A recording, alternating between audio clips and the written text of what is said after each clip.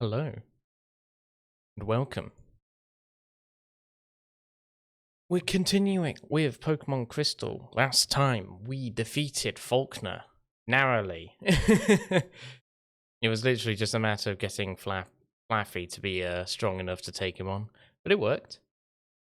You know, all strategies are valid.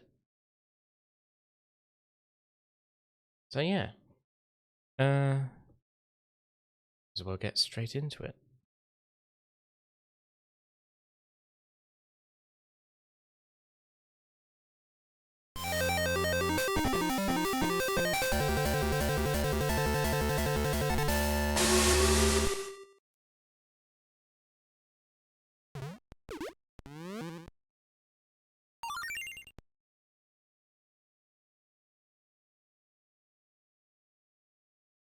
We've all seen this before.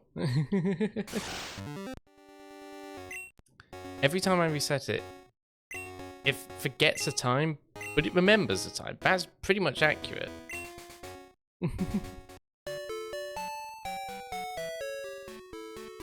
So yeah, when we left off, we got Mark up to level 18 because he basically carried us through the fight. We still need to level up Helix, Omanyte. Also need to collect an egg from this guy.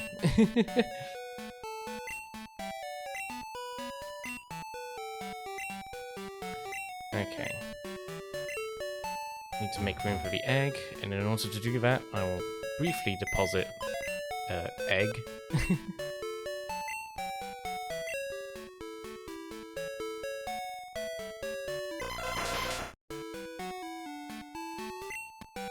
I mean, it's just a Togepi in the egg, so...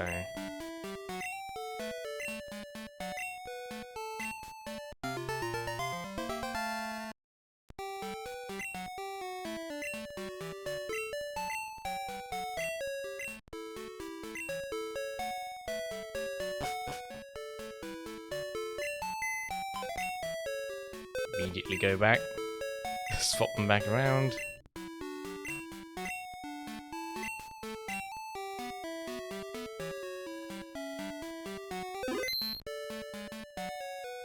Oh yeah, that's the thing. Gen 2 was the first game to introduce moving Pokemon between boxes. It just wasn't in quite the same system as it was in Gen 3, which is how it is now. Just moving things around in lists. But I actually find that the Gen 2 move system is actually a bit better.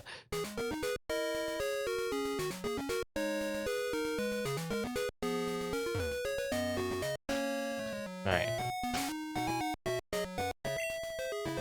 Now that we've defeated Jim, we can use Flash.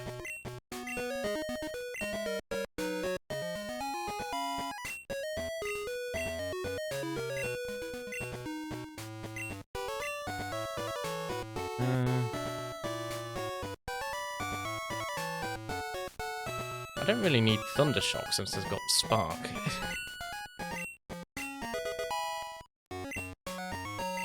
Right. And I want to train up Helix.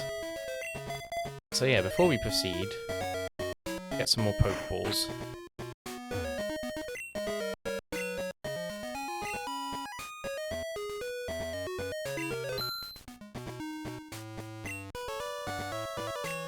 And then we'll head to Dark Cave and explore a bit.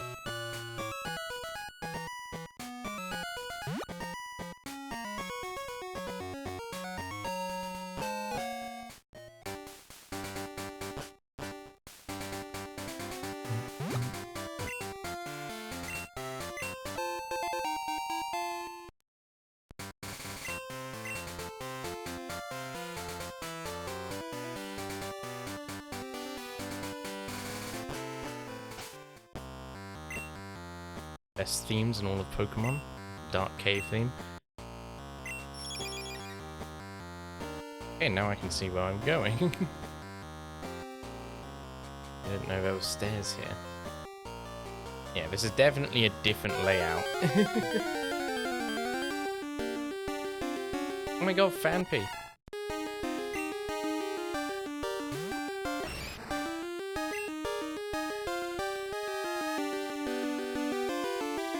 I feel like any move will take it out in one hit. Or it might not have, but... if it survived, it would be great to catch, but oh well.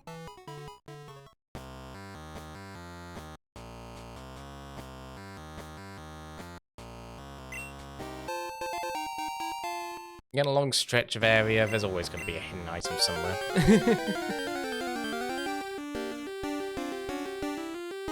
Zubat.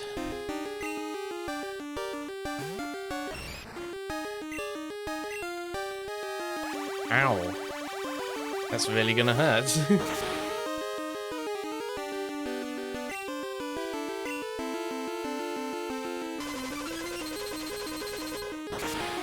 Hopefully this hurts more. Nice.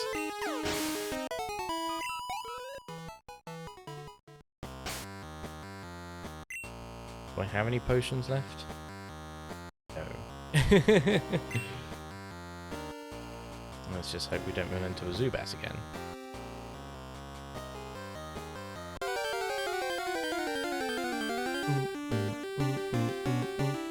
Oh my god, Swinub. There's such good Pokemon that appear here. This isn't a Kaizo, this is just an improvement.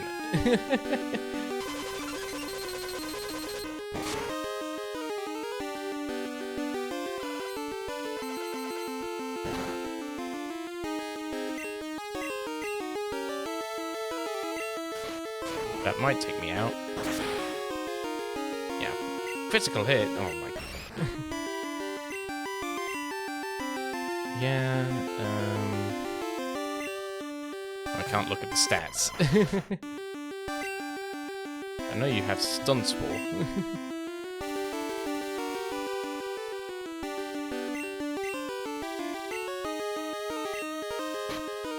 I Pokeball from here.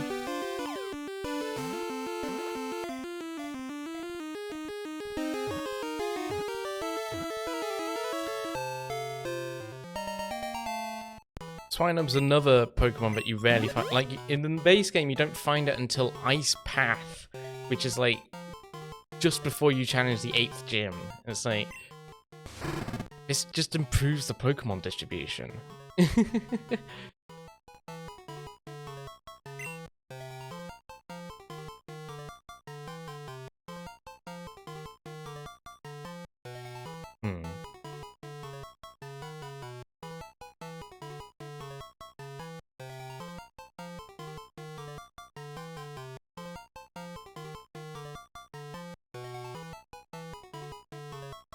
Swindon. Yeah, I need to heal the night now. Oh,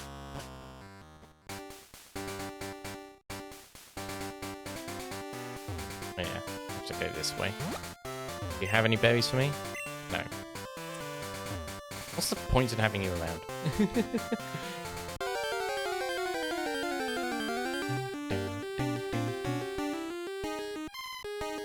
Marie.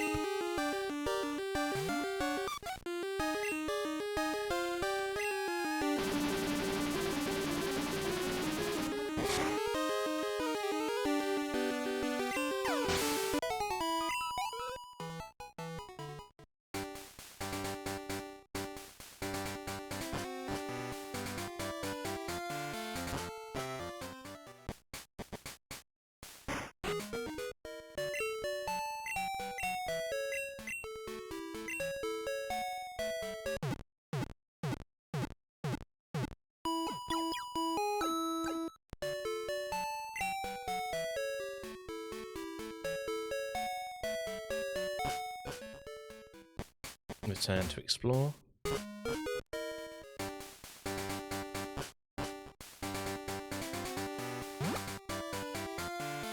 I want to try and get a Heracross when we get across it, because one of the places that we can get Heracross isn't too far away. We do have a Pokemon that knows Headbutt already, so we don't have to go all the way into Azalea Forest.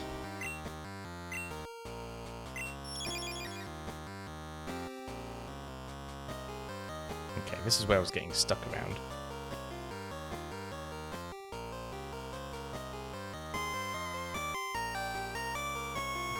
This must have been where I got the item from. When I explored it in the dark.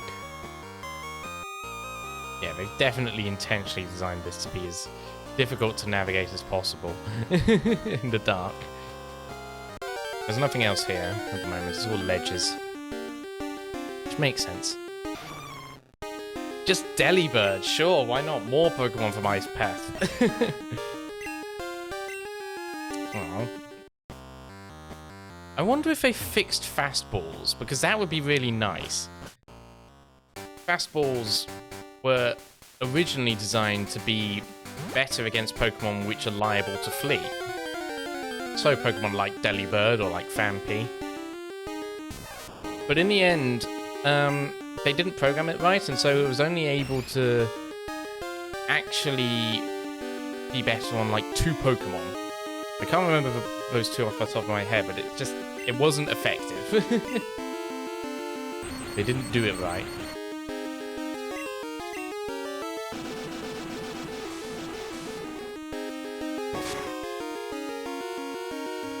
I might as well catch it.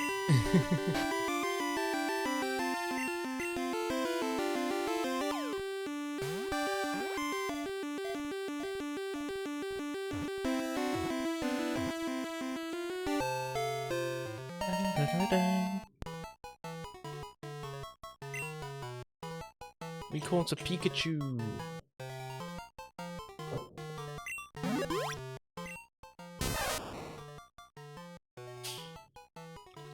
Myself another drink.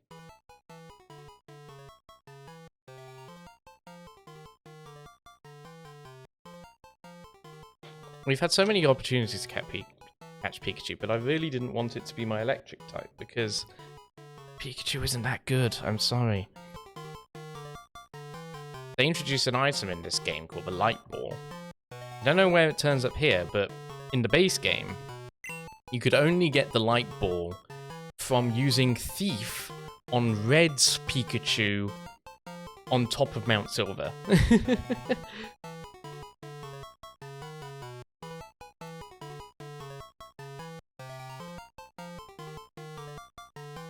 Pie.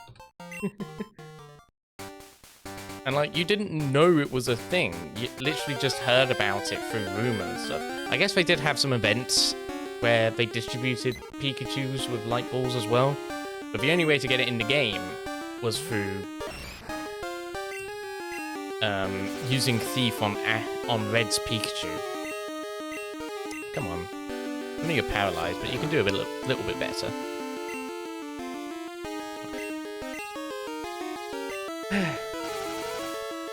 You will hit this Pidgey.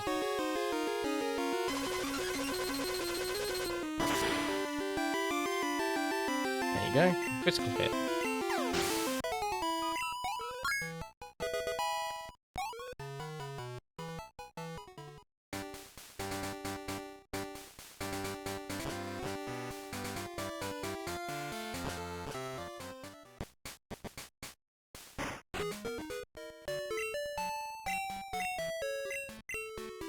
So yeah, that's Dark Cave explored, but there is one more thing in the Ruins of Alph. One of the ruins we can access needs Flash.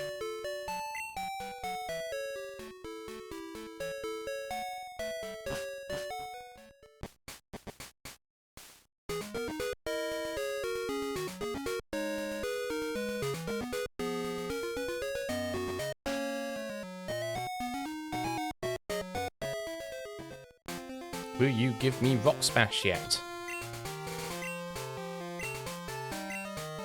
Okay, I need to clear out the Pseudo-Wudo before he'll give me Rock Smash.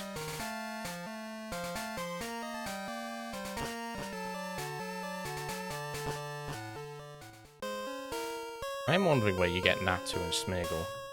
I guess they have changed where everything appears, but yeah. This is where it normally appears, in the grass in the Ruins of Alph. Okay. Have you done that puzzle? Light.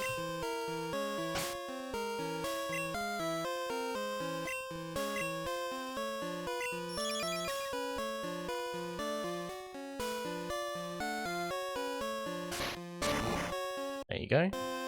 We got like 3 rare candies in the last one, and it didn't take that much. They're just giving us so many rare candies.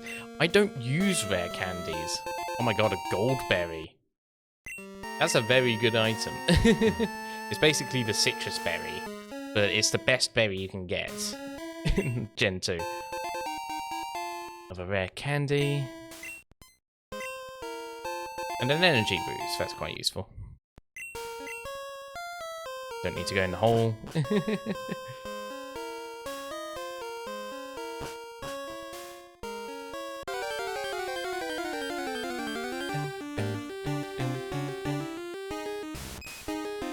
Kabuto.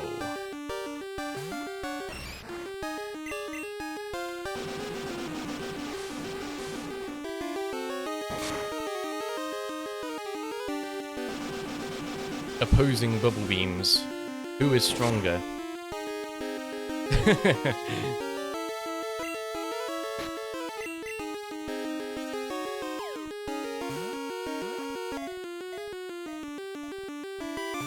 What? Are you kidding me? Look at your health.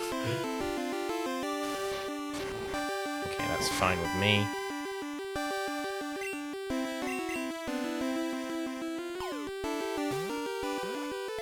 Come on, Kabuto, be nice. What's your problem, man?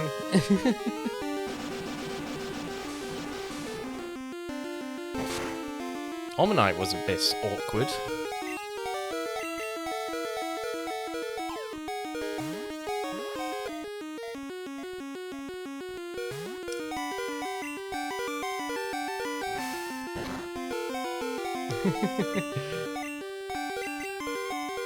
It's trying its best not to beat me either.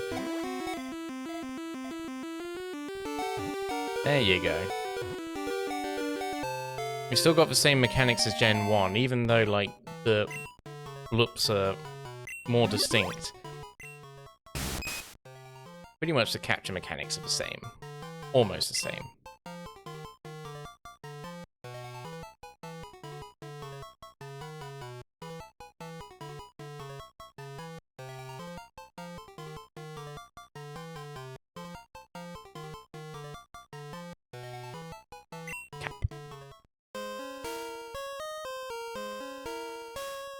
But yeah.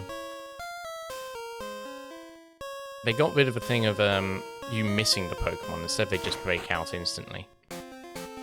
But in Gen 1, if you ever encountered a Pokemon where you missed a Pokemon, basically the way it does the roll for calculating whether or not you capture the Pokemon or not, it's a basic percentage chance. So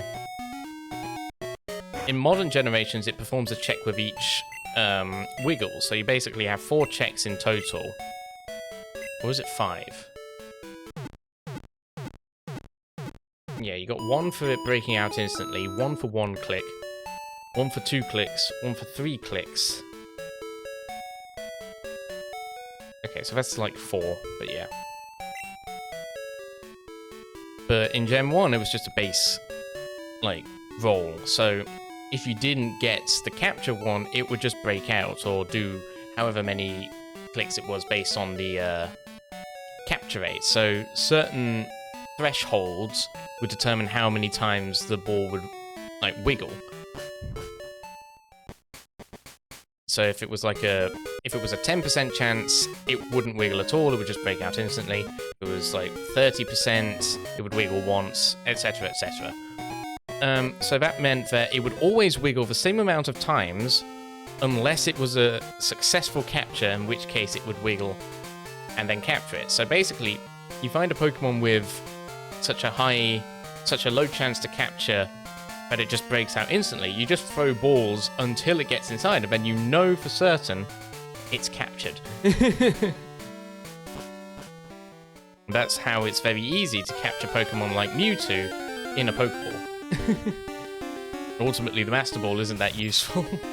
I mean, obviously it's useful, but the best thing you can do with a Master Ball in Gen 1 is duplicate it with a Missing No glitch.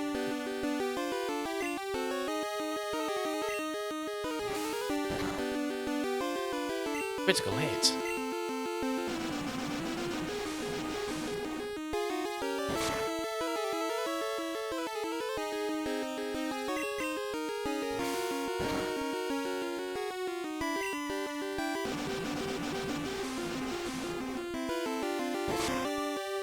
part of the Missing No glitch. If you're not familiar with it, the Missing No glitch is a very basic, very easy glitch to do in Generation 1. And, yeah, when you encounter it, for some reason, when you encounter it, it amends the item in your 6th item slot just gets 128 more added to that amount. For some reason. Oh, wait, I want the miracle seed.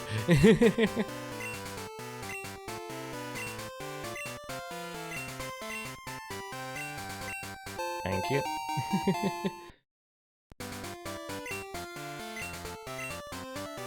In Gen 4, he stops you and just gives it to you, so... Oh. Joey's Rattata is in the top percent of Rattatas. Yep.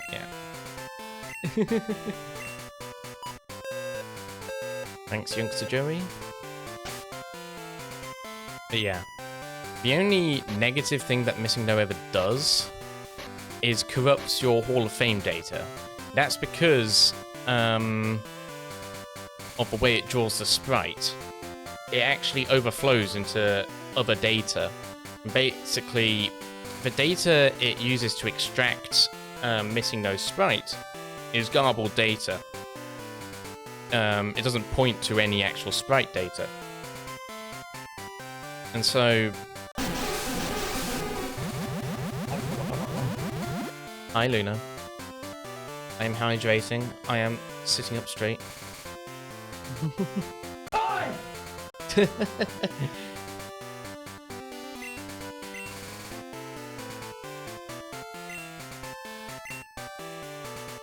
But yeah, when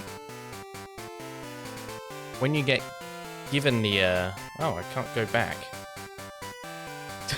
You're not the first. Tay also said that.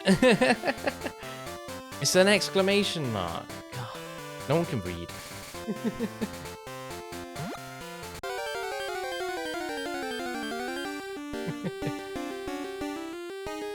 Oh my god, Jigglypuff.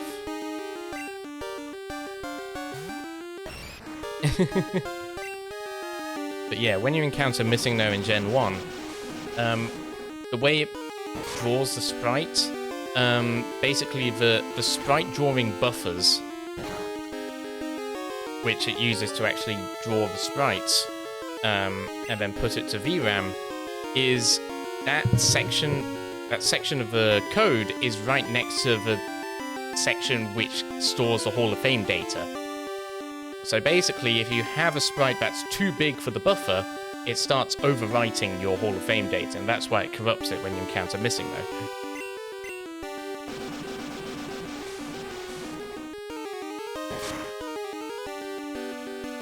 Well, I wanted to catch that.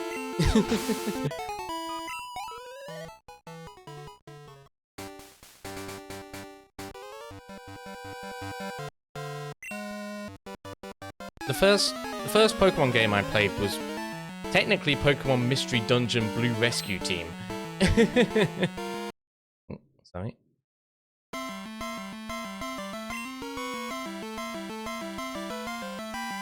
Yeah, I really enjoy Pokemon Crystal. My first Pokemon Mystery Dungeon Blue Rescue Team was my first game. Full stop. Although, actually, I did play, like, Simpsons Hit and Run on the Xbox before then. So, like, you know, I started getting into Nintendo consoles around 2006, really.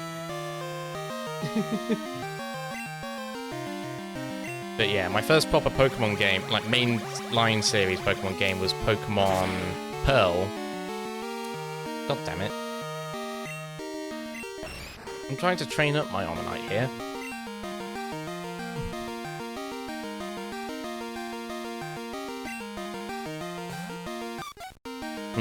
I used to watch my dad play EverQuest too. That was the thing that he did. He also had Skyrim, but he didn't enjoy it very much.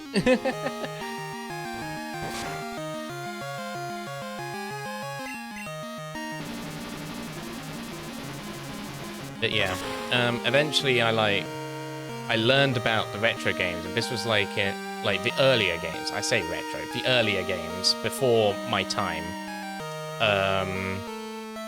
And like, I am a young'un. I was born in the 21st century. I'm a Zoomer. But yeah, I think for my 12th birthday, I asked my parents to get me Pokemon Yellow because I was actually I wanted to get it, and they actually managed to find it.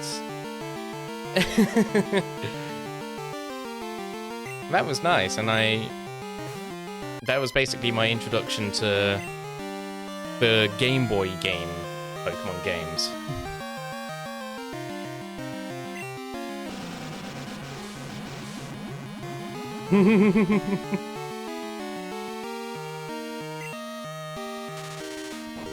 But yeah, after that, it was just a slippery slope into obtaining all of the Pokemon games.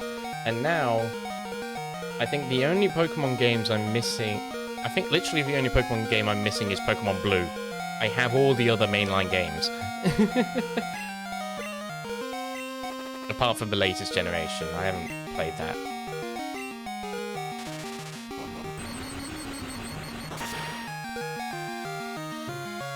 I recently got Pokemon Silver, so I've completed Gen 2. But, you know, going back, playing through all the different generations, Gen 2 is my favourite. I'm getting beaten up by this Mareep. It's pretty expensive. I remember I got... So, obviously, being young and stupid, I got Pokemon Crystal. My parents got it for me. And then one day I gave it away, along with a Game Boy Color. I was like, here, you can play this. And I never saw it again. So I had to buy it again.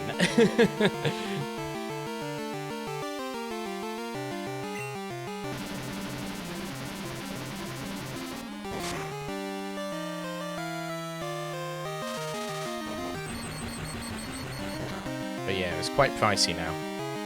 But it's not unreasonable compared to other Pokemon games like Platinum or Heart Gold, Soul Silver or Black and White. They're ridiculously expensive now, the DS games. I'm just glad I have them, but the most annoying thing is I lost my copy of Pokemon Heart Gold. I still have Soul Silver, but yeah, I don't know where it went. I lost quite a few Pokemon there. I need to figure out a way of getting back up. They're really pushing me down this route.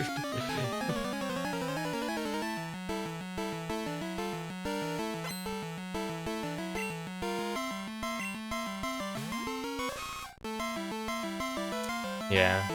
Pokemon Emerald is technically the first Pokemon game anyone in my family had because my brother got it for his birthday. And like, no one in the family, we hadn't even had a Nintendo console, so like, my aunt thought, oh yeah, Pokemon, that's what all the kids are into these days, I'll get it for my nephew.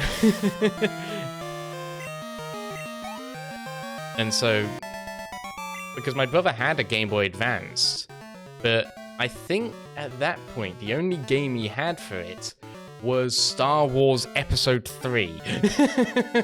The video game. I played it, it's quite a good game.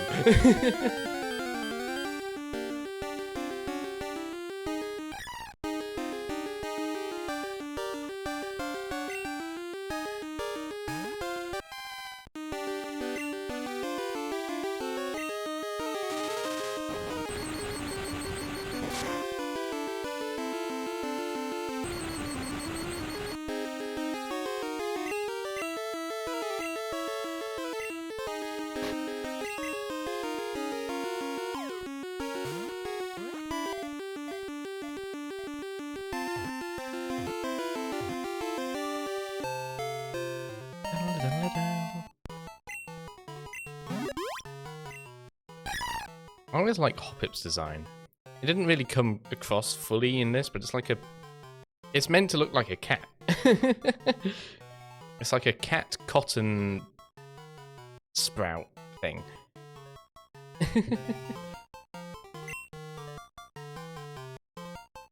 I always thought the leaves on its head looked like holly leaves, so...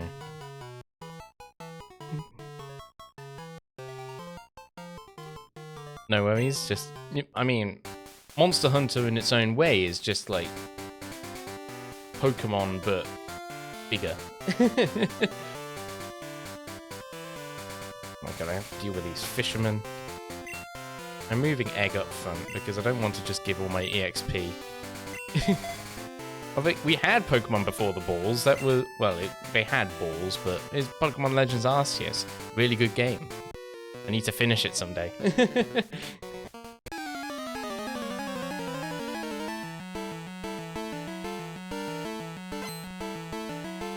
Fisher Henry. Yeah, they had balls, but they're like proto balls. They were like balls before balls, rudimentary balls, and you were like the first people to have them. You go into like the Sinnoh region, like prehistoric Sinnoh, and like you just turn up and like everyone's like, "What the fuck is a Pokeball? Why do you need that shit?" What, you don't know how to live in harmony with nature? Pfft, pussy.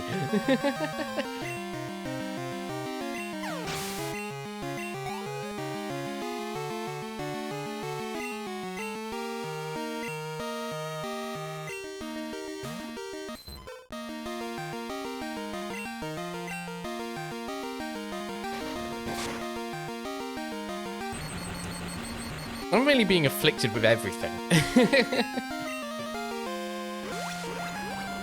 I guess it's rediscovering that because they make you jump down a ledge, so it's like recreating that feeling of helplessness of like, I need to get to the next Pokemon Center, just fight through. I just need to lock in. I just gotta lock in because if I can lock in, I can get to the next Pokemon Center. I just gotta lock in. Oh my god, double battle? They can't have had double battles in this game. You kidding me? I'm gonna use a Paralyze here, whatever. Paralyze Cure Berry.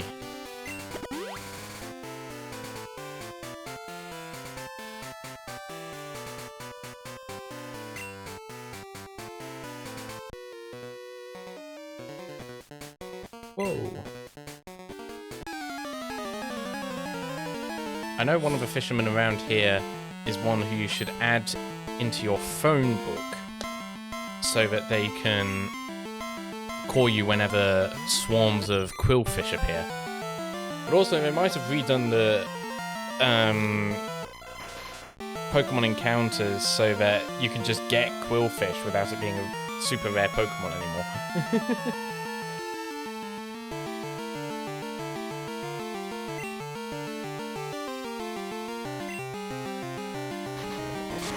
Double Edge.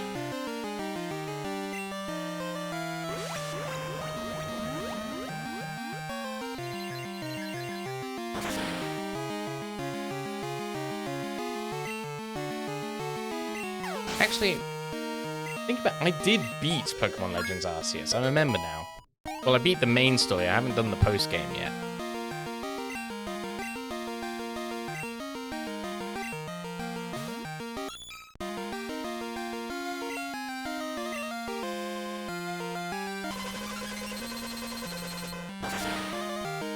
These water Pokemon are packing a punch.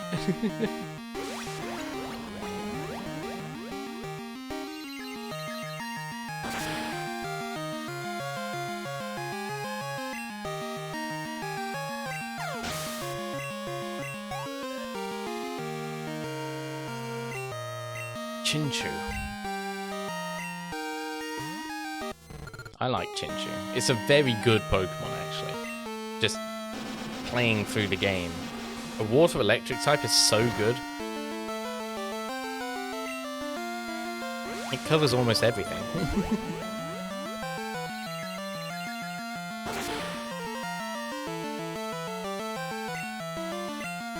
Except grass types, but no one uses grass types because they're not very good.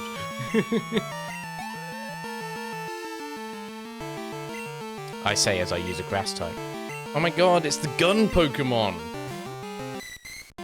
You ever see the... Oh my god!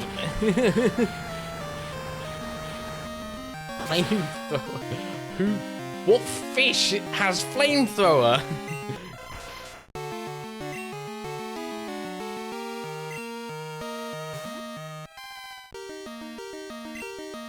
Alright. Yeah, you ever look at the beta designs of Remoraid, it looks much more gun-like, and you can still see the gun-like designs, like the stripes down its back, which are meant to look like revolver chambers.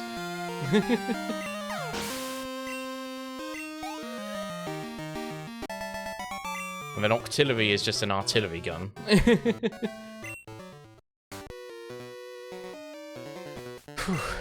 Right. Going through the gauntlet. Fisher Ralph, that's the guy. He has a tentacle. Okay. That's not too bad. I feel like they didn't change his team. All the other ones have new and unique teams, but this is just this guy's normal Pokemon. You're really trying to make me suffer, aren't you? These goddamn fishermen.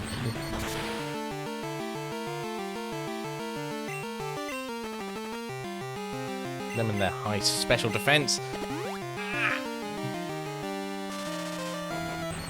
Who has a max potion? Economize. Gets it, like, you should only need a super potion at this point.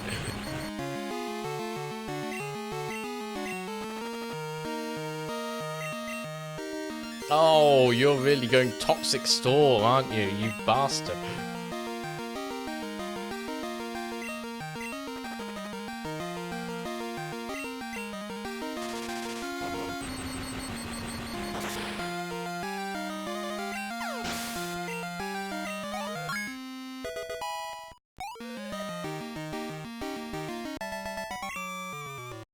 Fuck you. Can I have your phone number, please?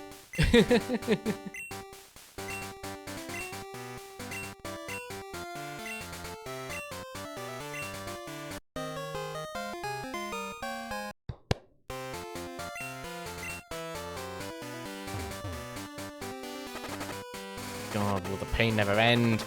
Where the hell am I going? They completely changed the layout of this route.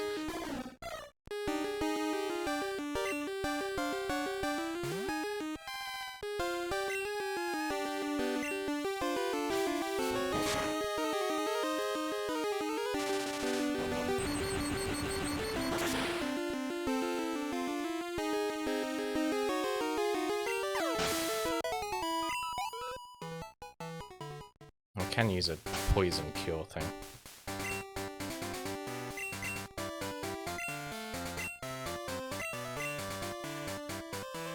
Okay.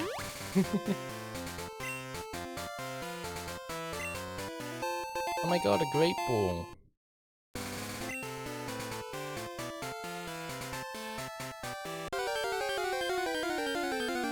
Are you a spinner or are you just static?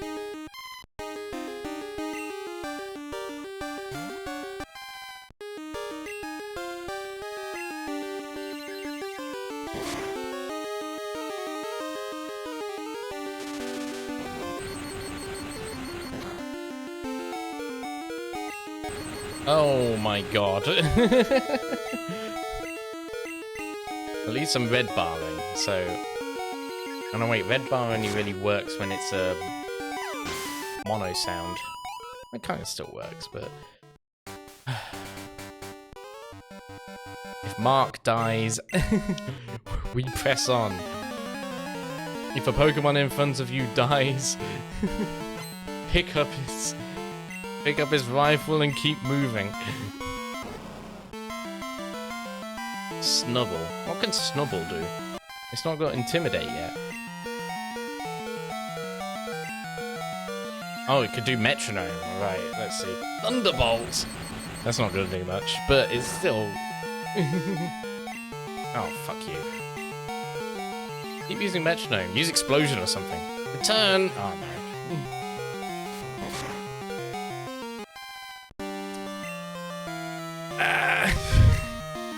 Down to 2 Pokemon. There is a Pokemon Center nearby.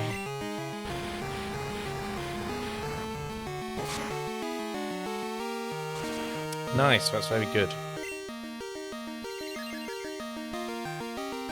Belly Drum, that's very, very good. Yeah, sure, it maximizes its attack stat, but it's burned, so its attack is already cut in half. And I'm faster, so it just weakens itself. Get fucked, youngster Gordon. What kind of kid has the name Gordon? Oh my god. Let me go! Bird Keeper Peter.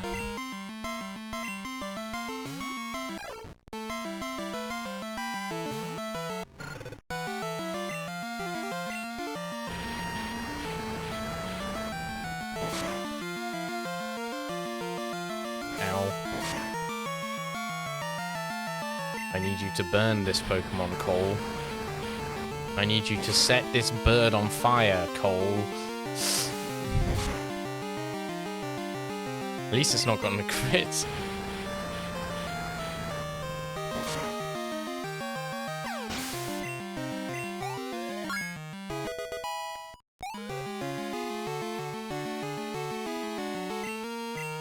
It still has 2 more Pokemon. Alright.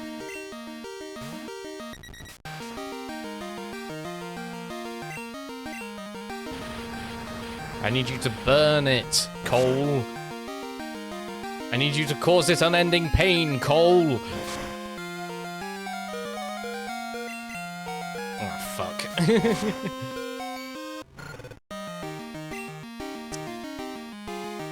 Alright, Heather.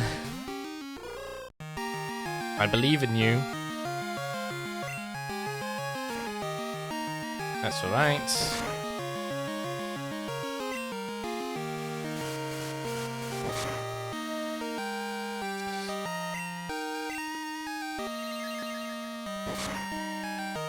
Oh my god. I might wipe out. I don't have any revives. Delibird! That's the worst thing that could come out. I've only got 1 chance. Heal me! No!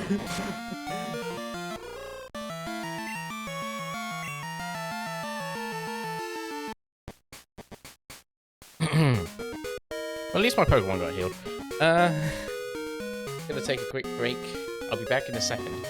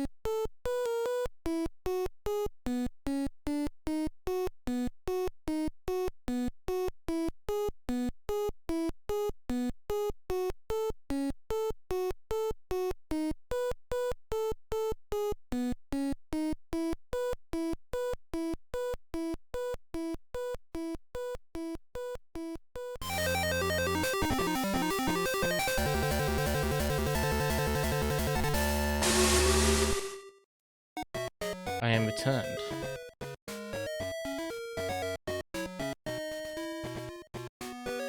There's a tree down here. Give me something. That could be useful. I think I should probably get some potions. That might help. Instead of just raw dogging the whole thing. I don't have enough money. Don't sell revise, do you?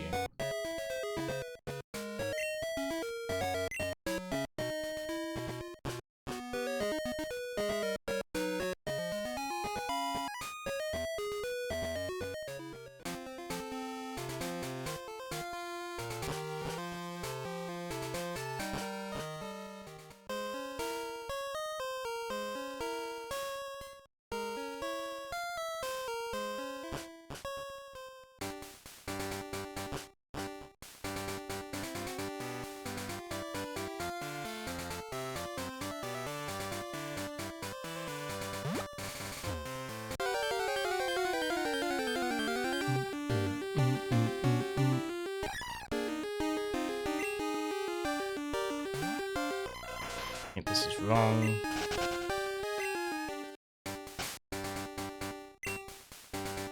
You in front. So I can continue to train you.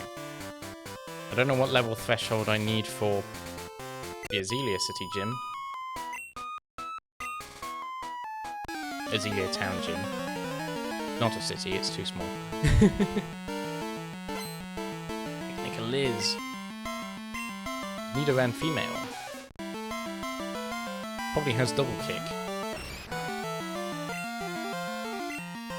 Indeed it does. But yeah. I was correct in my estimation that Faulkner would be level 15, but I don't know if level 20 will cut it. I might have to go all the way up to level 25. That does too much damage. I'm trying to train my Pokemon here. Smart about that. I want Liam because Liam knows Psybeam.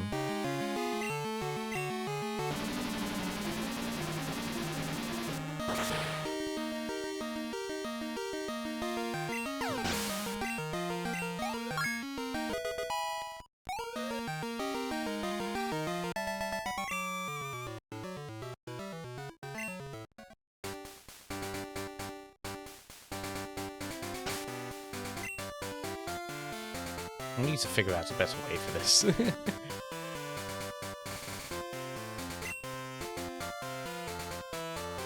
I've defeated most of the trainers down here now. So I should be able to make my way down to the Pokemon Center relative ease.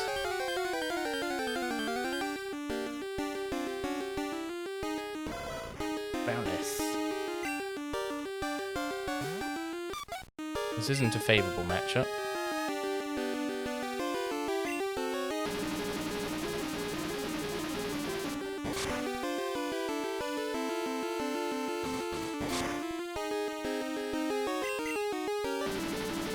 But I like Ledibur. And I like that this game makes Ledibur viable.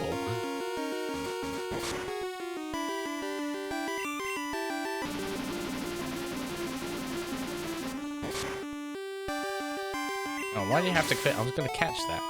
Oh well.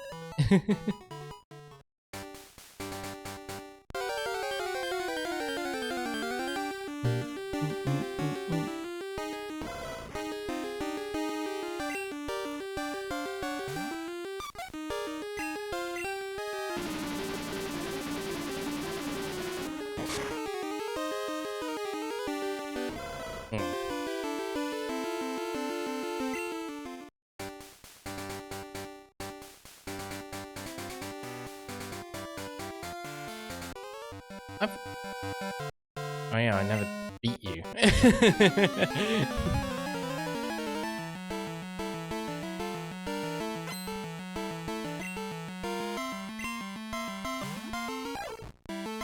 It's been so long since I lost to a trainer. I forgot that if you don't beat them, you have to fight them again.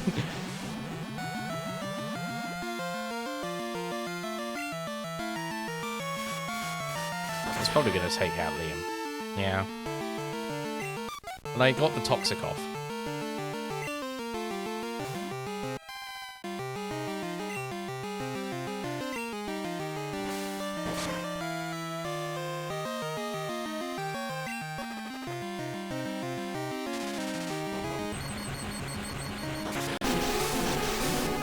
Oh my god, hi beholder. Blah, blah, blah, blah, blah. I'm just pouring myself another drink right now.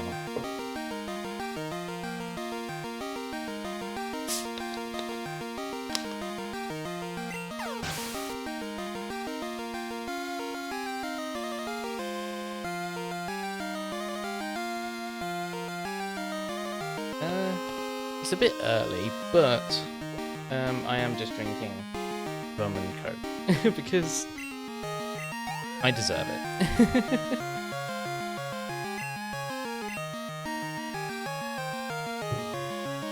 I wouldn't normally drink before 6 PM, but it's a Sunday.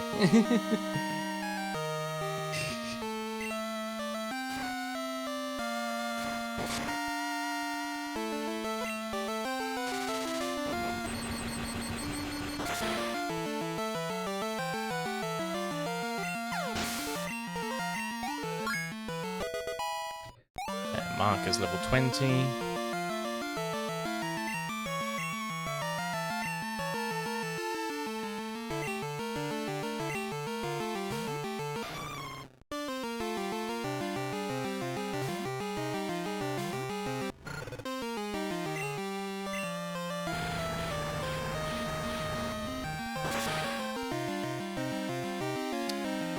Almost there. Heal me? No. Okay. Doesn't is a funny move. I don't understand the mechanics, but sometimes it damages you, but sometimes it heals you.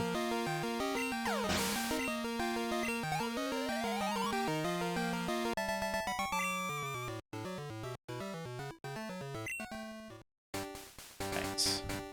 You won't battle me because you're the guy trying to sell me Slowpoke Tail, which is disgusting, and I also don't have a million.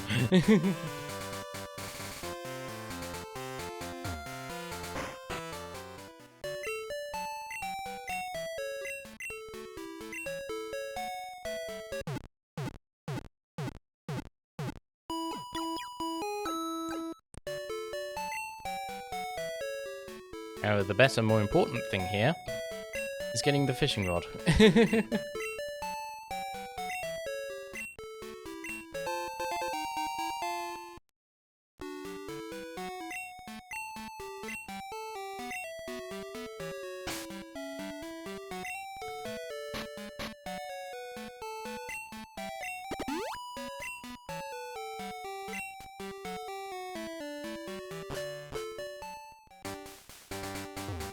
Should be an item up here.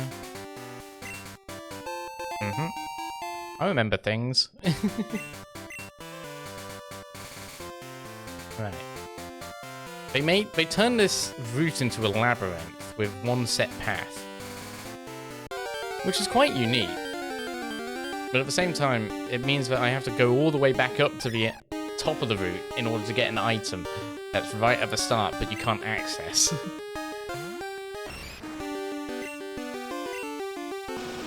Really? Toxic right off the bat?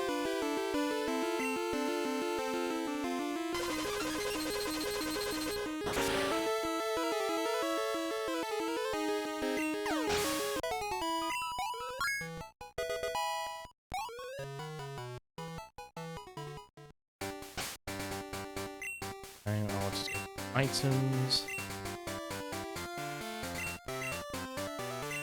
There you go. Oh yeah, before I go any further, I want to just deposit these back in the PC. The rare candies that I got from the ruins. Again, I don't really need the rare candies, but I did get a Tyrogue. So the only thing that the rare candies would be good for would be making sure that I don't get any EVs in attack and defense for my Tyrogue and end up with a Hitmontop, which is You know, the best evolution of Tyro.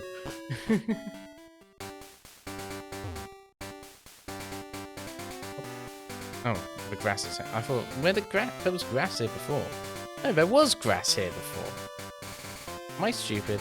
I might be stupid.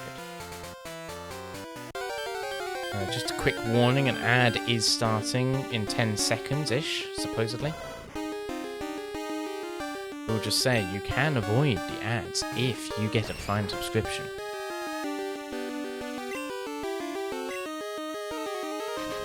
You have Amazon Prime. You get a free subscription to do with whatever you please. You know, it'd be nice if you use it on a growing VTuber. Support their career. You can do whatever you want, but it would be nice.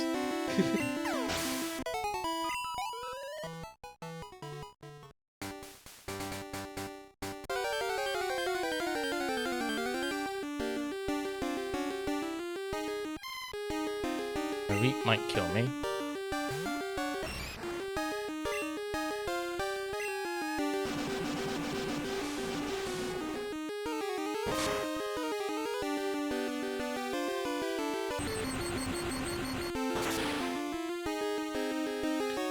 Of course it was a crit.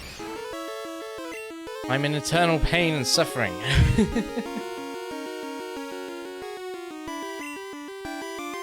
This isn't a favourable type matchup either, but I do want Liam to get EXP if he can.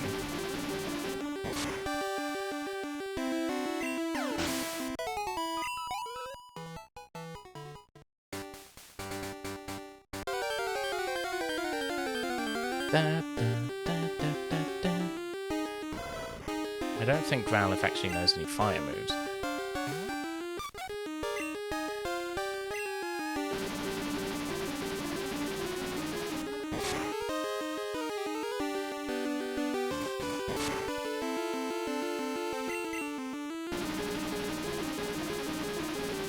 Because this is an advanced AI, so it would try to use them.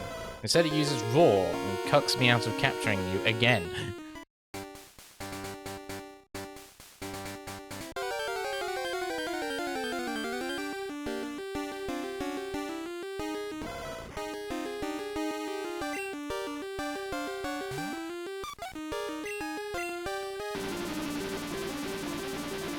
Someday Psybeam will inflict confusion. There you go.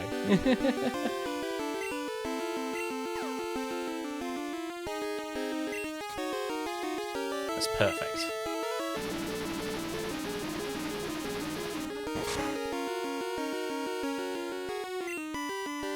Oh, you do know a fire move. Why didn't you use it before? The AI is supposed to be better. Normally it uses random moves.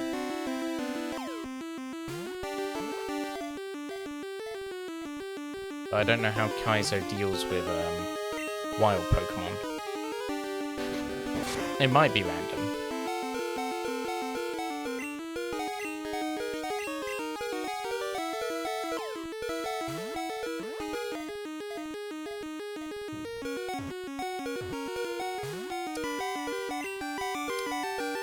Really?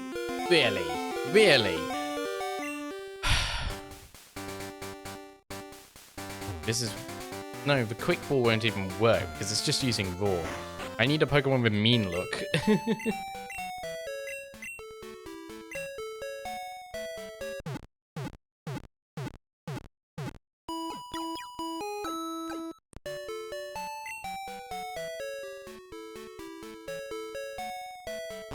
It's the ultimate question for completing any Pokemon game is, what Pokemon are you going to use for your capturing Pokemon?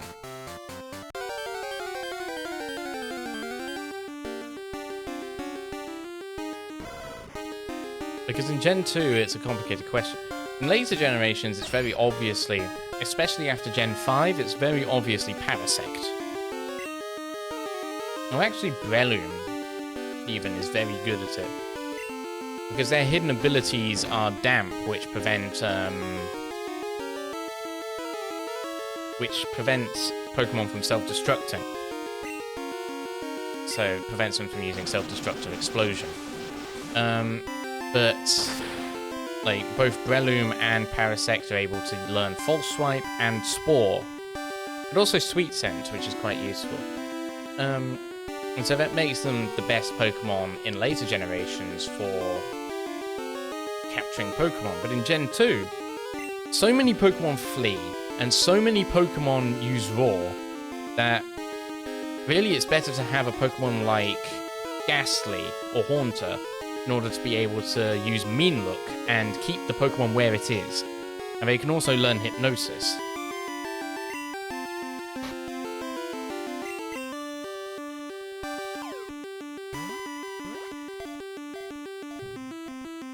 But Hypnosis is incredibly inaccurate.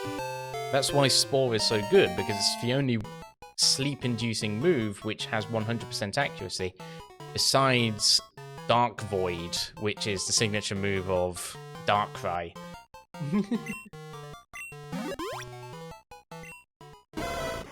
The puppy Pokemon.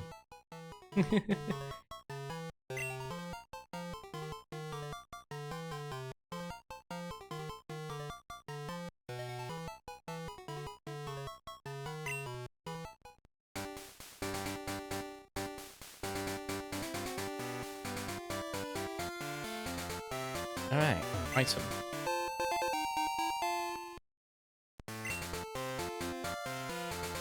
This takes me back around to where the move tutor is, isn't it?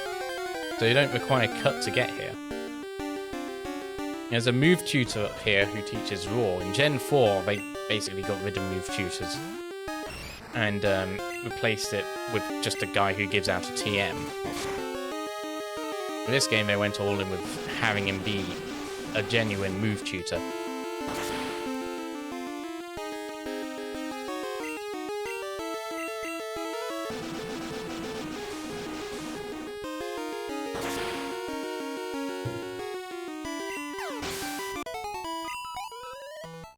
Really? Oh no, they locked him behind a different cut tree.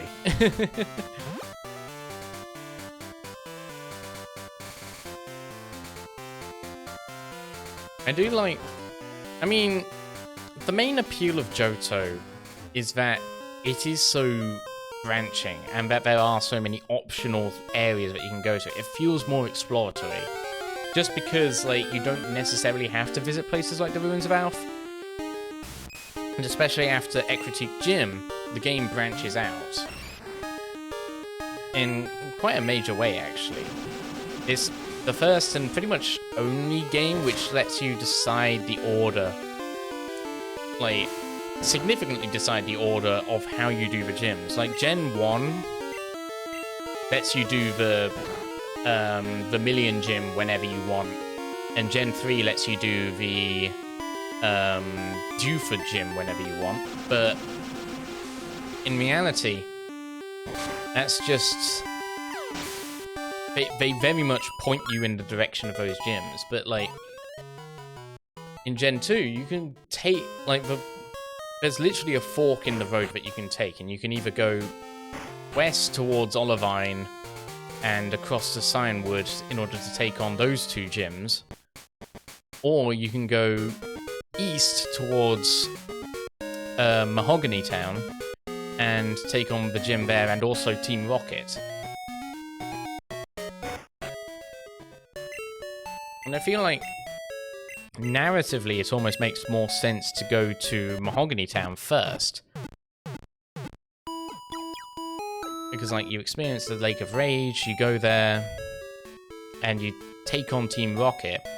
And, like, it doesn't make absolute sense for Team Rocket to immediately be like, oh, our base got taken over, we lost everything, but now, immediately, we have struck and taken over Goldenrod City. And, like, sure, you're dealing with Team Rockets all in one go, but narratively, it doesn't quite make sense for them to take a big loss and then immediately have the advantage again. But it makes more sense if you take them on first in Mahogany Town, and then you go over to Olivine and Cianwood and deal with that And then after you'd beaten the Olivine City Gym, then you get the call that Team Rocket has taken over Goldenrod City. It almost makes more sense that there's a bit of space between the two events. We haven't encountered Team Rocket yet, but the first time you encounter Team Rocket is at the Slowpoke Well, and they're sort of a small operation at that point.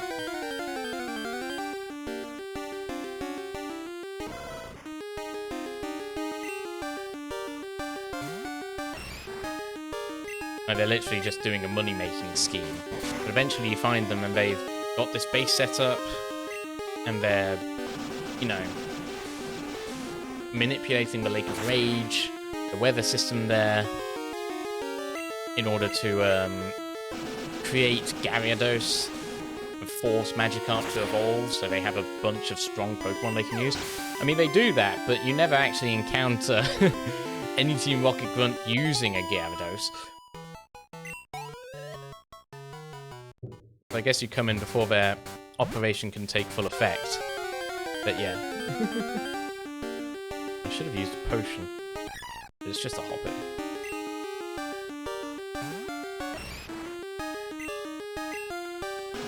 Oh, God. Nah.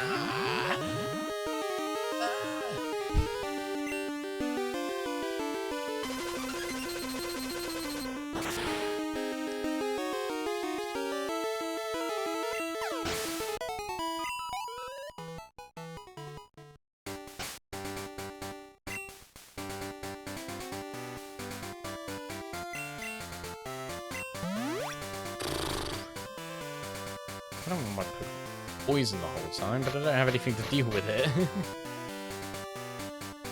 Good one antidote. Oh well. I apologise for the flashing, this is just how old Pokemon games are.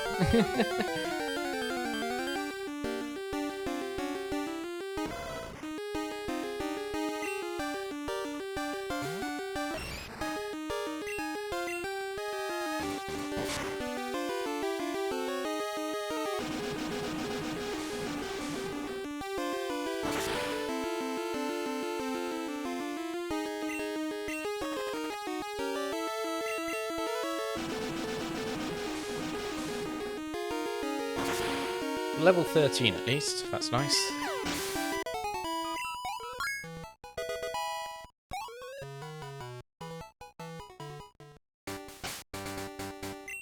I don't want to waste all of my potions, so...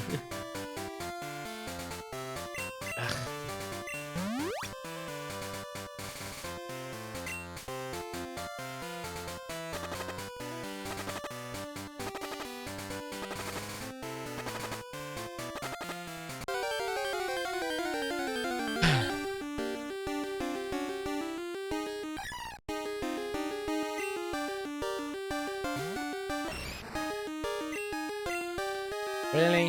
Why are you faster than me?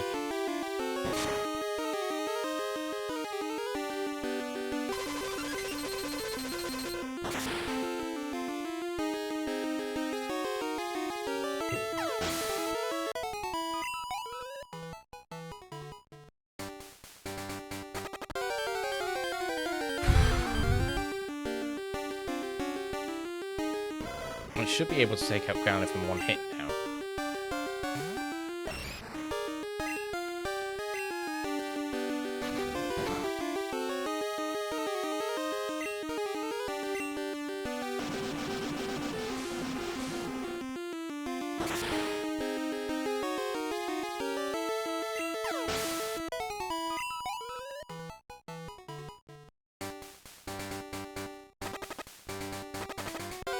Oh my god, it's really taking every opportunity.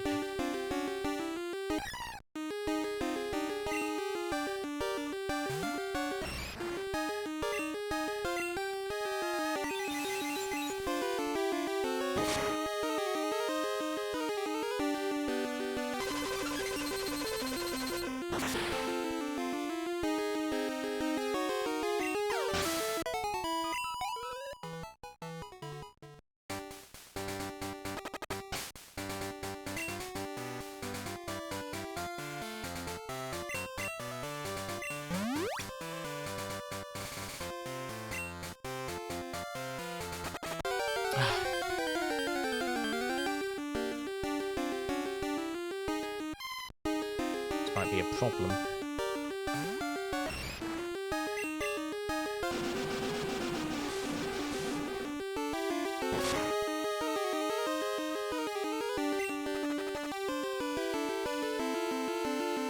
Okay, it's not a problem at all. That's nice.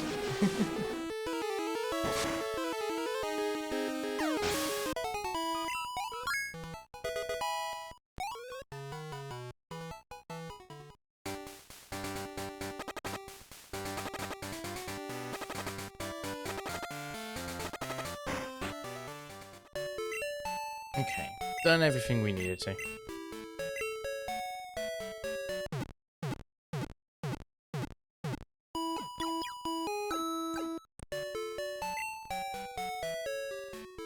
Just gonna take another quick break. I'll be back in a second.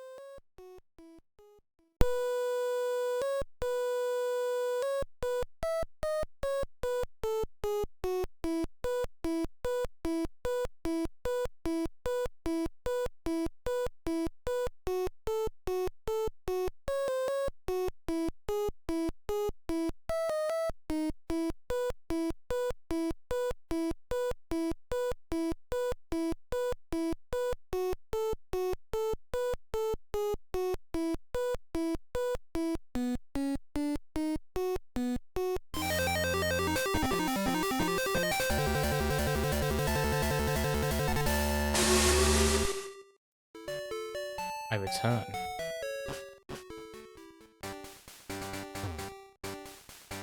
Oh. I guess I moved the bird keeper up here. Right. This is journey into Union Cave.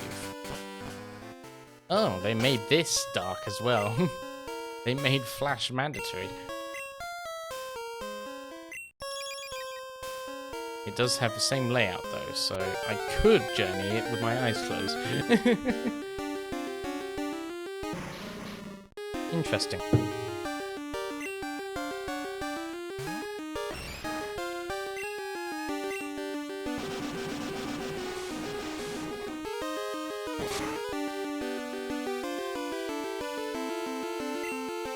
Don't just immediately poison me again. I can just turn around, you know.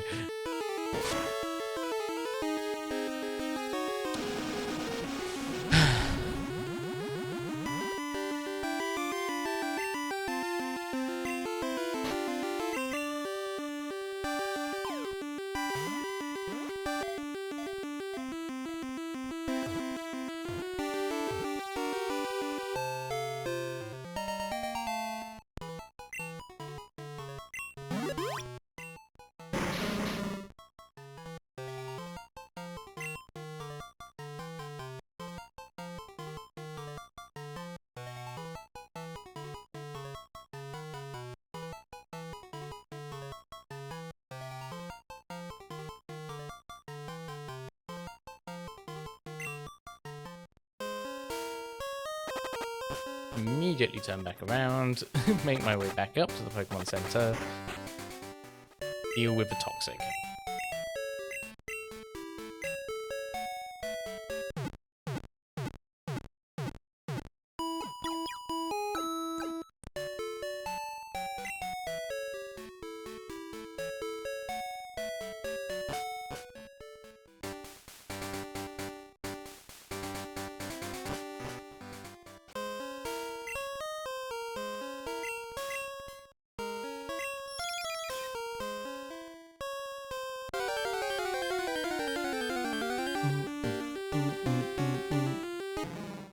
I just decided this is where the poison type Pokemon go.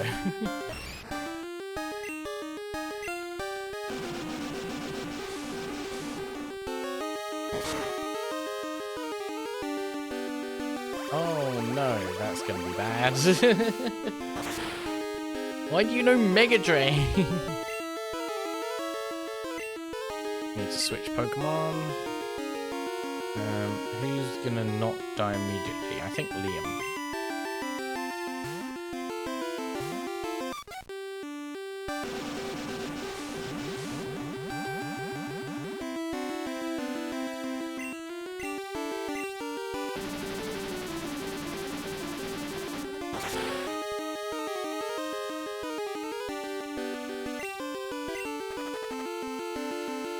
Fled.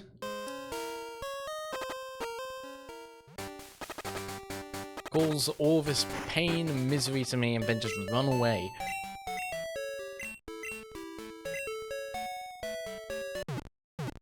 I'm gonna be frequenting this Pokemon Center a lot.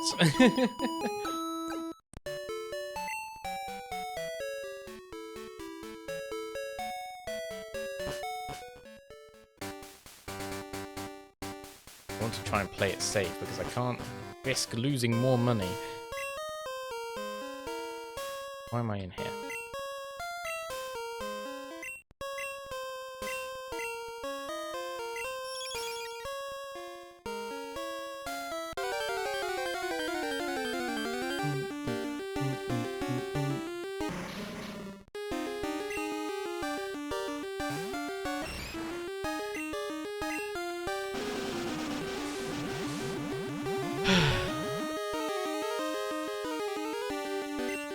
I didn't realize this cave would be full of poison types who are just wanting to toxic you.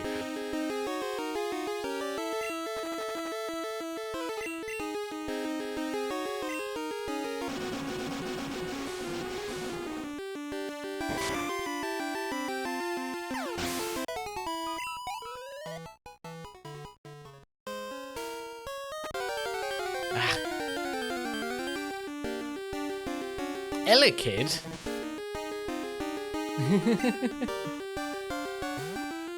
Alright, I'll go for that one. Electabuzz isn't too bad of an electric type, and it's also quite a rare electric type. Good luck trying to find it in Gen 1, I couldn't. I can't even remember where I found Electabuzz. I have completed the Pokédex in Pokemon Red before, but I don't know where I found Electabuzz. It might have been the power plant. But yeah, still. Very rare Pokemon.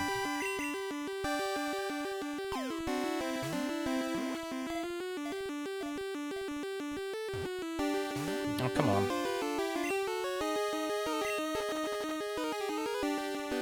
Karate chop.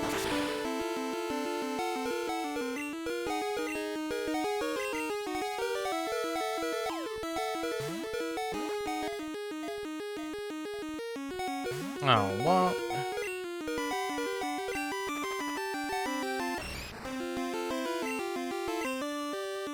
Try and put it to sleep.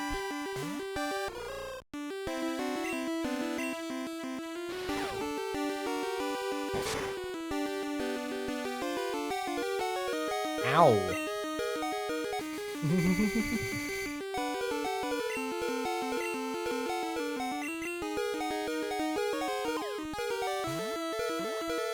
Let's try one more time with the Great Ball.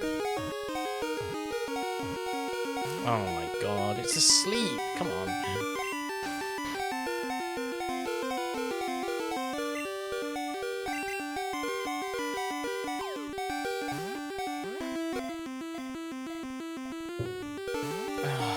Really?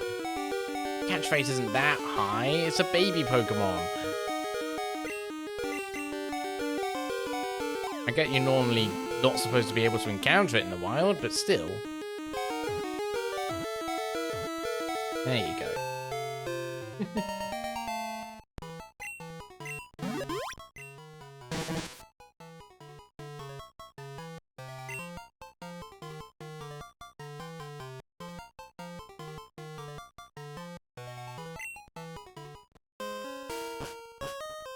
I need more Pokeballs. I need to fight trainers to get more money. What I really need is the amulet coin.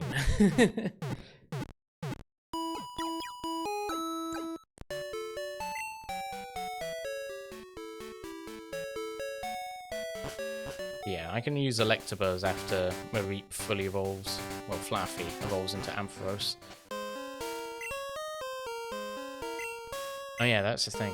I want to try and complete the Pokédex as best I can as well in this game.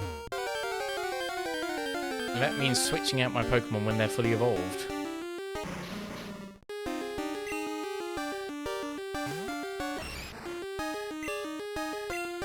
Self-destruct.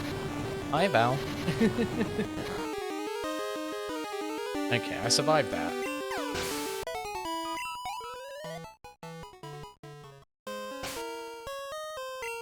Once I reach level 15, I can switch to Pokemon to get it to level 20.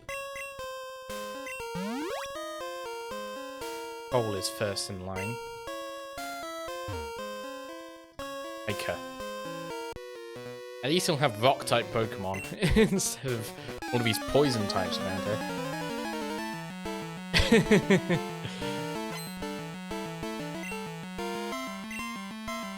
Okay, that's not a rock type, that's a fighting type. You're not helping my situation here. Alright, egg.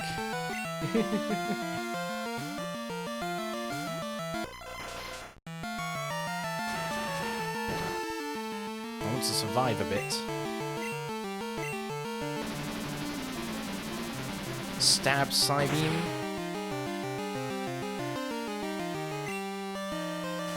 Seismic Toss!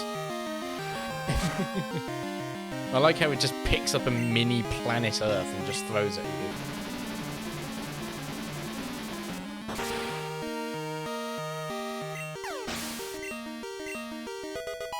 There you go. Ica Daniel was defeated.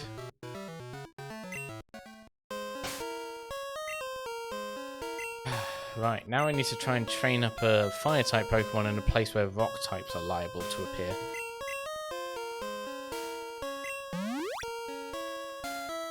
Well, considering the only Pokemon I've encountered so far are poison types, it shouldn't be too bad. Is there an item here? No.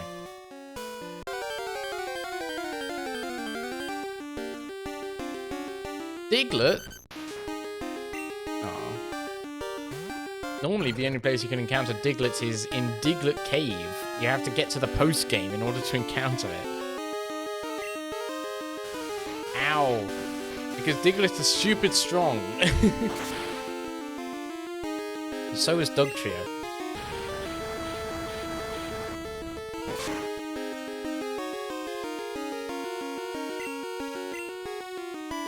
It's rock mist for a reason. Okay, let's try and capture this. I've only got 2 Pokeballs left.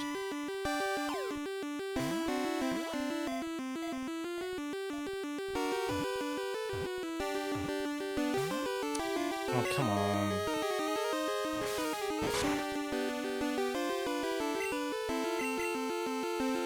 You appear fairly early in the Gen 1 games. You should have a low capture rate. As in, well, like, a low capture difficulty. There you go.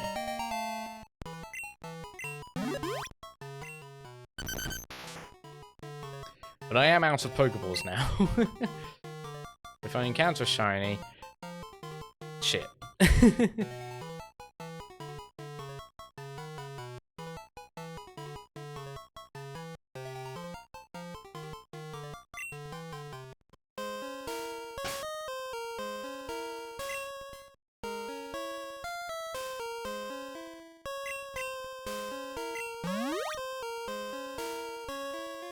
One more. I'm using so many potions. Alright, in Azalea Town I can pick up a charcoal and it should make things a bit easier. The Kaizo's gotten rid of all the spinners. They introduced spinners in this generation. You know, trainers that turn around. And they've seemed to have gotten rid of them and just replaced them with non-optional trainers.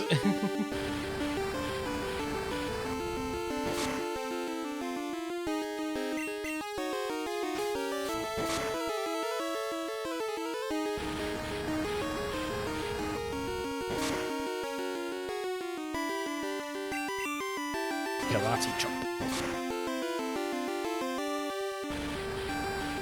Gen 2 was the first generation that Karate Chop was a fighting type move, by the way. In Gen 1 it was normal type. I think so. Quickly look. Wikipedia. Karate Chop. Yeah, in Gen 1 it was a normal type move.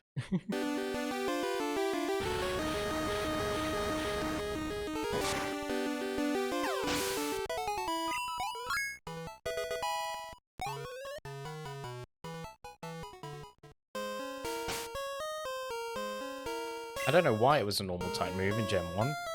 This is what they decided.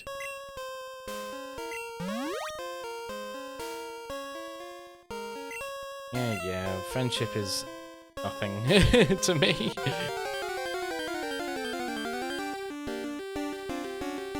More Elekid. Elekid's like not bad for a baby Pokemon. Electabuzz is probably one of the best of that like weird subset of Gen 1 Pokemons of just that are just like there, like at the tail end of the Pokedex. And they seem to only have been put there for the sake of like type diversity. You know, like Magmar, Mr. Mime, Jinx, those Pokemon.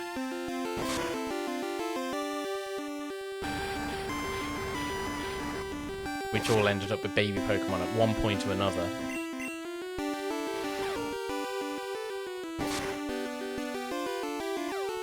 Oh my god, you're really giving me every status condition.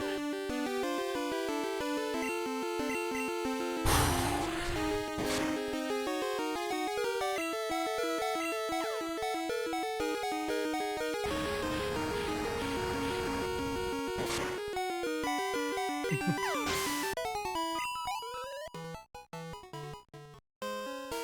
want to turn back, go back to the Pokemon Center, because I know that Quilava's going to faint at some point. With all of these Elekid. At first it was just constantly coughing and Grimer, now it's just Elekid. Get me out of here.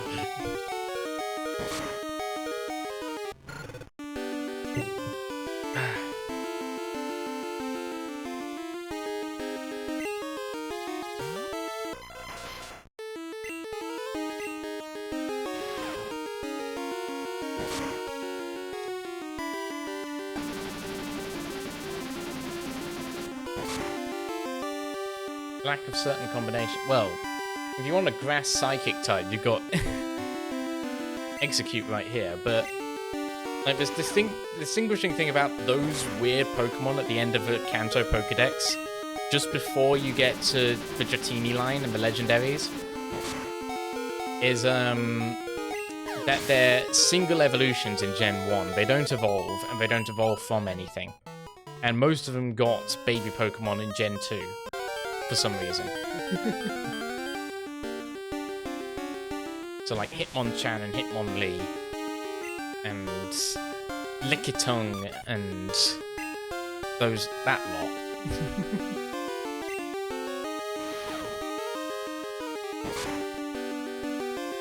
You know, the Safari Zone Pokemon. Left on 1 HP and confused.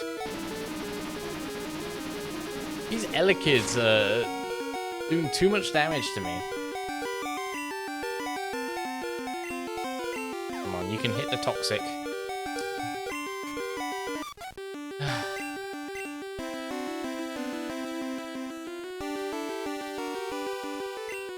Marketers, I don't want to train you, but I have to because you're the only one who could stand a chance.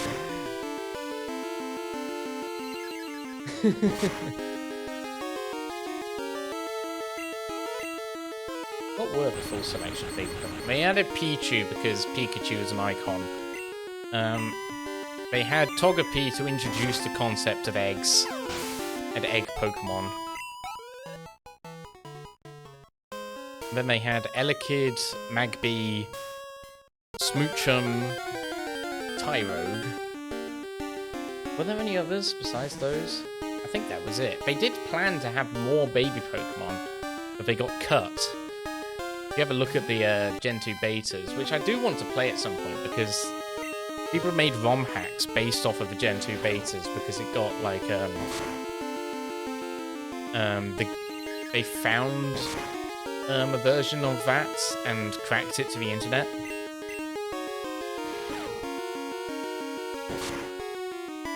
But people have made, like, full game ROM hacks based on the Gen 2 betas. Oh my god. Get me out of this hellscape.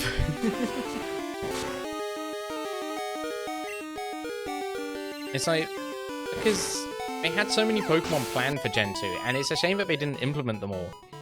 I guess they set an arbitrary threshold of 100 new Pokemon, but it would have been nice to get, like, the evolution to Farfetch'd.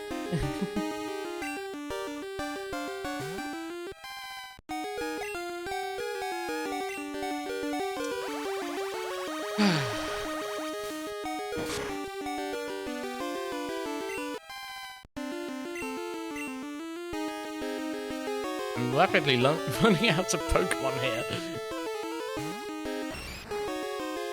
I don't want to wipe out. I'm almost back to the entrance of the cave. These Pokemon are tough. Oh, I forgot about Mega Drain.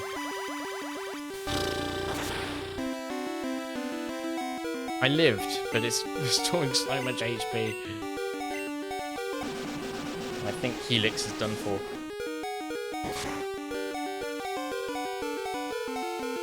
Oh, wait, maybe. If it keeps making stupid decisions, I might be able to win. Whew.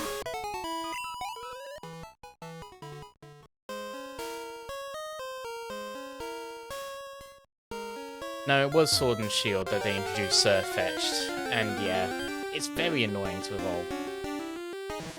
Get away from me! I might just run. I'm a level lower! They really did make the wild Pokemon much tougher. One more chance.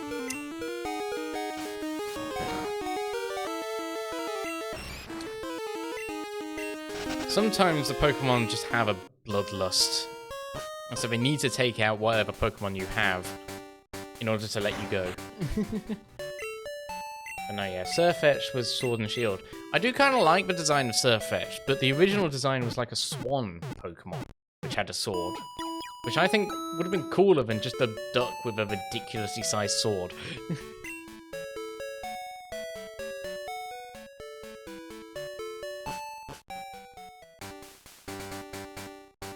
I feel like I'm taking too many breaks too frequently, but I do need to go for another break. I'll be back in literally 2 seconds.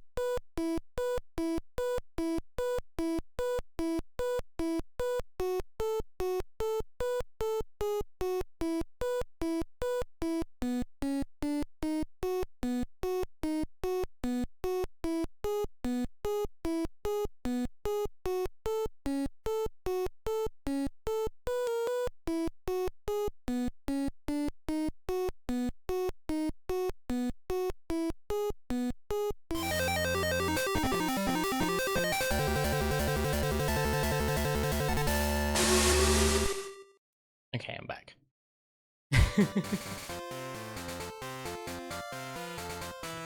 It's not really meant to be a leek, it was meant to be a spring onion. Which is like the main thing that you cook duck with. Because it's based off of this like Japanese proverb. I can't remember what the proverb is exactly. It's basically like this idea of a duck coming up to your front door with a spring onion. It's like coming with the ingredients that you cook it with. It's supposed to be some sort of blessing.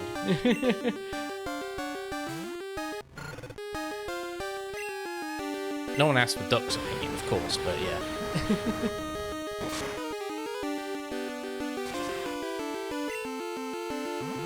Okay, a burn is good, because that means it can't deal as much damage to me with self-destruct.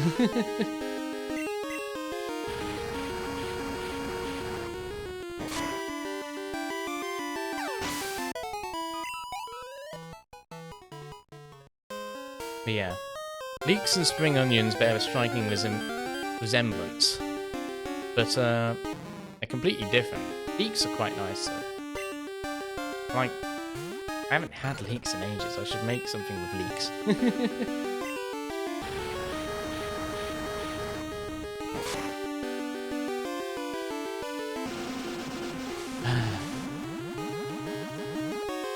Enough of the toxic poisoning. I am tired of the toxic poisoning.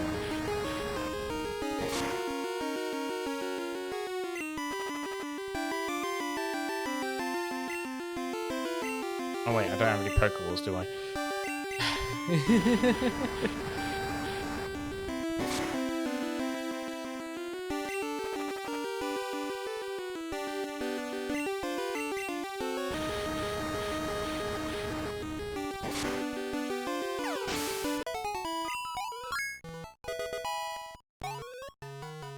Through pure brute force, we will make our way through Union Cave at some point.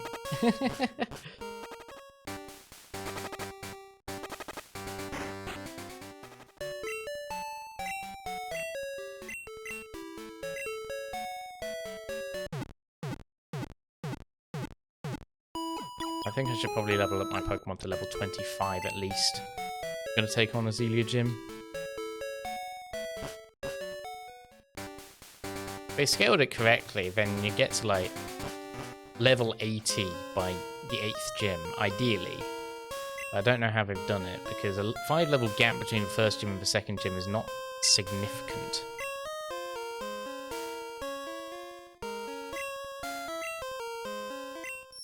Anyway, I'm going to use this for Pell I found, because I would like to make some progress through this cave.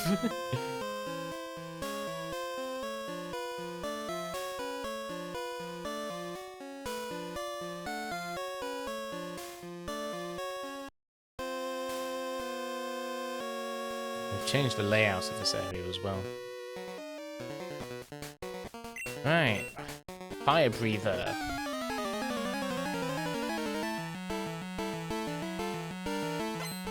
Fire Breather Bill. Fire Breathers, they're not liable to have fire types. They tend to also have coughings very frequently because they can use self-destruct.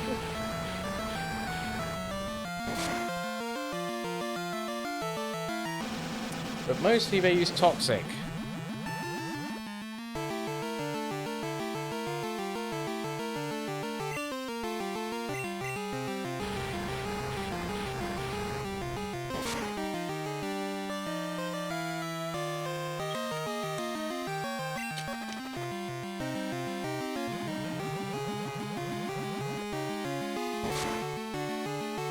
Ow, that did a lot of damage. Get out of here, coughing. I don't take toxic damage if I take out the Pokemon. Although in this generation they did remove the thing which was actually, I guess it was a bug, but was actually a pretty neat balancing feature, which was that you wouldn't have to recharge from Hyper Beam if you took out the Pokemon.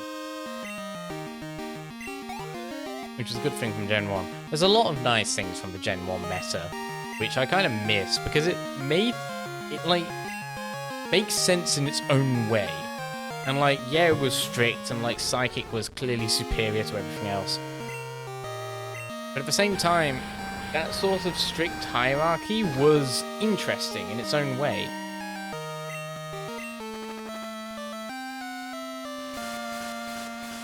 I'm gonna swap out because I'm not dealing with poison and confusion when I've got no moves that can actually deal much damage to Vulpix.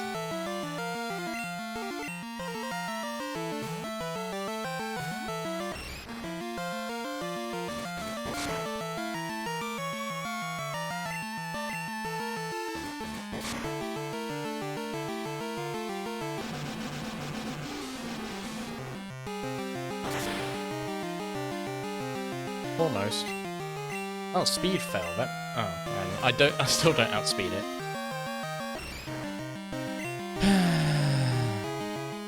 I can take it out with Cole.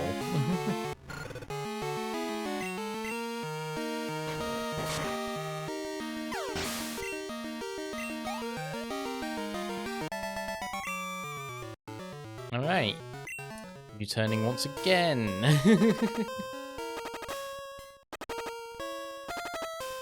They've changed the layouts of most routes. I think literally... No, they even changed the first route, so... They basically changed every single map. There's Repel. It served its purpose.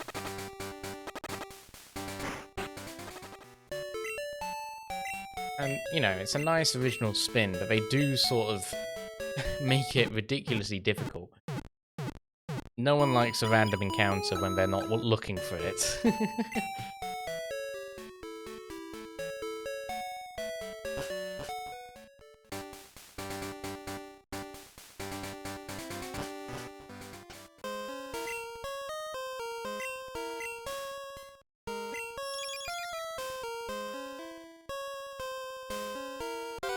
Spare me from these poison types.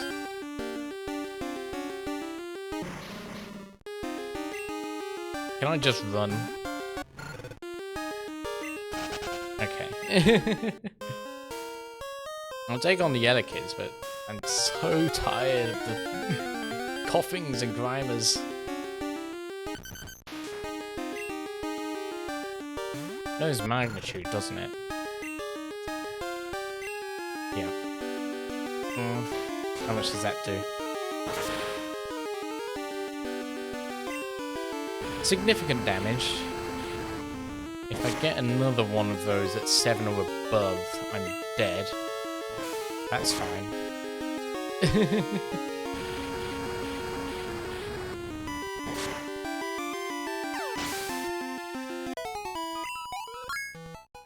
And Cole is level 20, so I can start training something else.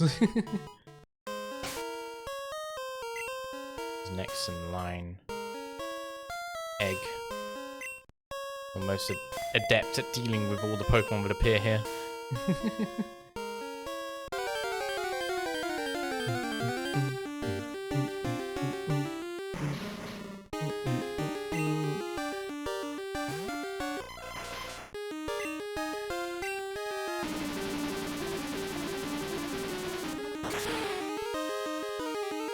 Nice.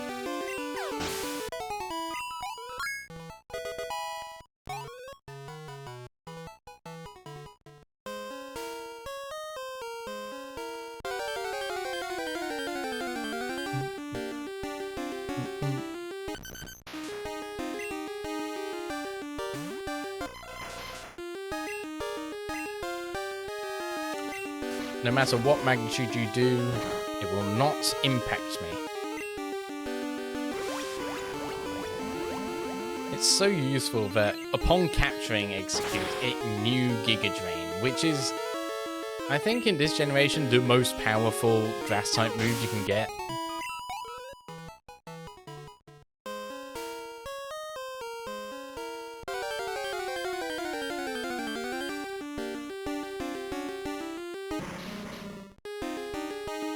Yeah, I mean, they got rid of the more cat-like designs, and like there was a lot of transition with switching to color, because you can definitely tell with the earlier sprites they were very much in the same style as the Gen 1 sprites, which were very stylized in their own way. Like, these are much more accurate to just the Pokemon designs in general that Sugimori made. And when you get to but Gen 1, they had like much more stylized approach for drawing the sprites, and like they still had 4 colors available in the same way that Pokemon in Gen 2 do, but instead of having different colors, it was different shades of gray. And so they had like shading, and it made the designs stick out a bit more. And like, I like the flat feeling of the sprites in Gen 2. I do like, they're like very aesthetically pleasing in that way, but they don't have quite the same character. It appeals in different ways, and like the Gen 1 sprites are nice, but they're also entertaining in the way that they're stylized. But when Gen 2 comes along and you get color, and like the more flat, simplistic designs of the sprites based on that, it kind of sets the mold for all Pokemon sprites from then on. And so you don't get quite the same style as you get in Gen 1. Instead, it's just uniform from that point onwards.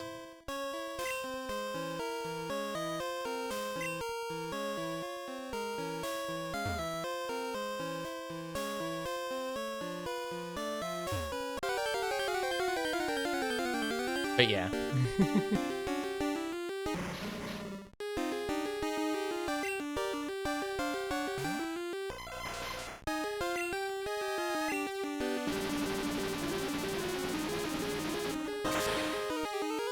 I like both the styles in their own ways. But I guess people have more complaints about the Gen 1 sprite styles because they were definitely not accurate to any of the official art. And it was to the point that some of the Pokemon were just completely unrecognizable compared to other sprites, compared to like other artwork. Like, of course, the Pokemon anime, very influential in getting people into Pokemon in the first place. Like, yeah, people got Pokemon Red because it was a big thing, but also the anime got people into it. Yeah, and like one of the big complaints about Pokemon Red and Blue were that the sprites simply just didn't match how they looked in any of the official artwork or in any of the anime. They just looked too different. Like, if you ever look at the Gen 1 Pidgey, it looks haunted.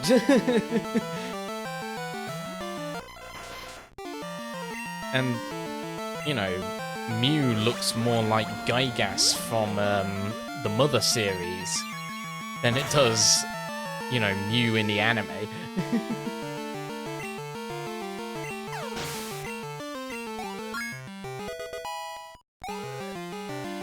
And they brought out Pokemon Yellow to sort of rectify that. And you look at the Pokemon Yellow sprites, and they're much more accurate to how they look in the anime.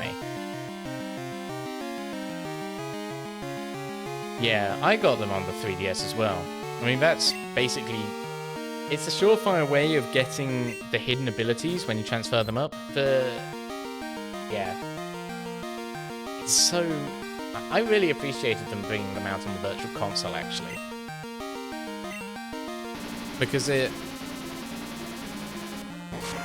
gave you a much better opportunity to actually experience the Gen 1 games and also finally build that bridge between the Gen 1 and 2 games and all the other games. Because, like, obviously one of the big sticking points of Gen 3 was that there was no backwards compatibility. And yeah, to build up the Pokédex. But like the fact that they made it so that all the Gen 1 and 2 Pokemon, when you transfer them up, had their hidden abilities, it made the hidden abilities for those Pokemon much more accessible. And also it gave them really good IVs by standard. And let me tell you, Gen 2 is the best game to shiny hunt in. Specifically because in Gen 2, shininess is determined by DV values. DVs are Gen 1 and 2's versions of IVs. The only difference is that IVs go from 0 to 31, while in Gen 1 and 2, DVs go from 0 to 15. It's just bit integers. But yeah, in Gen 2, gender and shininess are determined by DVs, because it has to be backward compatible with Gen 1, which didn't have those things. But because in breeding, DVs are inherited. So if you have a shiny Pokemon, for instance, if you had a shiny Ditto, the chance of a Pokemon that you breed being shiny is something like it's either like 1 in 16 or 1 in 64, one of those two, but he's way higher than the baseline chance of 1 in 8,000. Or it might be 1 in 256. Still, way better chances. And there's a very neat glitch you can do, which works in the Virtual Console, for getting a guaranteed shiny Ditto. I'd like to demonstrate it sometime, but yeah. Basically, the rundown is, there is one guaranteed Pokemon that you can get that's shiny in the whole of Gen 2, and that's the red Gyarados in the Lake of Rage. You get that Gyarados, you teach it the move Mimic, which is a TM in Gen 1. Basically, you transfer the Gyarados to Gen 1, teach it Mimic, transfer it to Gen 2, delete all other moves besides Mimic, and then send it back to Gen 1, you encounter a Ditto, then you use Mimic to learn Transform. And then, Ditto transforms into you, you transform into Ditto, so-and-so, you do it back and forth a few times. And then, when you capture that Ditto, the Ditto will have copied your Pokemon's DVs because of the way that Transform works in Gen 1. basically, if you use it too many times on each other, you imprint your DVs onto the other Pokemon. And so, when you transfer that Ditto that you capture into Gen 2, it will be shiny. And then you can just stick it in the daycare and literally breed any Pokemon with it, and there's a very significant chance it will be shiny. So that's a pretty good way to shiny hunt. The only problem is there's no way to speed up hatching eggs in Gen 2. You don't get Flame Body until Gen 3. And so it takes a while, it's time intensive, but it's a much better chance than just trying to find shinies in the wild. And yeah, and then when you transfer those shinies into Gen 7, which is the earliest gen that you can transfer Pokemon from the Virtual Console games into, they will be shiny. And so you get some pretty good Gen 1... You can basically make a shiny dex that way, very easily, from the Gen 1 and 2 Pokemon. Oh my god, Paras. I didn't know Paras appeared here. If it knows Leech Life, that's pretty bad for me.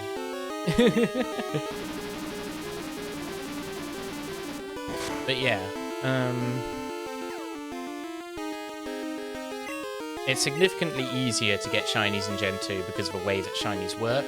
And they're still shiny in the later generations, and they've got good stats and their hidden abilities.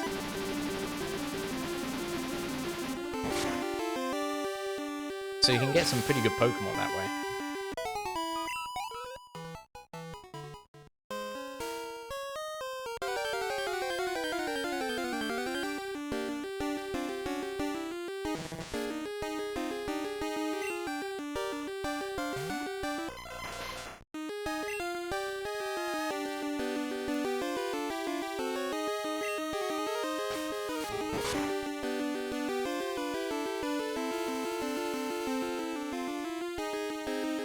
I learned pretty much every glitch from Gen 1 I know from this one YouTuber.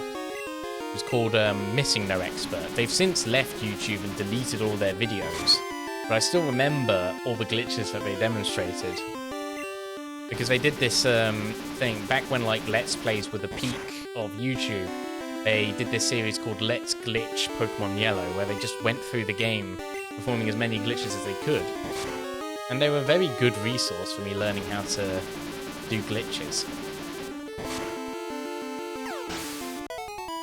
So yeah. But now they've deleted their channel, so it's a lost art. I mean, there's still resources that you can go to, like Glitch X City. I think that's their name.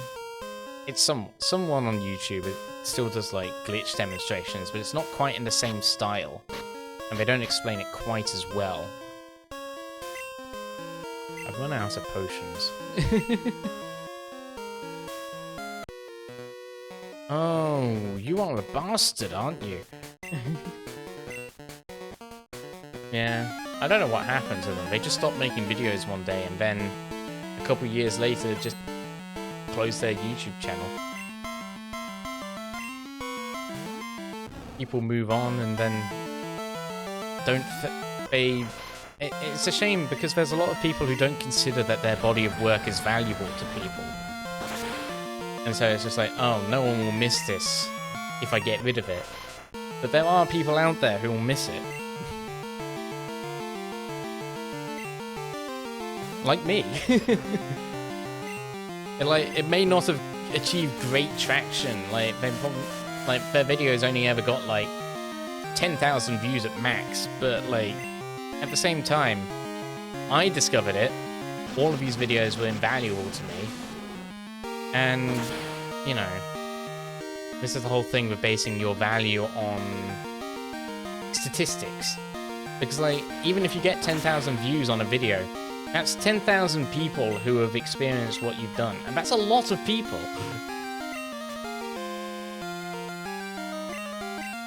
You had 100,000 subscribers. Sure, it's not the million mark that everyone looks for. But it's still a lot of people who are paying attention to you. I'm getting wrecked by this Magby.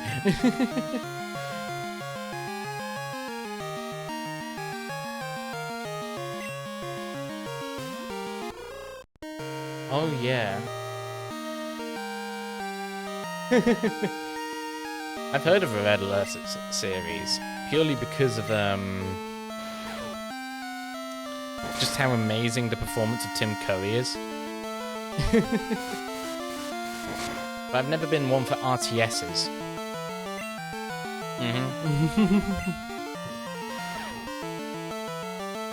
I'm going to the one place that hasn't been corrupted by capitalism. Space!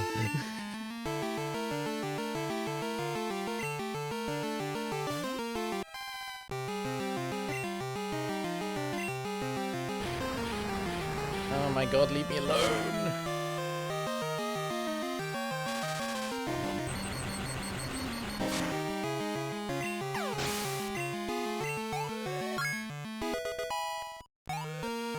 I like how he was trying to do a Russian accent the whole time, and like in the more calm scenes he manages it, but yeah.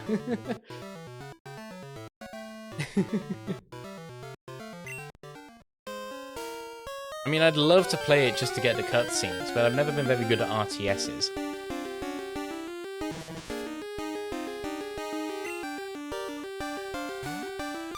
I like taking my time with decision making. That's why I play Civilization.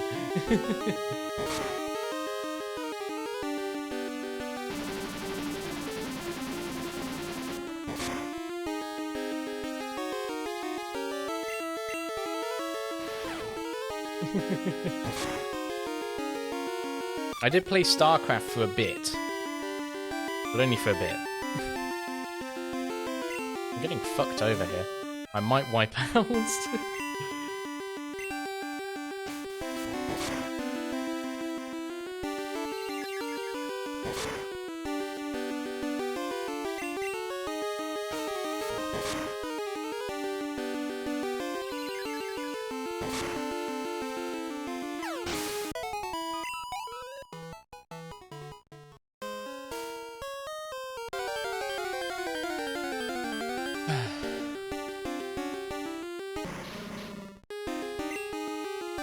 I'm just gonna try and run everything.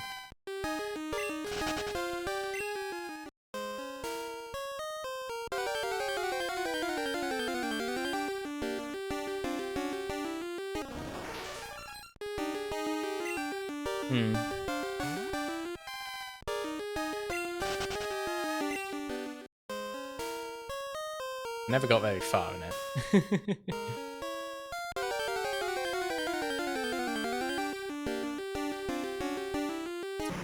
I don't know if like Paradox games count as RTSs because you can always pause them.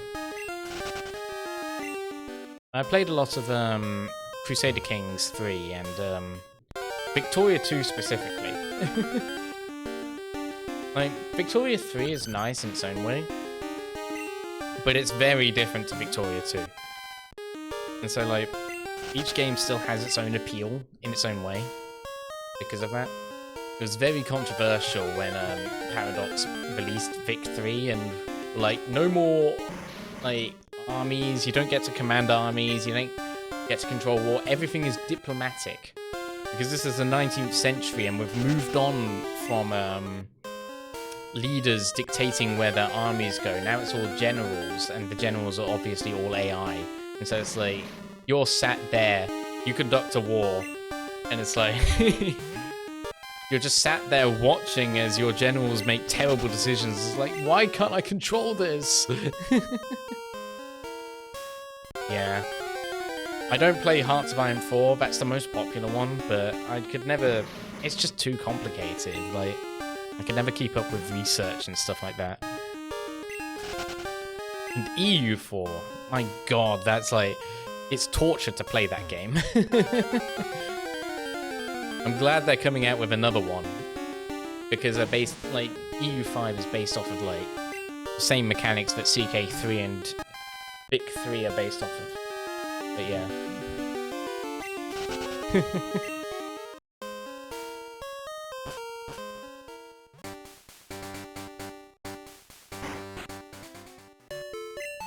I played a bit of CK2, and like people complain that like CK3 and Vic 3 simplify things too much, and it's like someone who played Victoria 2, I can get that argument for Vic 3, but as someone who never got the hang of EU4 or CK2, I'm happy that they made it a bit easier.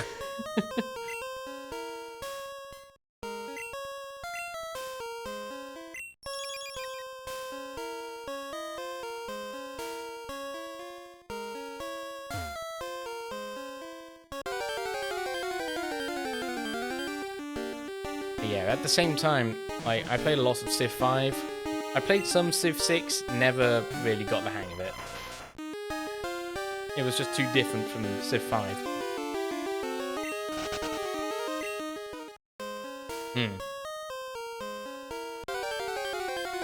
Yeah, I mean, in the end, like, the gameplay, especially for, like, CK3 compared to CK2, the gameplay is trivial at that point. And, like, Paradox is definitely going in a direction of, like, not trying to create... They're not trying to create, like, war simulators anymore. Like, they released their latest DLC for CK3, which added East Asia, the whole area. Like, they've got China and Japan and like, Indonesia. And, like, you can understand the motivation for...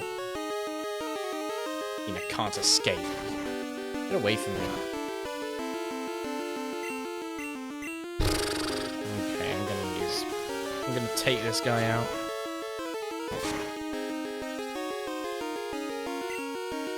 But yeah, like, Paradox wants to go more into, like, economics simulators, I feel like, with their latest games.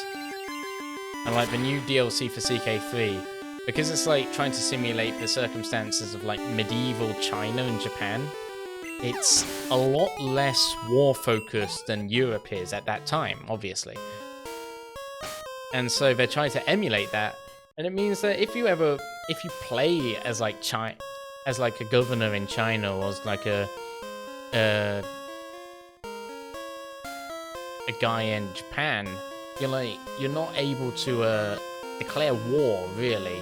And so, like, you're focused entirely on making your character as good at administration as possible.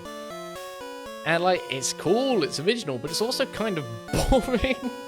It's like, the main interesting thing about playing these, like, historical strategy games is declaring war and conquering things.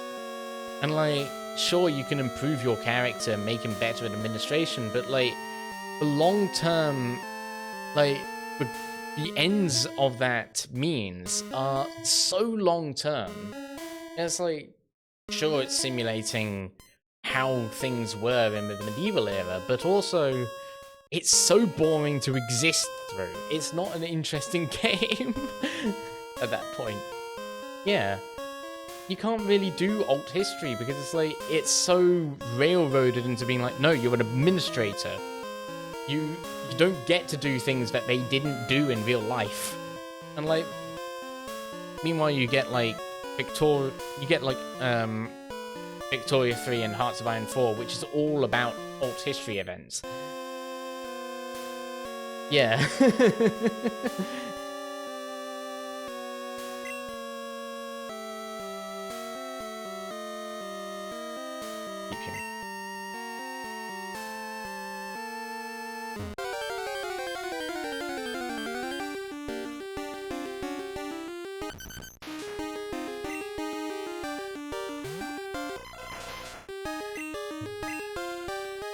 Magnitude 5? That's not much.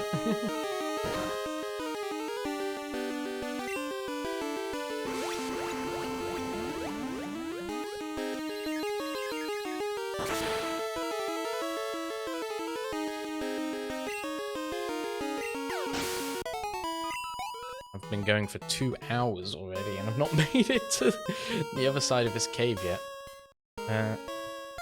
Just need to go for another break. I'll be back in a second.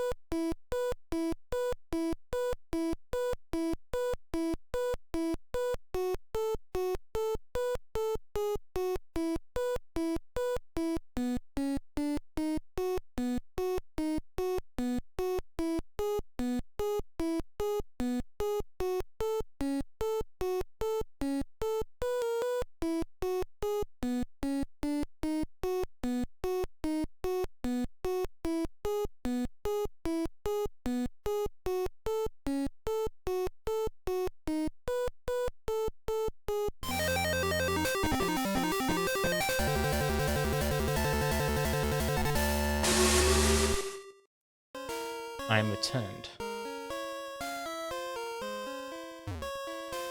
Alright. Now that I've beaten that fire breather, I can make my way around here now. They really made this so complicated.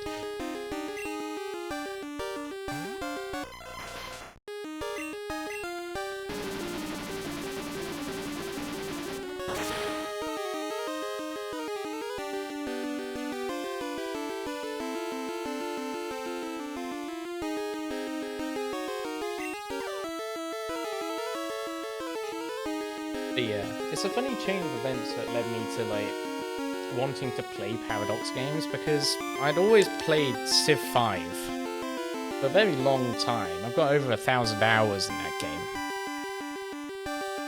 And I started getting into wanting to like be in geographical positions. And when Civ 6 came out, they like introduced like the Earth maps where you could like be in the historical starting points for your civilization. It's like, wow, that's really cool. But it's like, I wanted it to go further. And then I was discovered like games like Hoi 4 and EU4, and I was like, wow, this does everything that I want out of Civilization. I should play these games.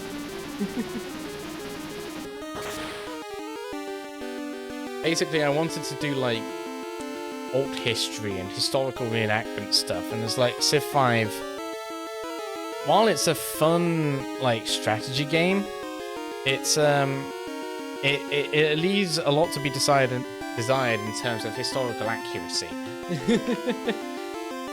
So that's kind of why I was drawn to Paradox games in the first place, because I developed a hyperfixation for history.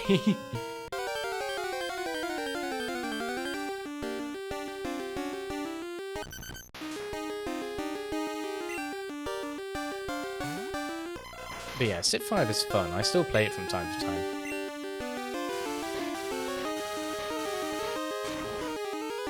I think specifically what motivated me was playing as Georgia in Civ 6, because I really liked the music. I was like, well, it's not doing everything I want it to do. Like, I don't get the historical circumstances. And then it's like, oh wow, I can do what I want to do in EU4.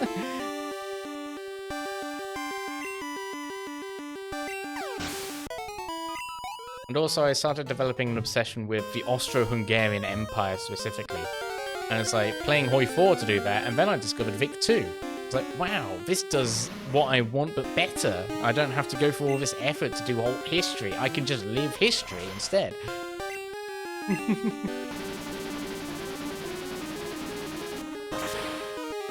But yeah, I've never enjoyed, oddly enough, despite being English, I've never enjoyed playing England in any of those games. Ultimate Admiral Dreadnought.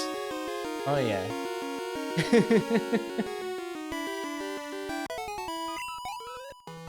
Well, that's the thing, like, the war stuff has always been inconsequential to me. It's more like just being able to change history and do that sort of thing.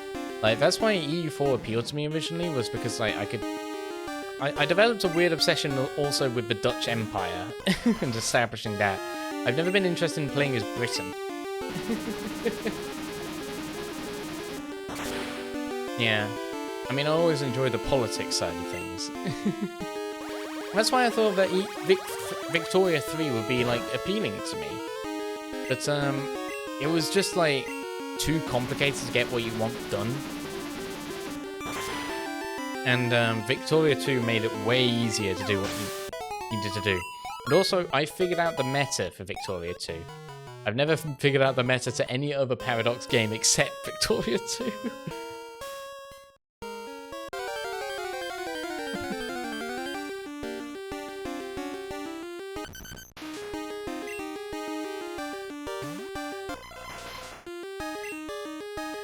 But yeah, literally every other Paradox game I have to play on easy because I'm just not very good at it. For Victoria 2, I can play a game no problem. On any difficulty. It's fine. Well, they don't really have difficulty settings for Victoria 2. It's such an old game.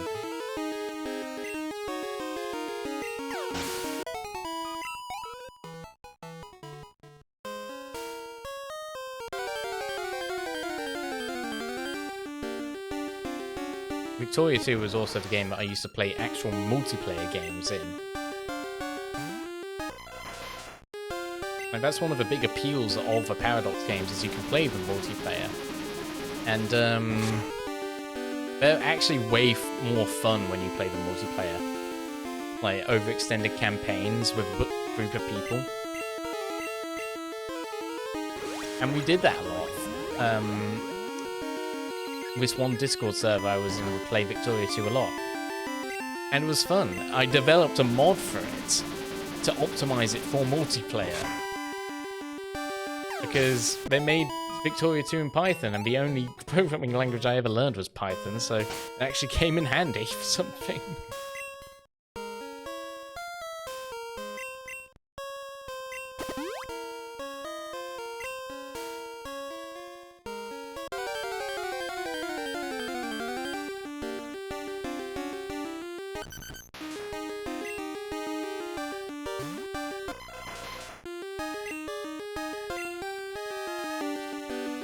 Like, I've never had very good programming skills. Besides, like... Oh my god, hi, KJ. But yeah, I've never had very good programming skills since doing, like, GCSE computer science. And that was when they taught us Python. And I've forgotten most of Python. But I remembered enough to be able to, like, edit game files for Victoria 3 and make a mod for it.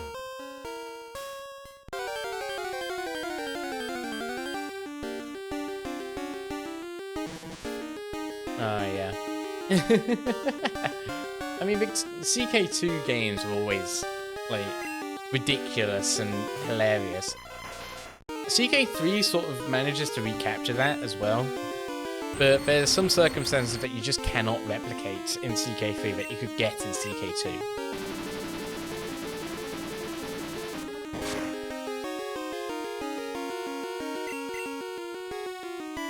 I wish these other kids would stop paralyzing me.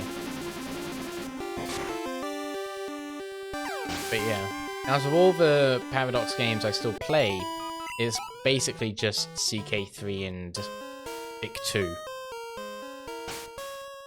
I don't have any paralysis cures left.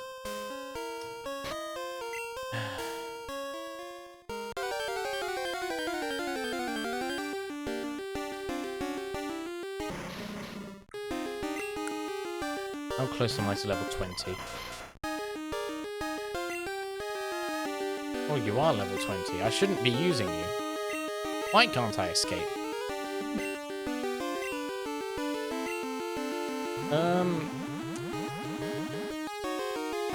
Victoria 3 is very complicated to get a grasp of.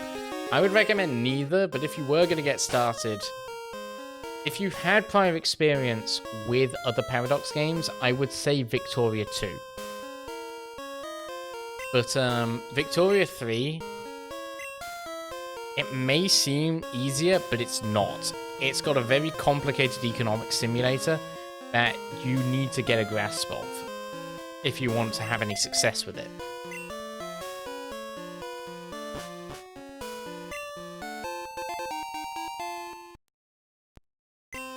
TM if I get here. Swift. Oh, cool. But yeah, Victoria 3... Yeah, it's like... Victoria 3 is very much an economics management game. And like, Victoria 2 has that as well. You do have to manage your economy quite significantly in Victoria 2 with like goods that you produce in order to actually make money, but Victoria 3 takes that to a whole nother level. And it's very easy to just run into debt and not be able to recover. If you do play Victoria 3, I would recommend as playing as one of the British colonial miners, like Canada, like any of the Canadian states. I would recommend the Hudson Bay Company because they get gold early on. Gold is very good for sustaining your economy. South Africa is quite tough, depending on how the AI goes. But Australia is very easy because you basically got that from the outset. But yeah, I would recommend any of those to start off with, for getting a grasp of how the economy works. And then once you understand that, then you go on to like playing as, you know, independent countries like Italy or Austria, which are fairly like middling in terms of difficulty. And then the most difficult are Britain, Prussia, France. America is also quite easy because you're in relative isolation. You don't have to deal with European politics, but yeah. Meanwhile, in terms of Victoria 2, if you get the basics down of, you know, building where resources are available and structuring your armies, you can basically play as any state and be able to get a pretty good game going.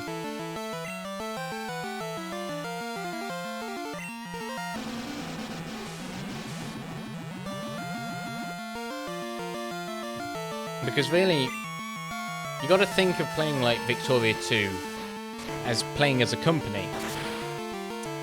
You got to corner a niche in the market.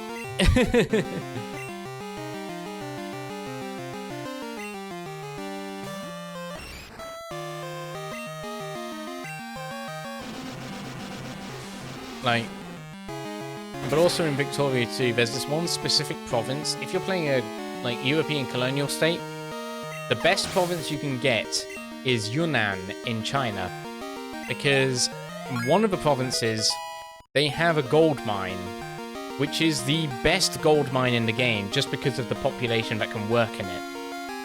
You get that state from like a colonial war against China, you're plain sailing for your economy. You can literally do anything from that point.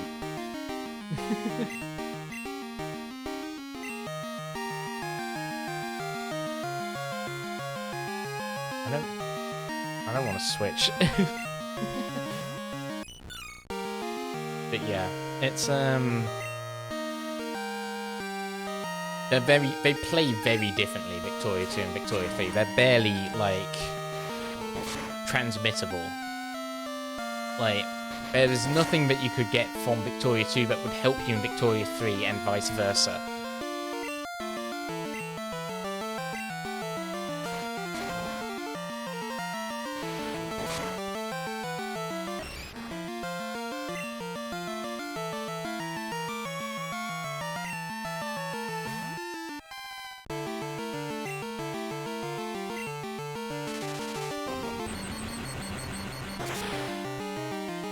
Because Victoria 3 was made so long ago in terms of like Paradox's games. It was before Victoria 3 was announced, it was a joke that Victoria 2 was never going to get a sequel because it was forgotten about.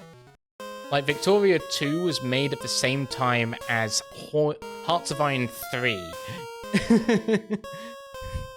And Hoi 4 has been out for a long time since then.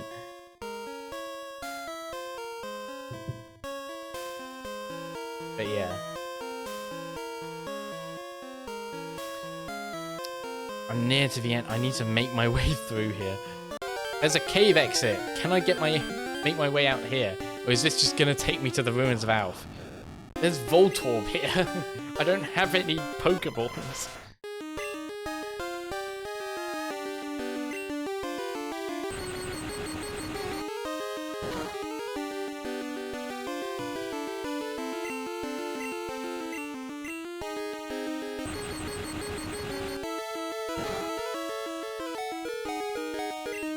Oh my god, save me!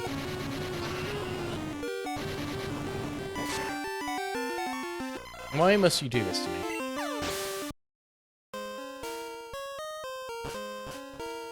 Okay, I'm back in the ruins of Alf. This will let me get back to Violet City. They've completely changed the layout of Union Cave. It's so confusing. Oh my god, I'm getting raided!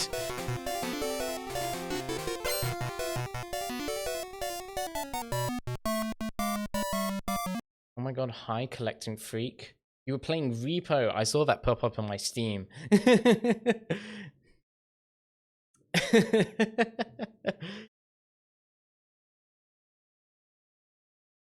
Hi. I heard that there were new monsters in Repo. How did you deal with them?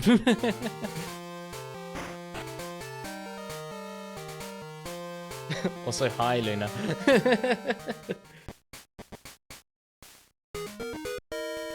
Currently struggling to get through Union Cave. This game is tough. Like, most of the difficulty is that they make it so much longer to get through these, like, routes and caves and things. So you have more wild encounters to deal with. Bike monster? I have no clue. Please explain what the bike monster is to me.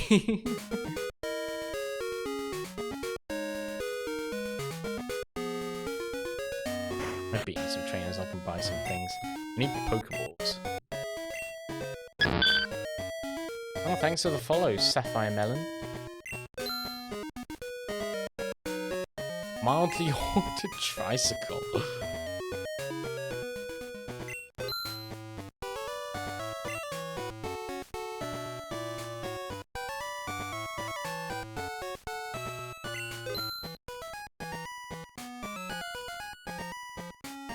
He rings his bell once and then will ring it twice.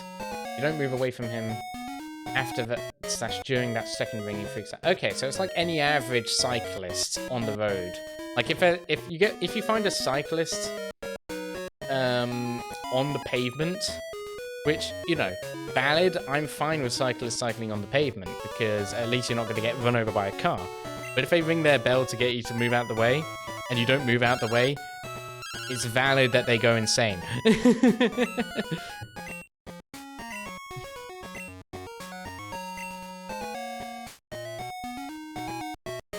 Oh, right. It follows you? Okay, so you just got to keep moving. I guess that's the thing.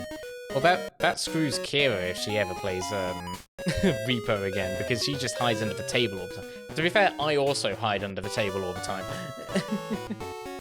Okay, you can hide from it. Okay, that's fine.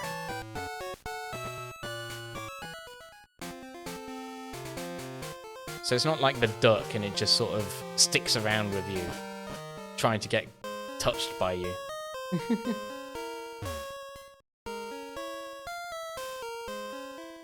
Oh my god, Freak, we should organize like another collab with Kira to play Repo, because it's been a while.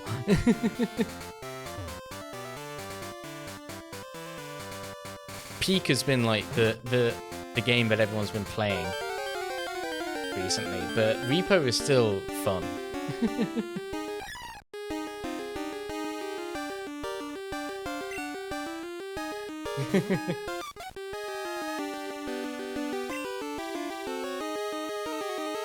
Why have I got Liam out?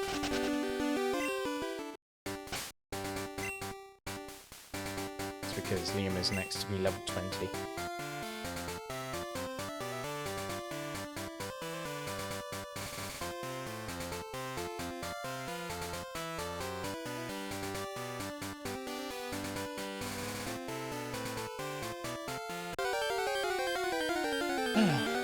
But yeah, welcome in, playing Pokemon Crystal Kaizo. Kaizo basically just means that the game is harder in its own ways. I found that most of like the balance changes for the Pokemon are just better. Like they've improved the Pokemon that appear. So like there's more diversity in the wild for the Pokemon that you can encounter.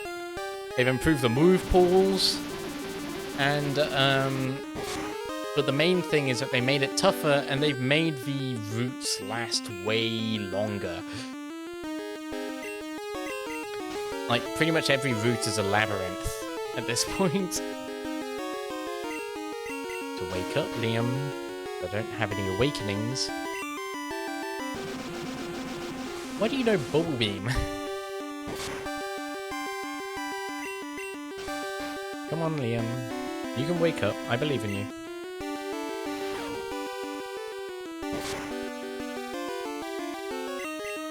Come on, Liam. But yeah, we're currently trying to make our way through Union Cave towards Azalea Town. And we're almost there. It's just a process of trial and error.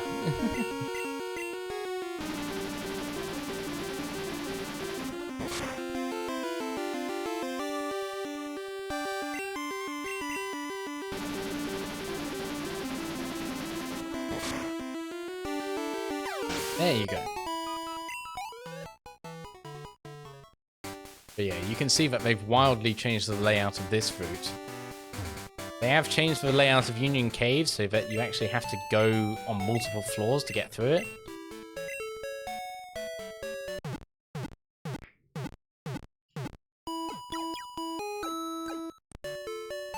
But yeah.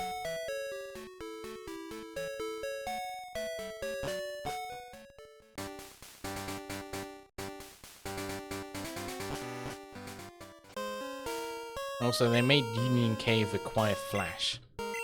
Which isn't too bad if you just teach a Pokemon Flash, but it means that you do actually have to teach a Pokemon Flash. It's not just an optional HM, like it is in the base game.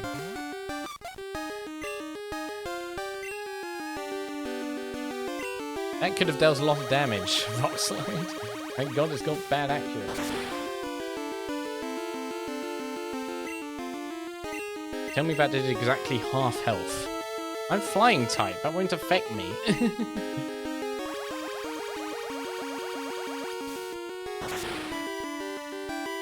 It did do exactly half health, that's nice. In Gen 2, the health bar only goes yellow when you're below half health, but not when you're equal to half health, so... Sometimes if you do exactly half health, it'll just stay green.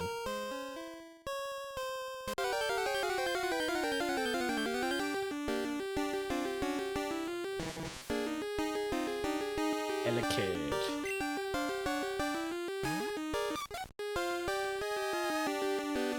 But yeah, they've improved the diversity of Pokemon that appears, which is nice because it gives you more options for Pokemon that you can capture.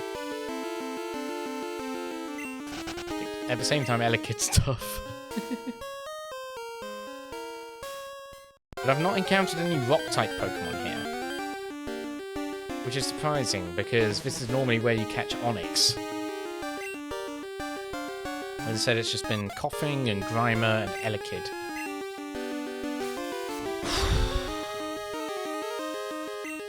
Escape chances are determined by speed. Which is tedious.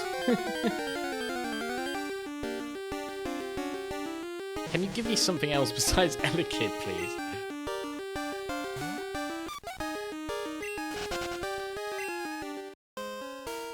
I want to fight a Pokemon at some point.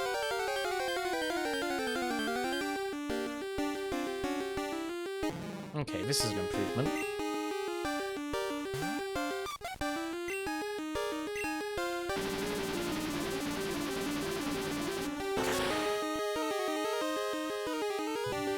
Nice crit. That's fine, it's doubly not very effective.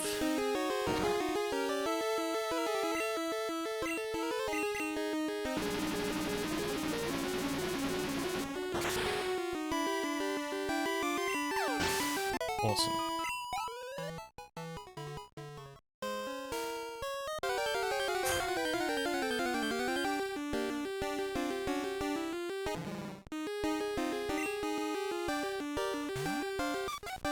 I suppose I could catch a Grimer now. Now that I bought some Pokeballs, but... This is why I bought antidotes.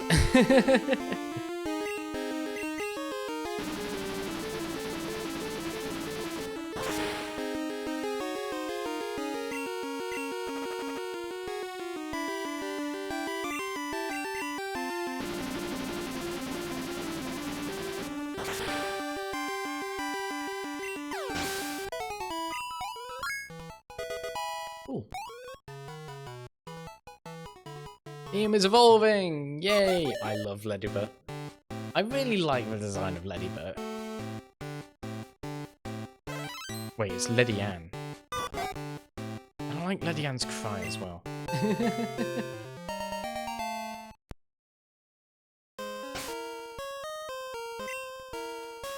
This does mean I need to switch out Lady Ann at some point. I'd love to just keep using it. I might just. But it means that all the Pokemon that are alternative types just don't get trained.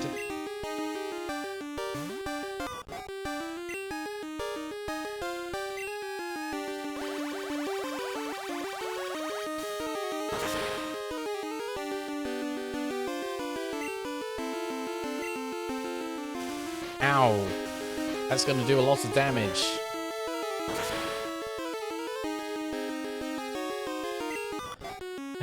Lady Ann is a special wall, not a physical wall.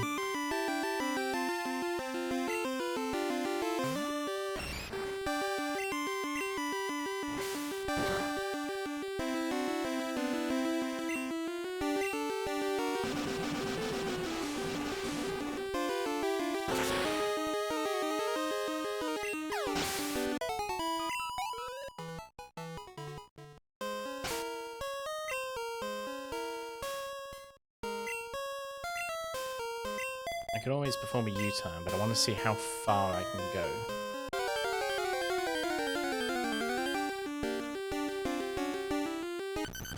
I'm happy with the Diglets appearing, even though they took out my Lady Ann.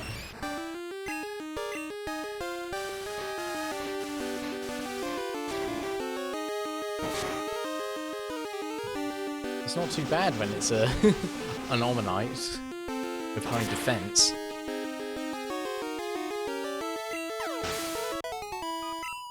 I believe it evolves at like level 30. I've still got a way to go.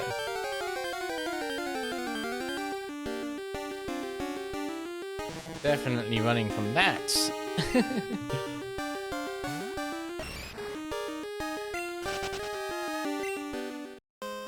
Not because it knows any electric moves, because it doesn't, but because it knows Karate Chop, which is quite strong.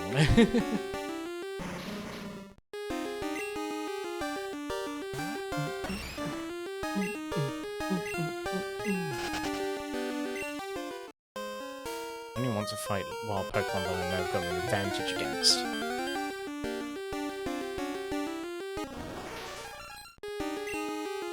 I don't know what moves Paris learns. At least in this game. I know normally it wouldn't know any offensive grass-type moves.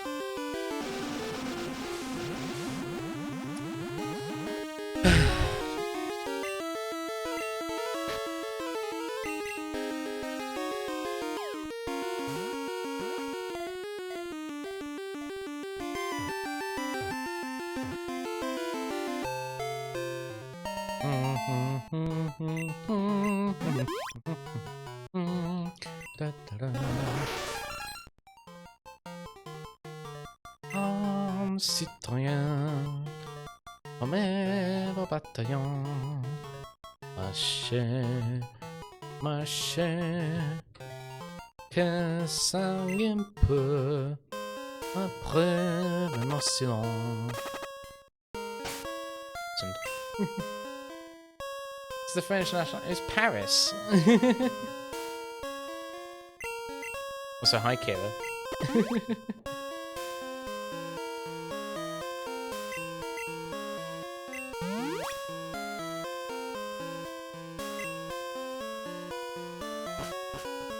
Right, hiker time. Wait, no, not fighting. Thanks for the hydration. Oh, I've already fought you, I remember.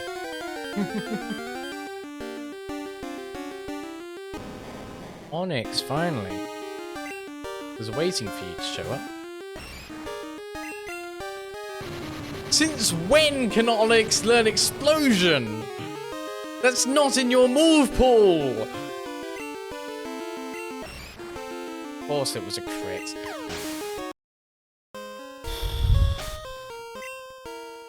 I gain nothing from that.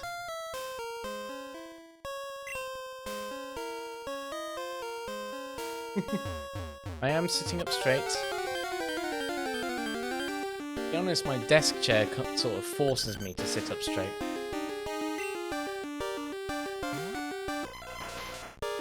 I don't want to turn back. Bean can't escape. Magnitude 10? It's the strongest magnitude.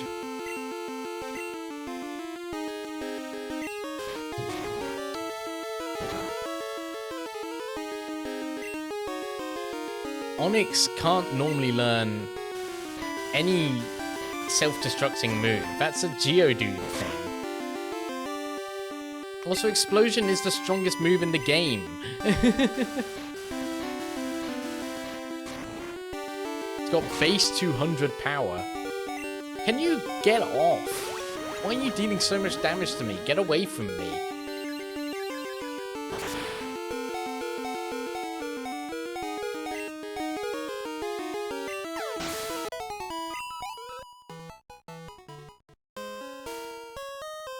They really wanted to evoke the feeling of hell in traveling through this cave.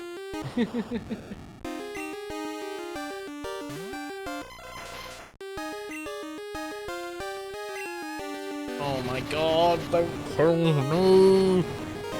Everything knows explosion here. Why is everything so determined to explode? Right, next up, Mark. Actually, I don't think you're a good choice. Try and put you first. In fact, I've lost so many Pokemon, I need to go back and heal. Let me move!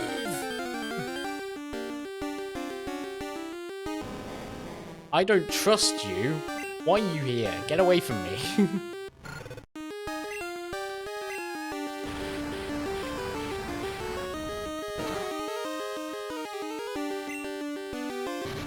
Why do you know these moves? You shouldn't normally. It just determined that Rock-type Pokemon should learn all the explosive moves. I don't want to... Alright, I want to do this puzzle at least. What's the requirements for this one? Water. I can't remember. Was it Surf I needed to use?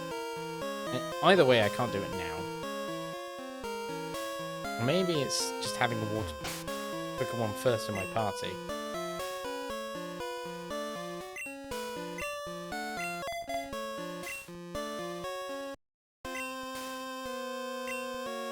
Okay, it's not done anything.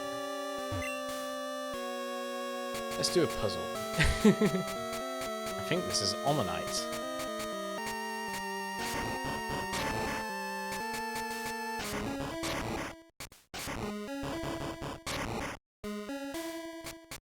I think. Corner pieces.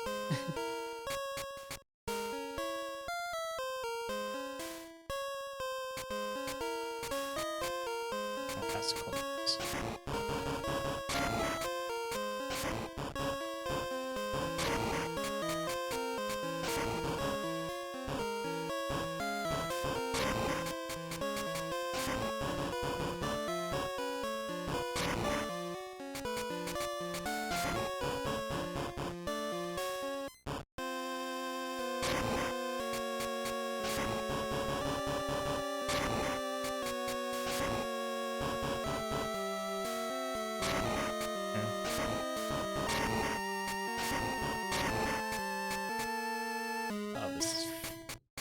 They made this more difficult than it was before, I swear.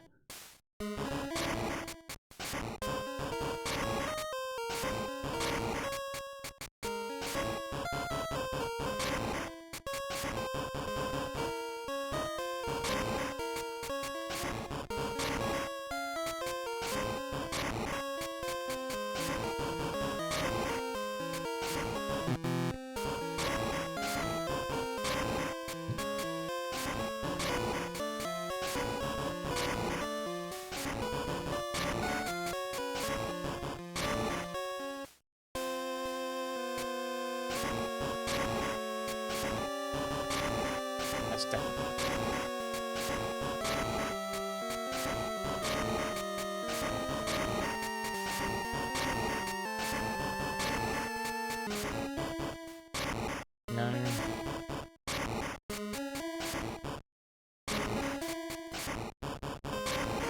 No. You?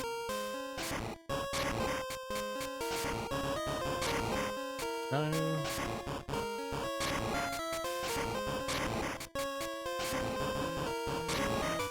There you go. It's an Omanyte.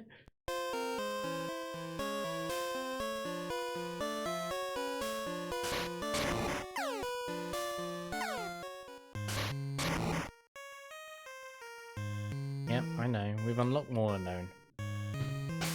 Need to go for a quick break. I will be back in a second.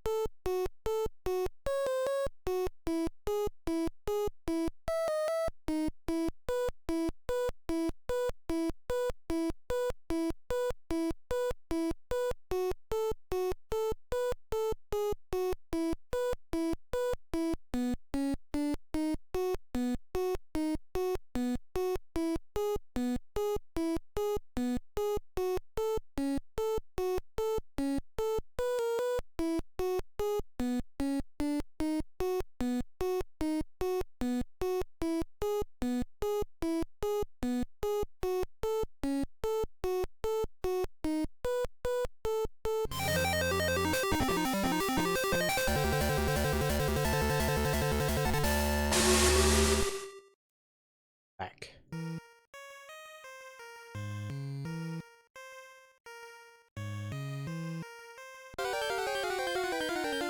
It always comes back to Violet City.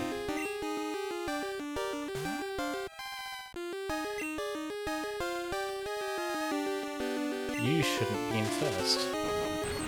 I need to go get a Pokémon Center.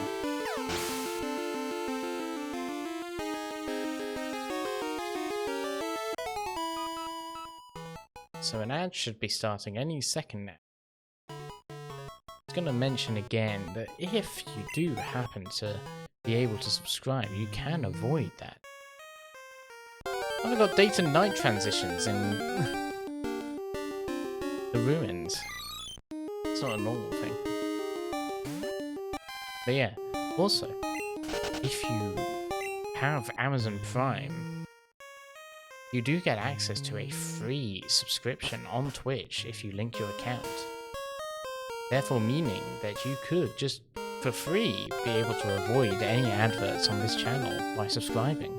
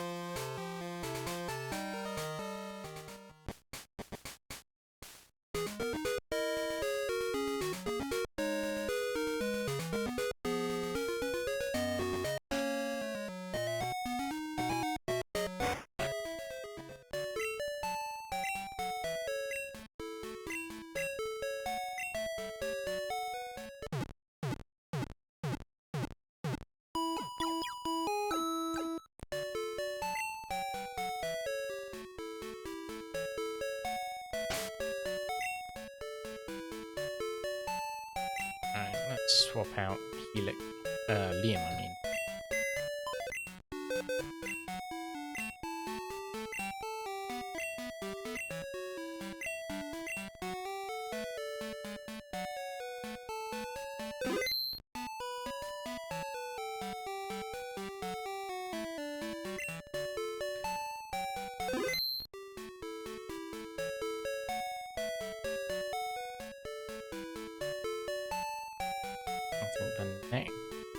I kind of want to use Swindon. Just because it's such a unique Pokemon. Here you are, Swinub.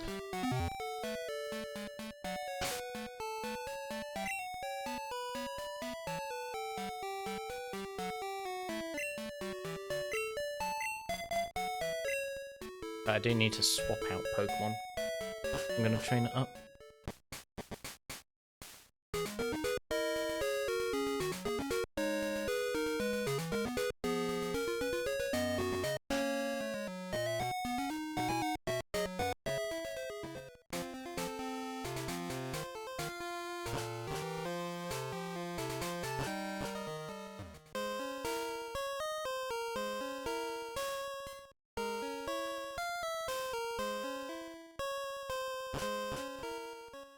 Yeah, I need to at least make it to Azalea Town before the end of the stream to have any progress done.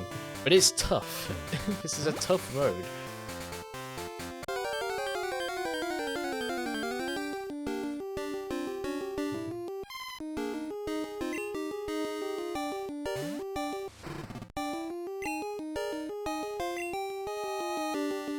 Aha.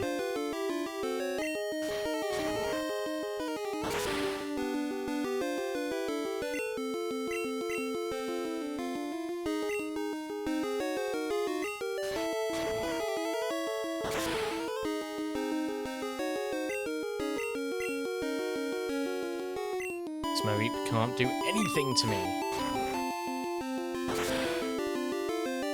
It would help if magnitudes didn't get progressively weaker, but...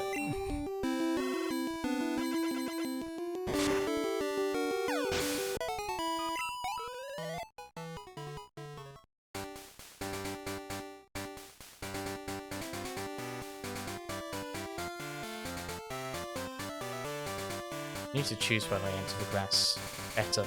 So I'm making things longer for myself. More difficult than it needs to be.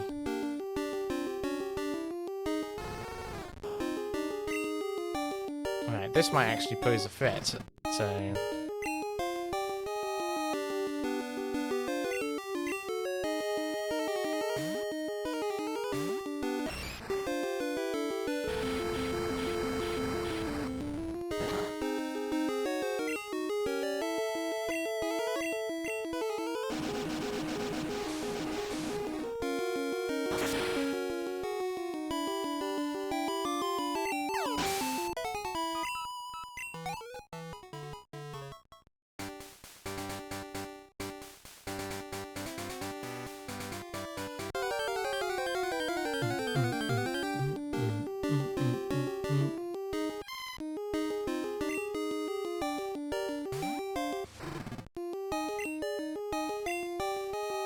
That's fine.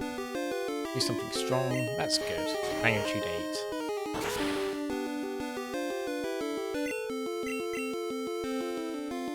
I believe in you, Swindon.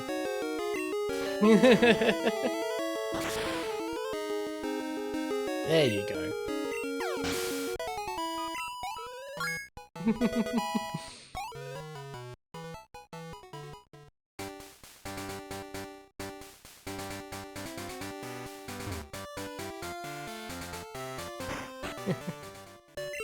Swindon's got this. I believe in Swindon.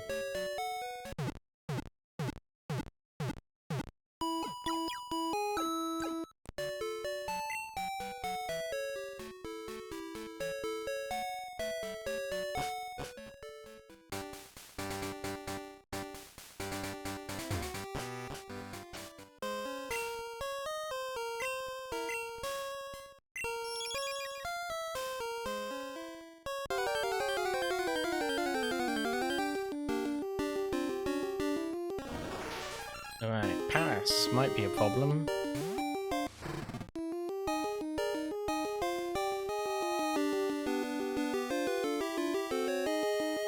Yeah, I'm not gonna leave it to chance.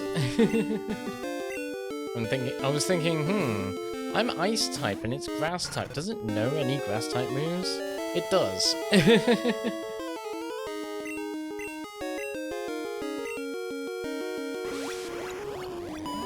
Giga Drain would have killed Swindon.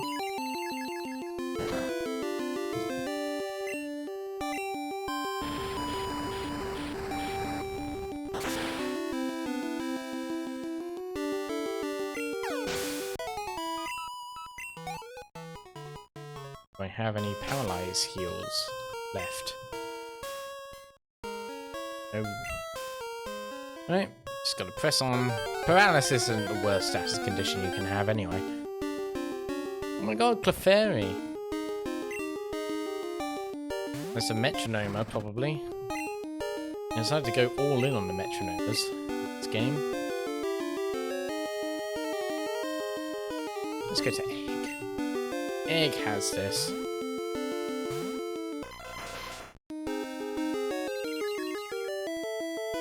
Rap. Yeah.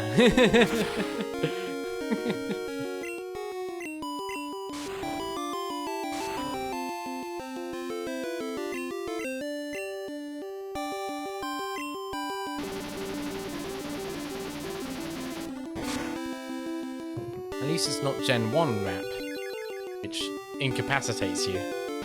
Oh, really?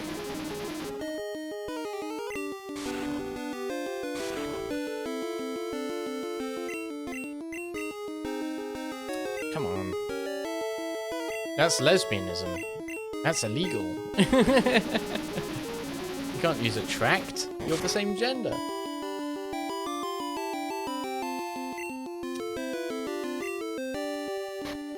It takes Pokemon a long time to say queer rights. They're definitely not doing it in 1999. Come on, Clefairy. Do I have to paralyze you? Come on. Try attack.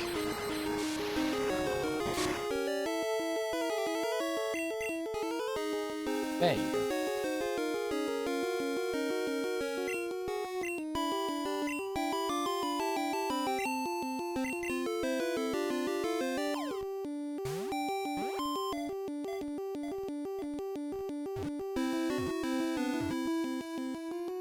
Yay, we caught Clefairy.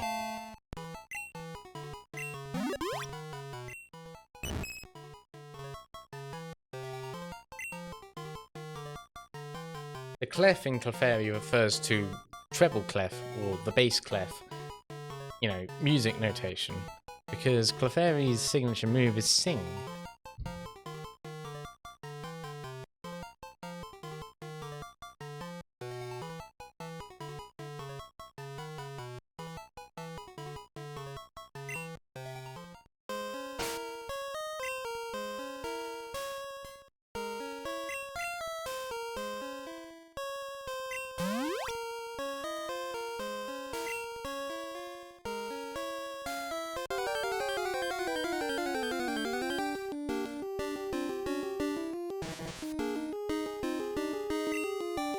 Elekid should not pose a threat. Well, it knows Karate Chop, which would be super effective. But I'm hoping that Swindon should be able to outsmart it.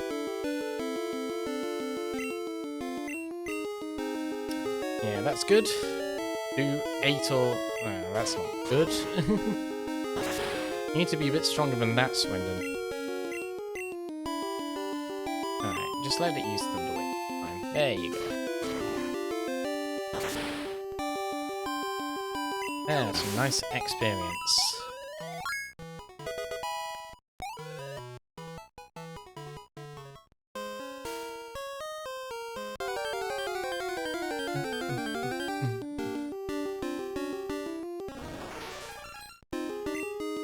Same rules apply for Paris. It knows Giga Drain. I'm not taking that chance.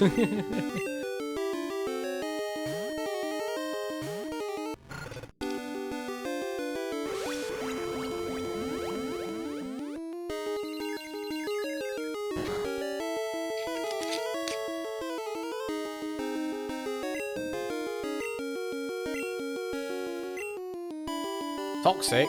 Huh.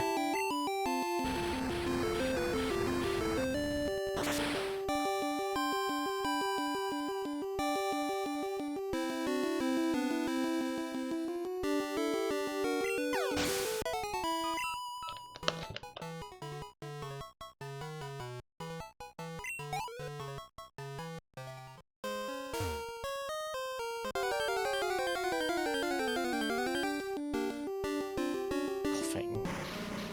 Could no self-destruct. Probably more likely to use toxic. I really need a steel type, really. It'd be so great to have a Scyther or a Scizor. Scizor would be so good. Just as a Pokemon generally.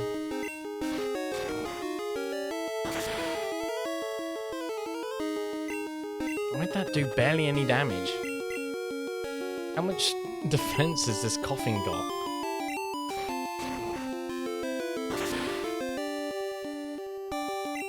It's so tough.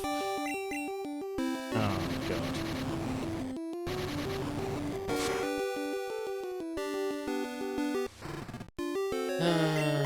God damn it, Swindon.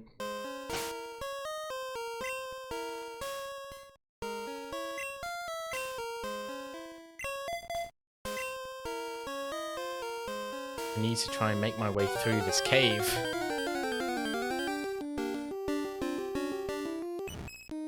I guess Clefairy appear at night. They programmed night encounters for this cave, which is unusual because normally caves have static encounters.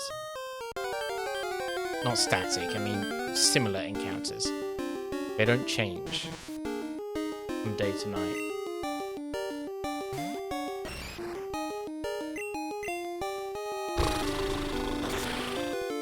Let me get away from this thing. Come on.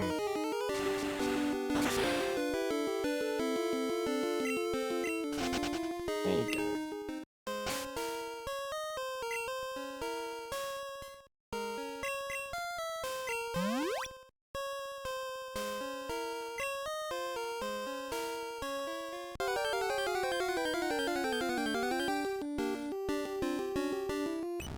Okay, this is fine. I could already beat you, actually.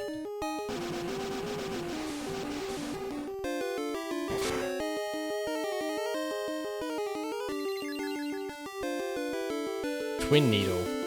Strongest bug-type move of Gen 1, Twin Needle. It's a multi-hit bug-type move which has a chance to inflict poison. It's a signature move of Beedrill. Attract. Oh, come on. If I'm immobilized even once, I'm running. Okay. Attraction is so difficult to get around.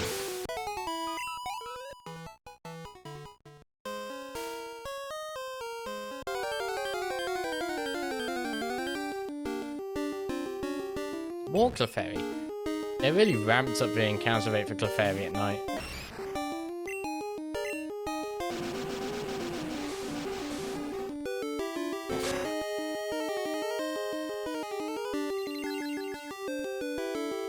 Thrash.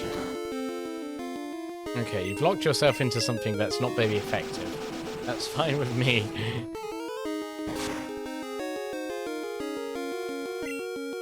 Thrash is like Outrage, but normal type.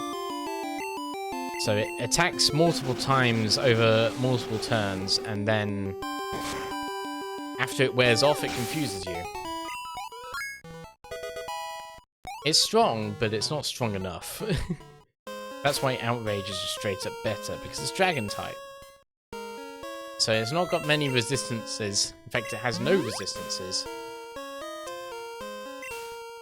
And yeah, it's just Dragon type Pokemon tend to be stronger.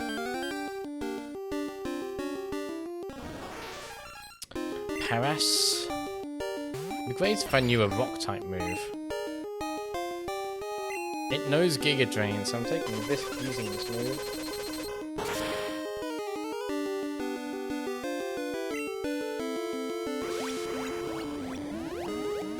I shouldn't have taken that risk.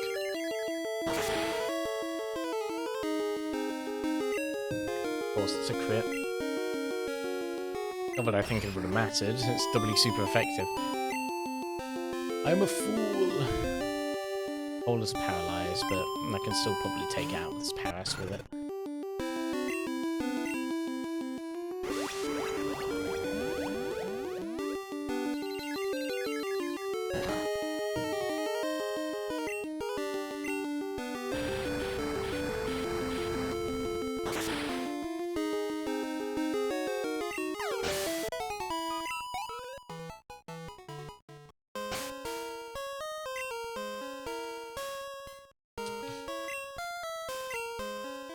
Considering no rock types appear except for Onyx in the underground bit in B1F,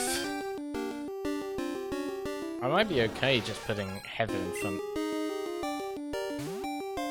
I could definitely deal with the Parases.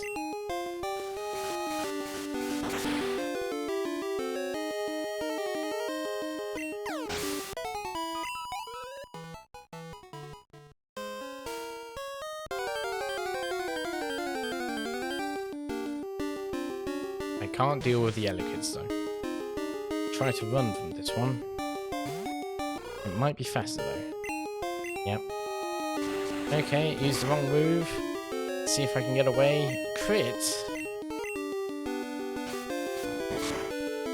Assuming it's best not to kill me.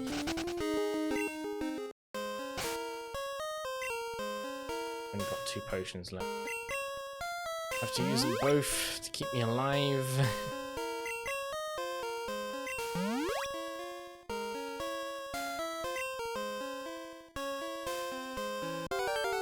They keep the same tightness on money as the originals do.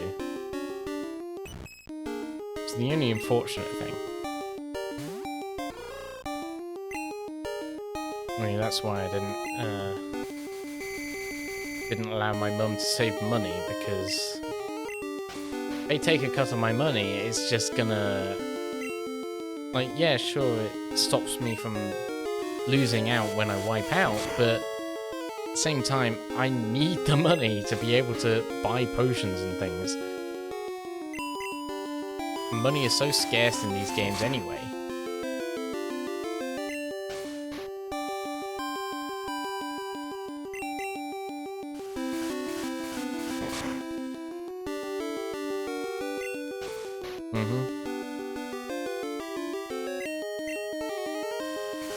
Gentleman 2. They don't give you any favors with money.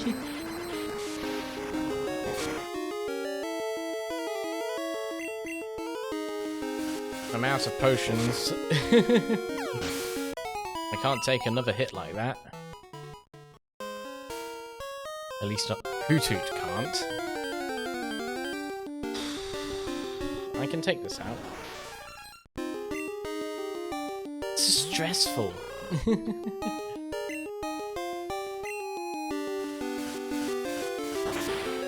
I'm just trying to train my Pokémon.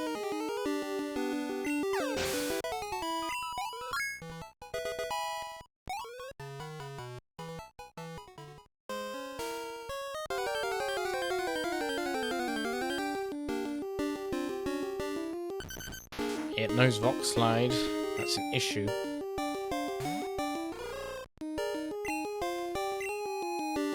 That's fine. It doesn't affect me. When I put you to sleep, just don't select. Whatever happened to Rock Miss? It's supposed to miss. It's got like 70 accuracy.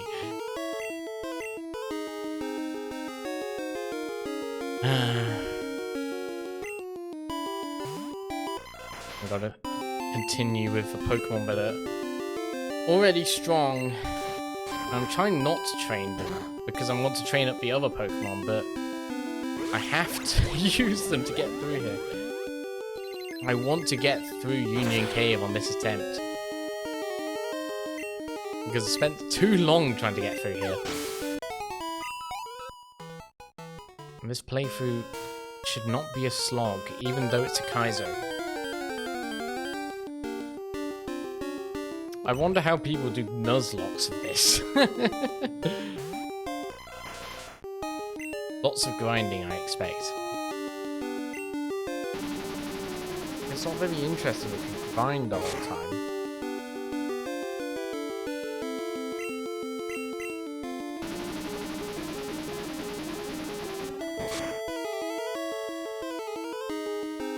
Moonlight, get the fuck out of here.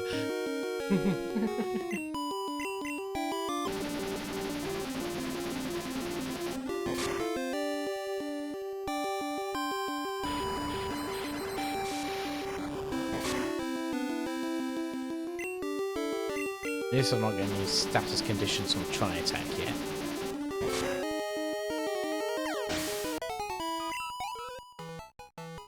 Which is the main boon of Tri-Attack. Tri-Attack is a Gen 1 move, but in Gen 1 it was literally just throwing a triangle at the enemy.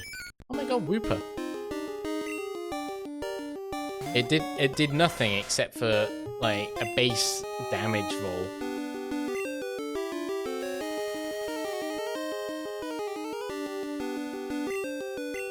But in Gen 2, they decided to implement the mechanic that Tri-Attack is actually fire, electric, and ice combined into one normal type move.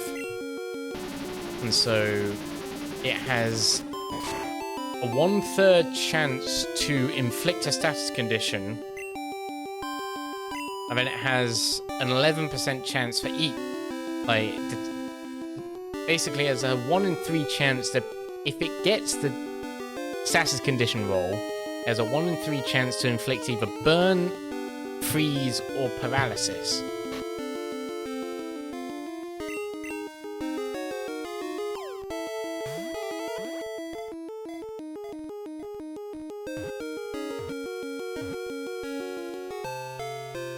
I like poop.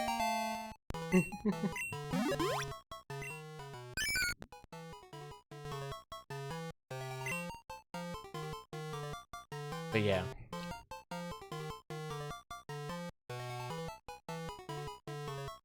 I've yet to see Tri-Attack be implemented in any way.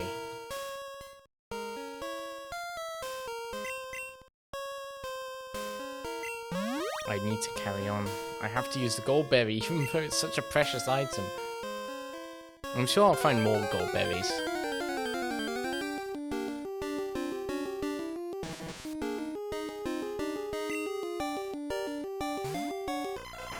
Can't deal with you. Why? I just want to get through this cave.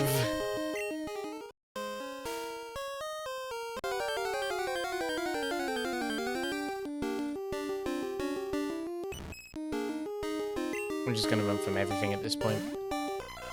All the Pokemon that are still alive are the level that I want them to be at this stage.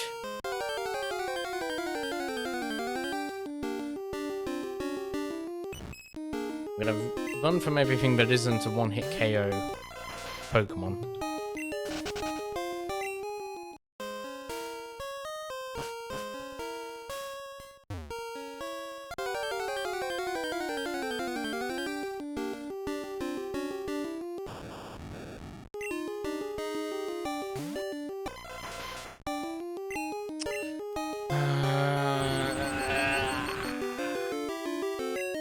Get me away from this thing.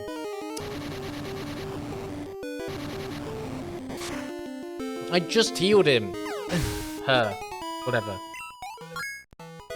Level 21. Whoopee. I want to get other Pokemon to level 20 at least, but here I am. Ghastly. The ghost type would be nice. Self-destruct. Since when does Ghastly know self-destruct? I'm being bombarded. This is painful. What Pokemon do I have in the lead at the moment? Mark. Okay, that works for now. Get me out of here.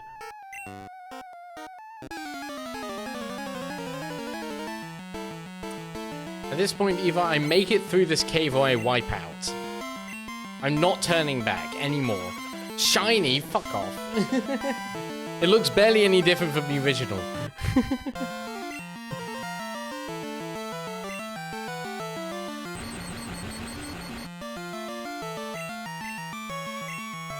Fuck off.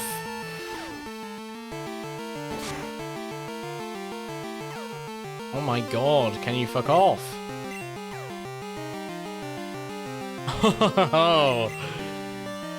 Get the fuck out of here.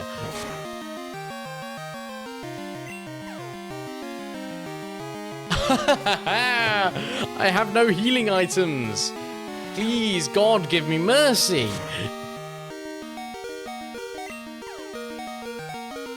No? Okay, I see.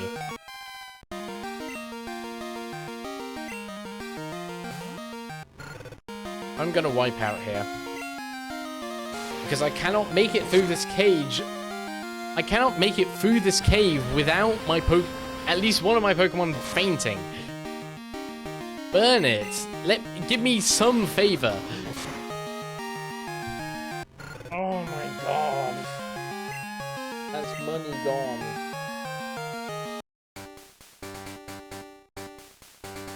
I'm determined to make it through this fucking cave. It shouldn't be this difficult.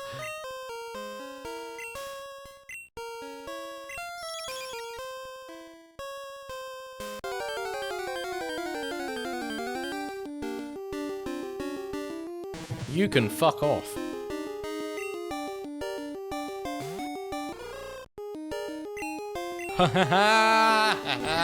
I'm exiting this cave immediately.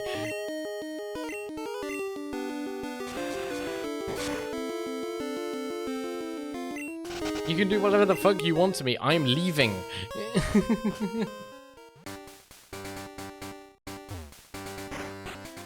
You think you're gonna do that to me on the first encounter?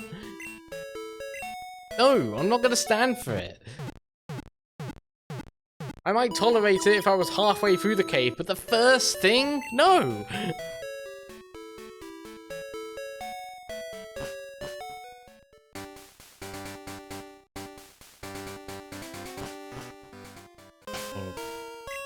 This is the most tedious part. I have Flash, just let it be automatic.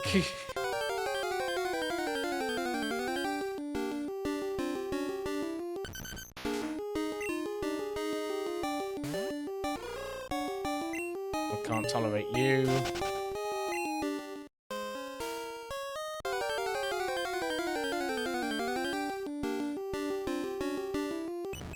I don't want to tolerate any of these things. I might just switch to my strongest Pokemon and just run from everything. Who is my strongest? I would say Egg. Got a type advantage against everything that appears here.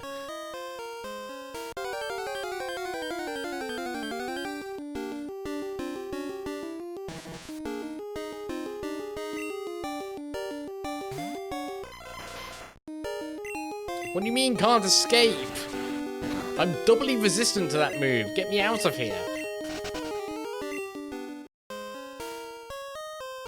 I'm determined to get through this fucking cave.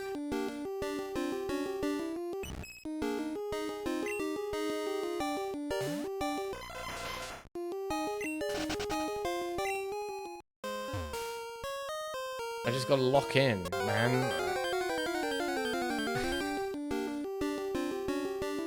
I've already caught a Rooper.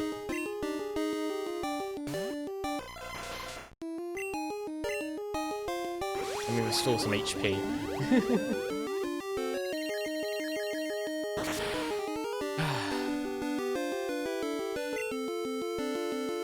This cave is hell. It'll be fine once I get to Azalea Town.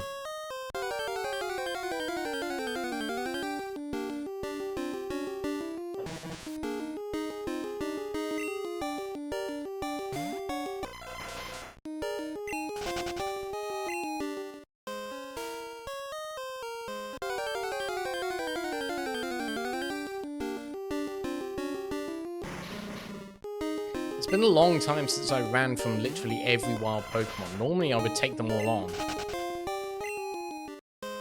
But this Kaizo is making it too tough for me to do that. It's too costly. I mean, it's difficult to turn around.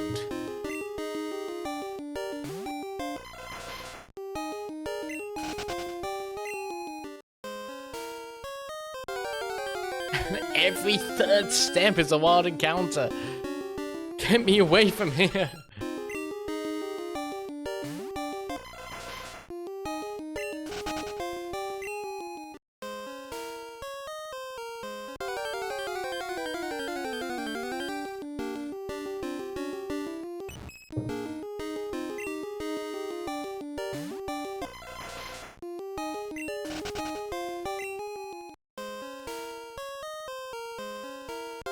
Oh my god. God preserve me. I don't have any. No, repels do something. I just don't have any. They're too expensive. I need to spend that money on healing items.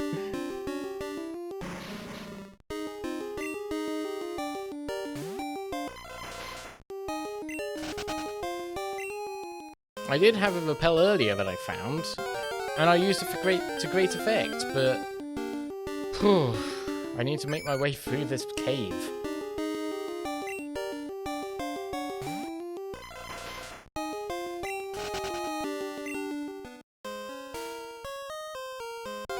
I wish I could provide something more interesting, but at this point I've been trying to journey through this cave for 3.5 hours now.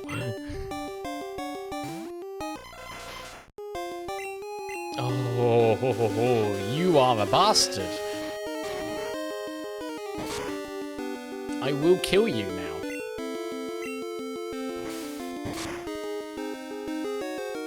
I don't give a shit about your critical hits.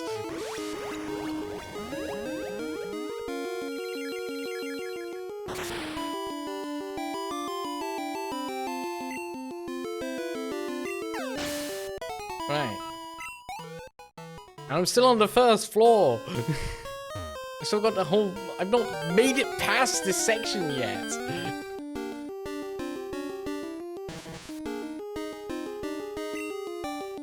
I feel like I'm only halfway through this cave. Will let me past. You will let me past.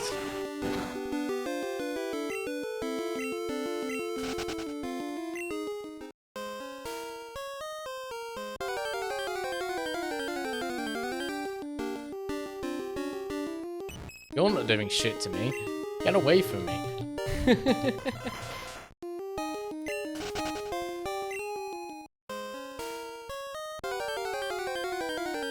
Counters are so frequent.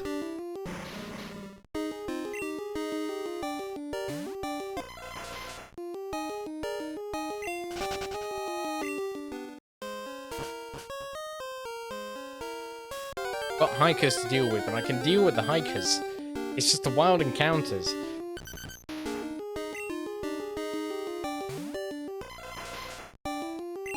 Oh, you're gonna die now. You're gonna prevent me from leaving?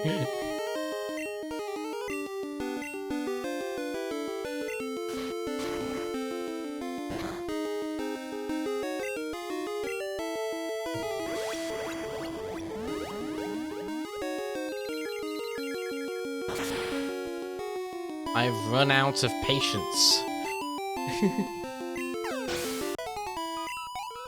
I'm getting out of here whether you like it or not.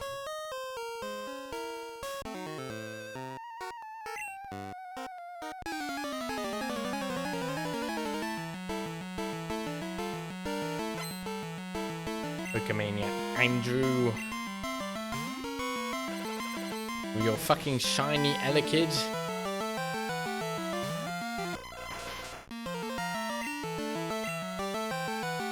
Not very effective.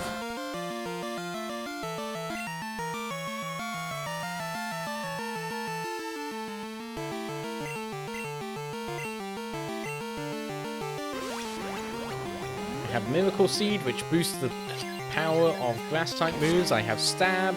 I have high special attack.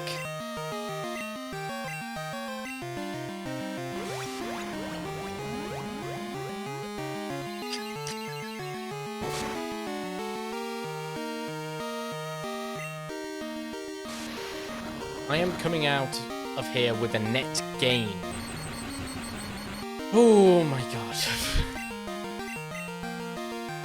Oh my god.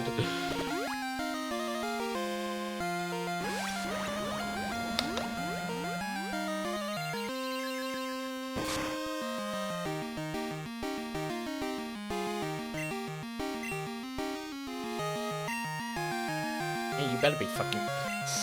Oh my god.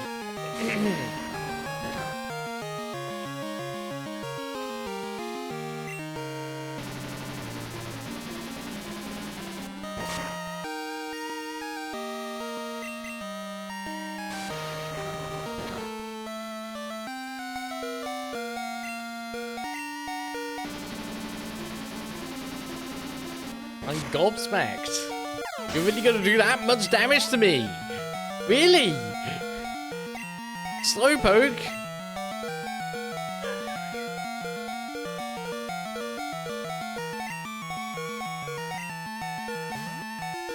Of course it's fucking shiny.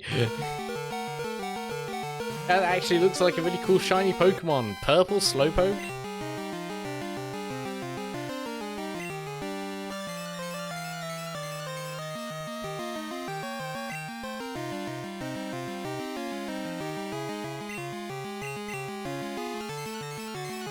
Fuck you, double protecting!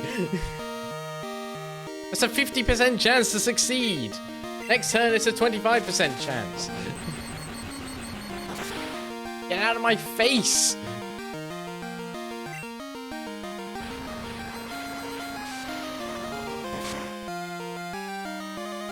That did way too much damage.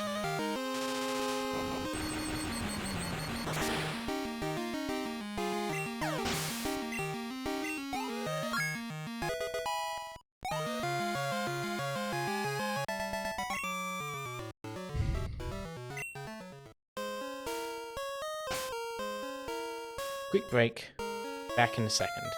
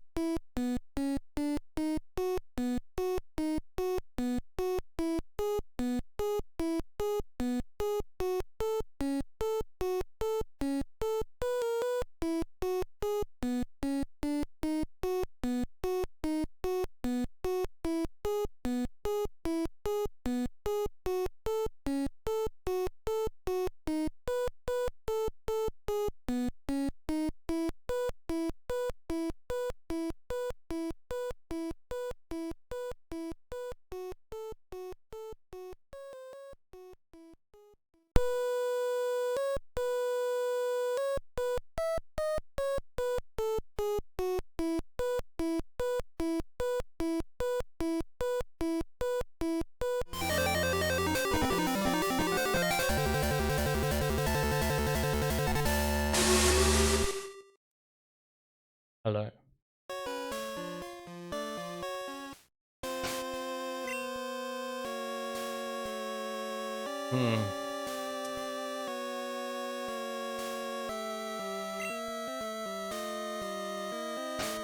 Do I have anything that can heal?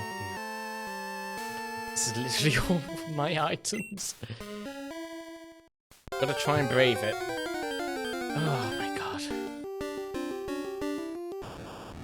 I give less than a shit about you, Voltor.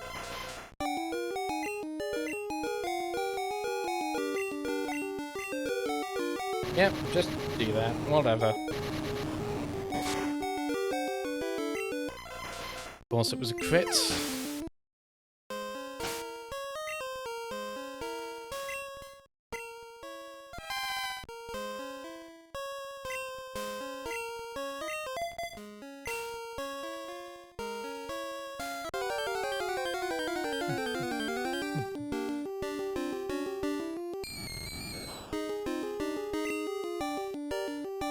I'm not dealing with you. What do you mean I can't escape?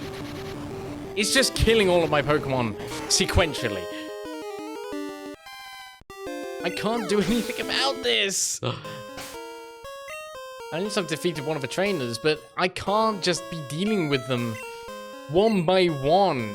This isn't supposed to be a war of attrition. I need to get to the other side.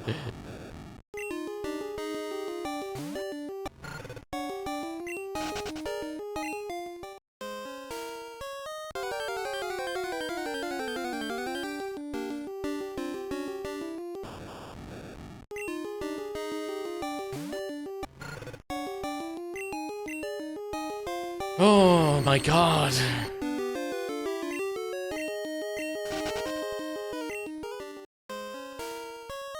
I have to go that way. I have to fight the hiker. It's mandatory because of course it fucking is.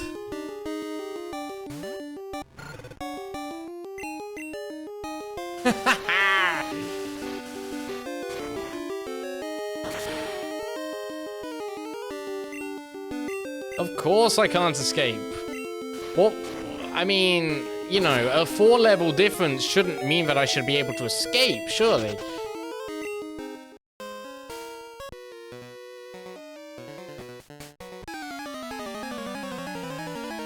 At this point, money is no object. I will make my way through here whether it kills me or not.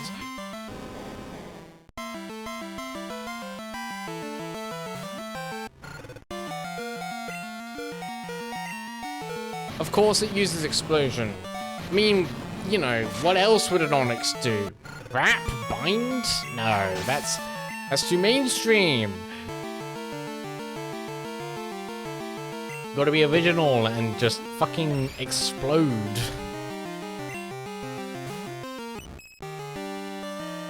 Because all hikers have Clefairies, yeah. Use metronome. Use Luster Purge or something. I know it doesn't exist in this generation, but use it.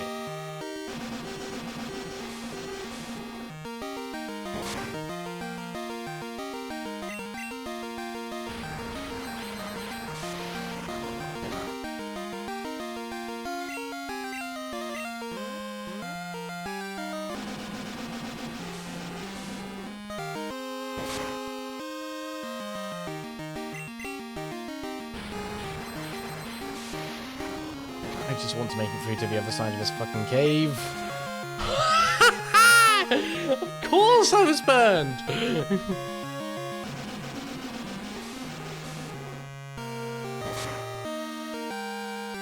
I'm stunned. I'm genuinely stunned.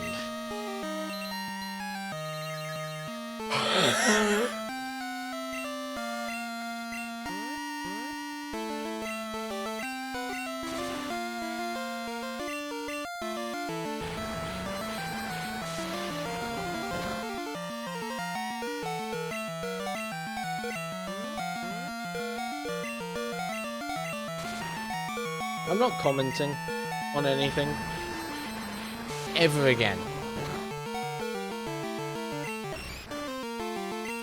Clefairy's great, but not in this scenario. Okay, I'm down to 2 Pokemon.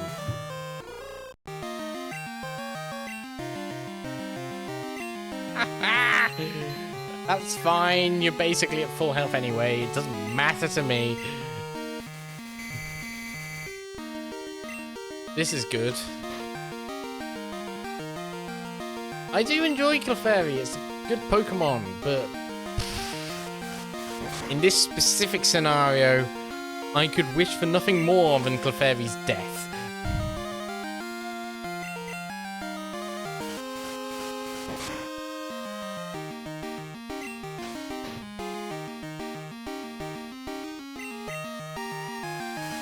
Are you actually going to be able to deal with this Pokemon?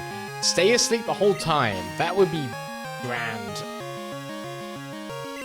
It's a bastard in this scenario. Normally, Clefairy's not too bad. Like, sure, it can use Sing sometimes, and sometimes it uses Metronome. But this game ramps up the bullshit to 11. Oh my god. Oh my god. You're really gonna do that? Yeah? Okay. I'm here. I'm calm. I'm stable. I can take down this Clefairy.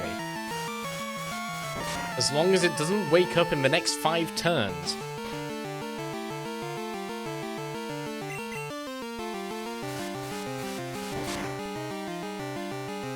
Do not fucking wake up.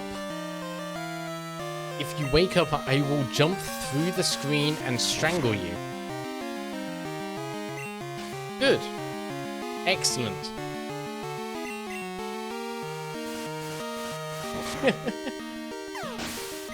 Victory!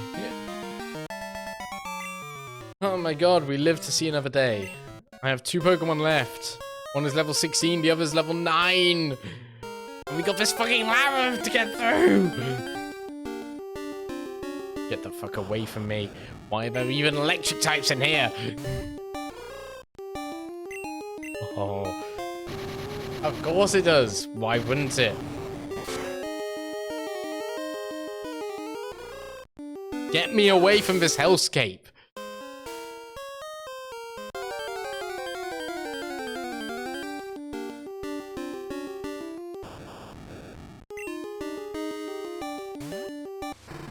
I gotta fight it. I should have used Protect. I really should have used Protect. I could have been way smarter about that.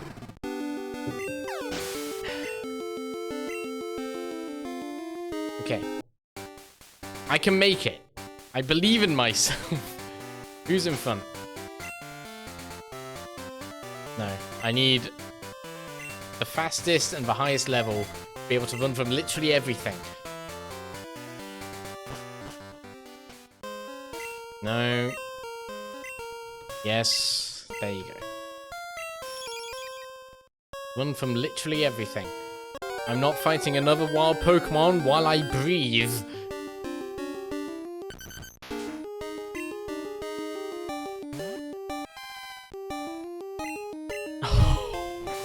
Oh, you're really gonna do that, yeah? No. I do not permit it.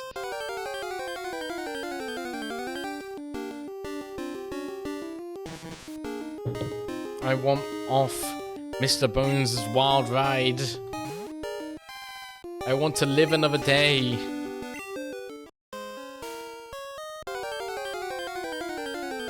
This is just standard Pokemon wild encounters. This is me being frustrated at Pokemon the game. There's nothing this Kaizo has done, it's just the encounter rates.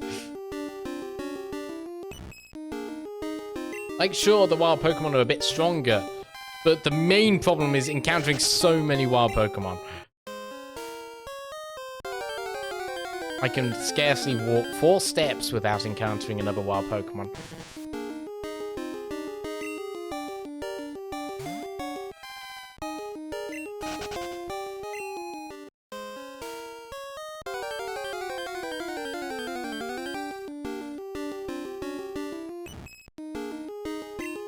I caught a Clefairy, I don't need to deal with you anymore.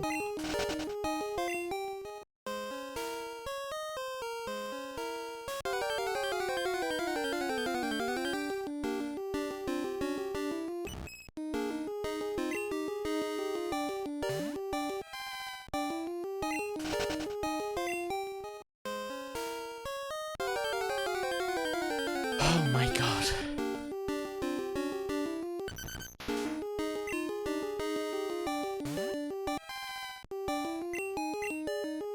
You're not doing dick to me.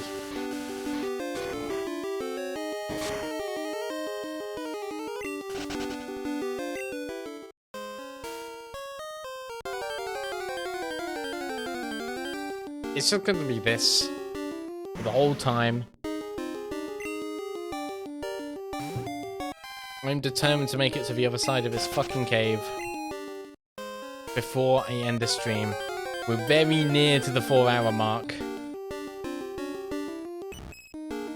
And I'm supposed to, you know, I want my streams to only last 4 hours. Because, you know, I structure my streams in a very specific way, especially on Sunday, so that I've got a nice, decent length stream before I raid into Kira, and then I can mod for Kira after that, because I am a mod for Kira. And like, I don't want to shirk responsibilities for my own streaming career. And I've got 5 minutes. And I am really trying my best to get through here.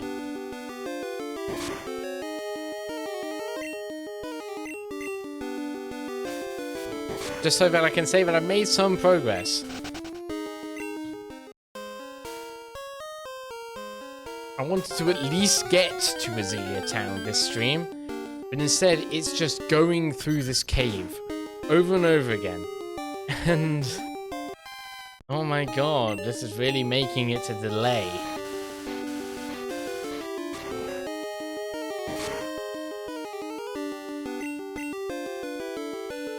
Yep, there goes Mark.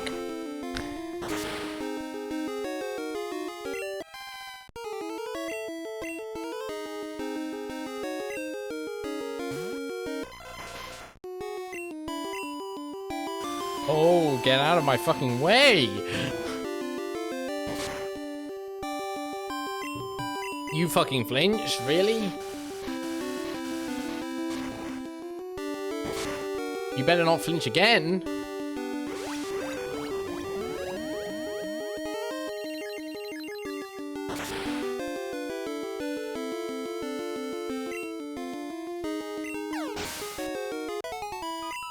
I'm not even down onto the other level yet. I'm just trying to make my way through the base area.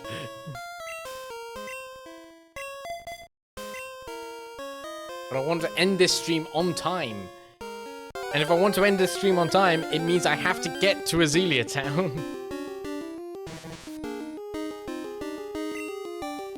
Get the fuck away from me. What do you mean I can't escape? What do you mean I can't escape? I am 5 levels higher. I should be able to escape. I should absolutely be able to escape with a 5-level deficit.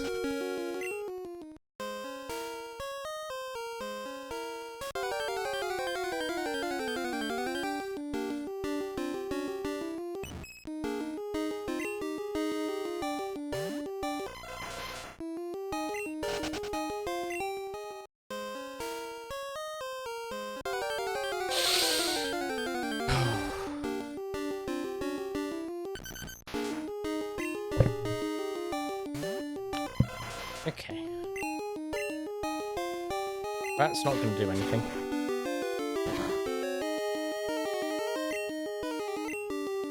But I want to restore some health.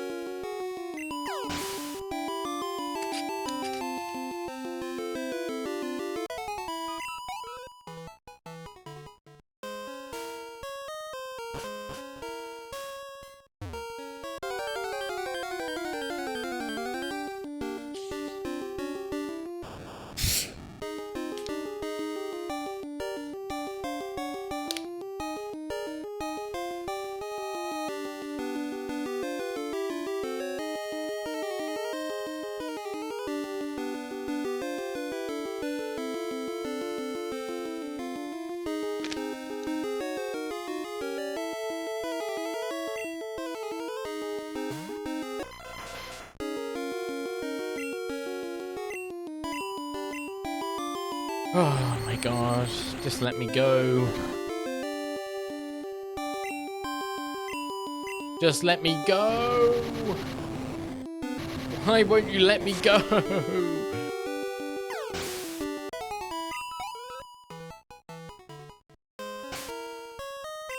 No.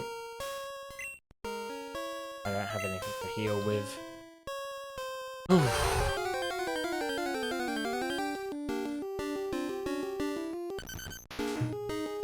Yep, Diglett, let me heal some health. You're not going to do anything. No matter how much damage you do, you will not defeat me.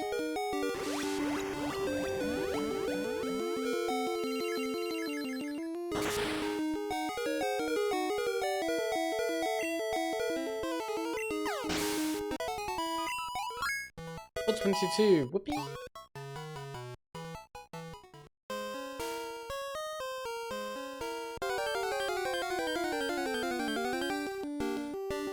I apologize if I'm not quite as amiable as I should be, but I have been going at this cave for 4 hours now, and I should really be on the other end of it at this point. And so I'm sorry if I appear a bit tired of having to deal with all of these Pokémon.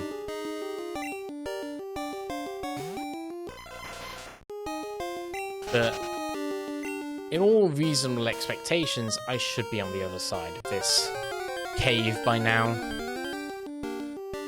And the frequency of encounters is not assisting things.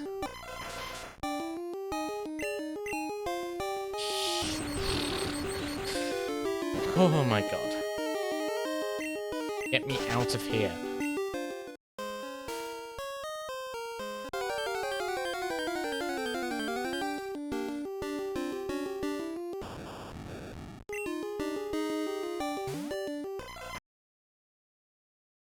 Need to snooze the ads because I'm literally ending stream the moment I get to Azalea Town.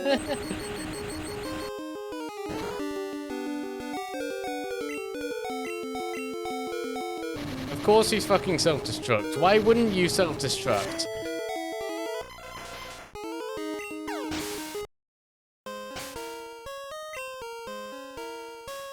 Who's next? Cole.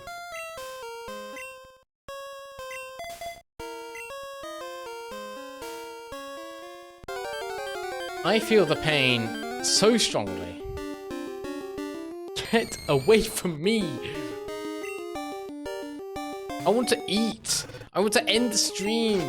But I need to get to Azalea Town before I do! I've set this expectation for myself!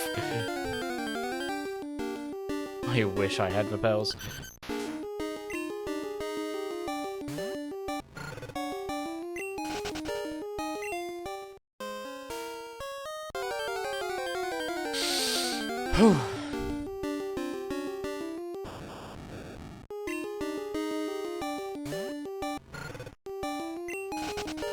Okay, Cole is significantly faster than all of the other Pokemon that I can encounter, so running away is much better chance.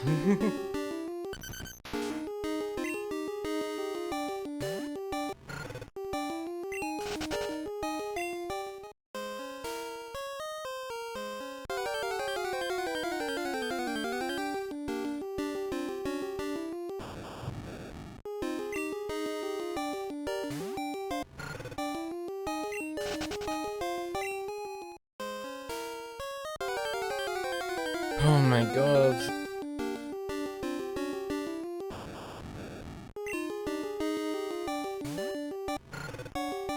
I'm sorry that the end of the stream is so painful!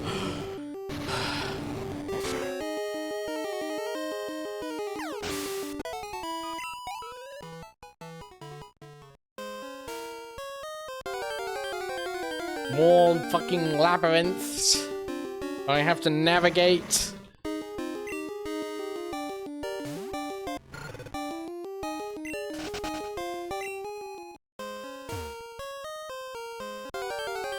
There's a strength rock!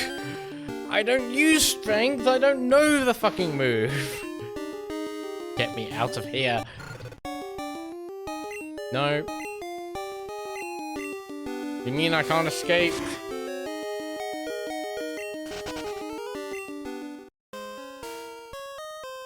I have to go some way. I expect I have to double back because he'll be a long-range trainer and he'll block my path because there's an alternate path available. I'm not ending streaming until I get to Azelia Town.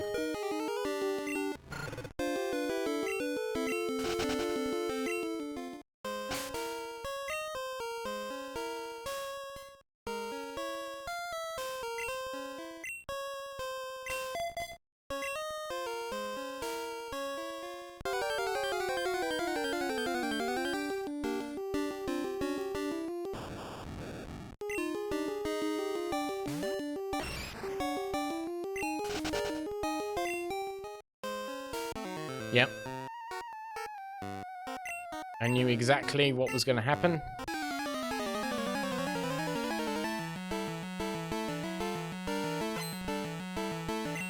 Pokemaniac Calvin. Of course it's shiny. Why wouldn't it be shiny?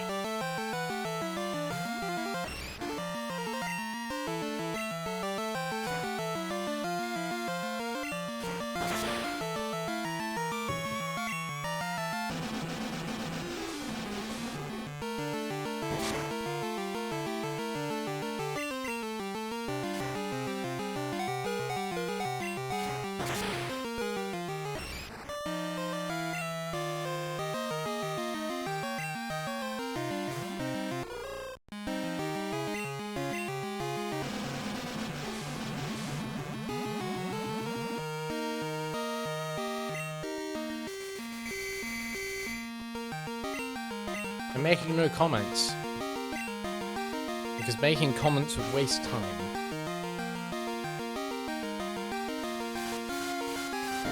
I thought I could delay the ads because I would be out of here by the time the ads start again, but it's very evident that this is going to take way longer.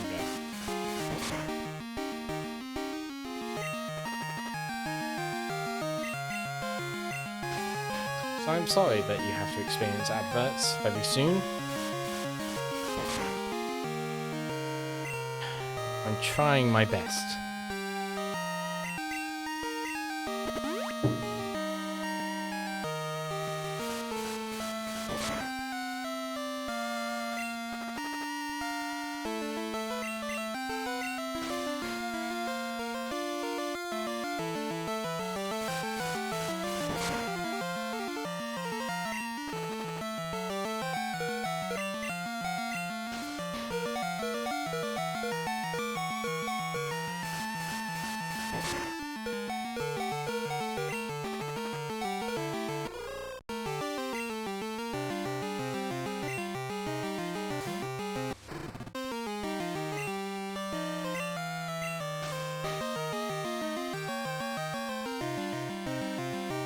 Oh, why you gotta choose such a low number?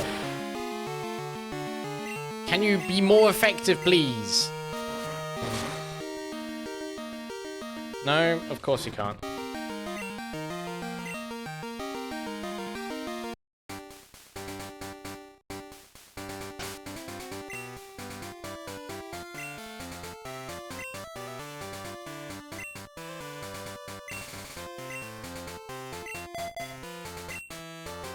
Run from everything.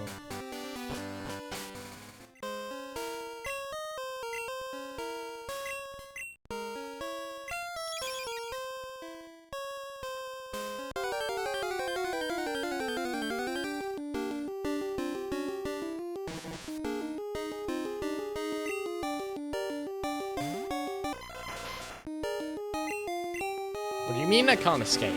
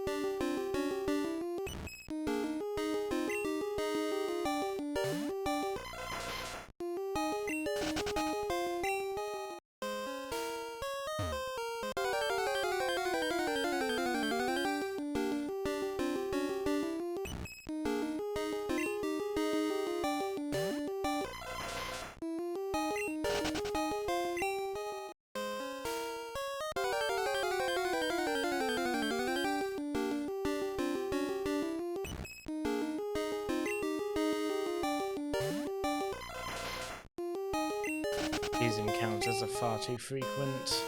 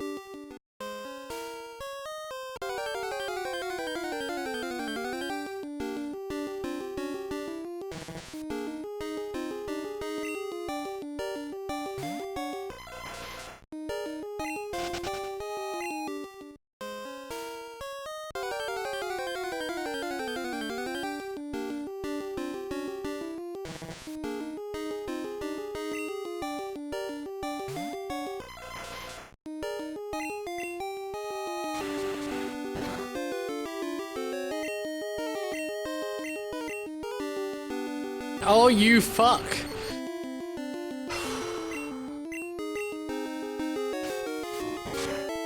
Why won't you let me escape? I am 4 levels higher than you. No, 6 levels higher than you, sorry.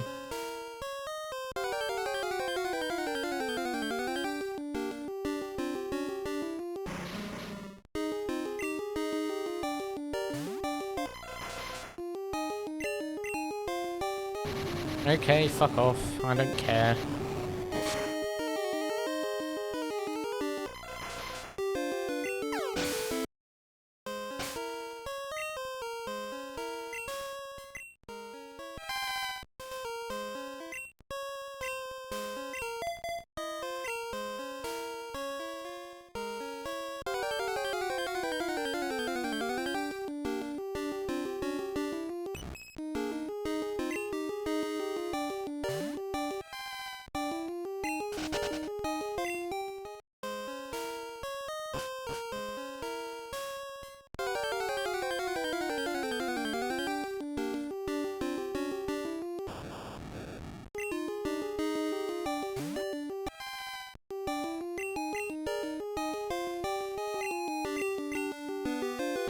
I don't care.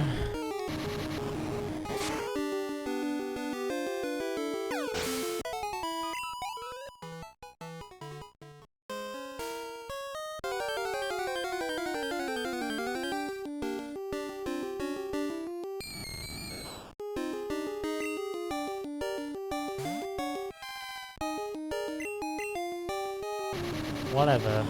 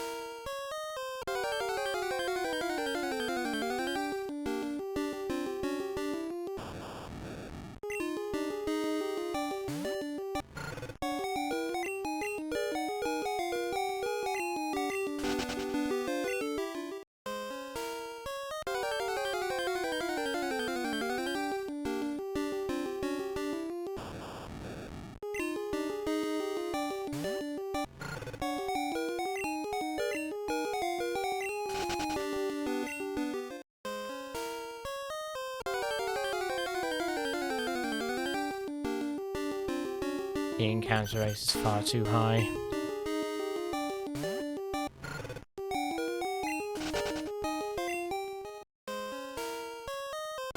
Oh my god, I turned left! Give me a fucking break.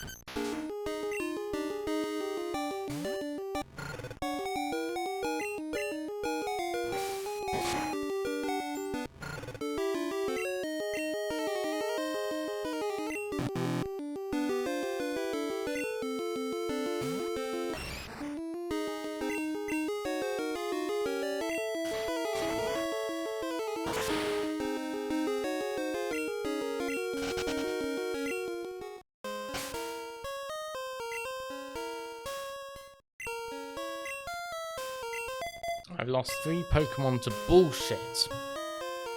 Nothing else, just bullshit.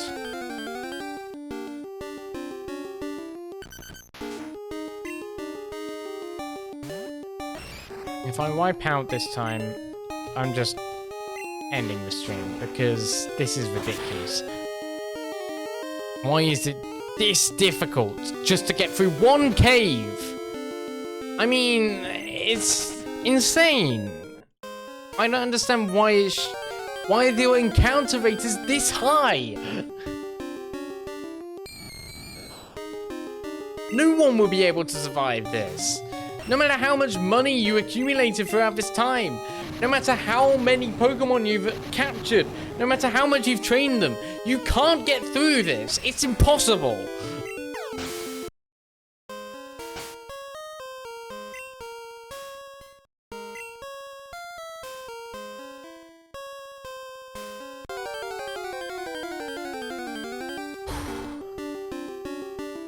You can't get to this point in the cave without...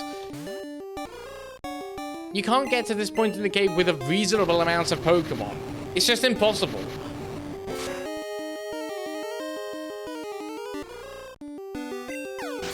They just put too many Pokemon which know self-destruct in this cave. I'm down to 1 Pokemon. And even if I use my strongest Pokemon, even if that was left to last, I wouldn't be able to do anything here.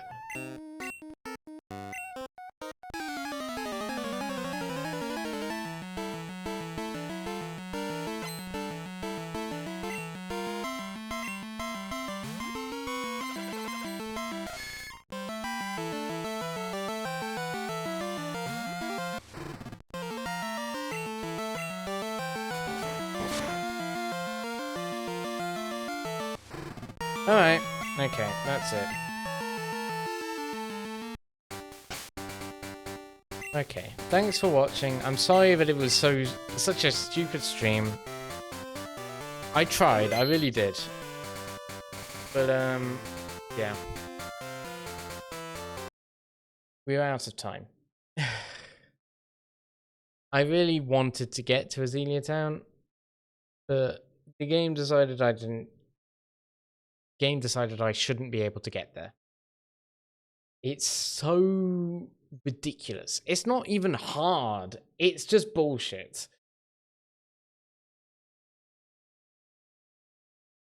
It's not tough. It's not difficult. It's just annoying. That's all it is. That's all they've added is annoyance. They've added Voltorb, Coughing, Onyx, and every Pokemon that could possibly learn Self-Destruct or Explosion. And even the Pokemon that couldn't learn Self-Destruct or Explosion, they have given Self-Destruct or Explosion.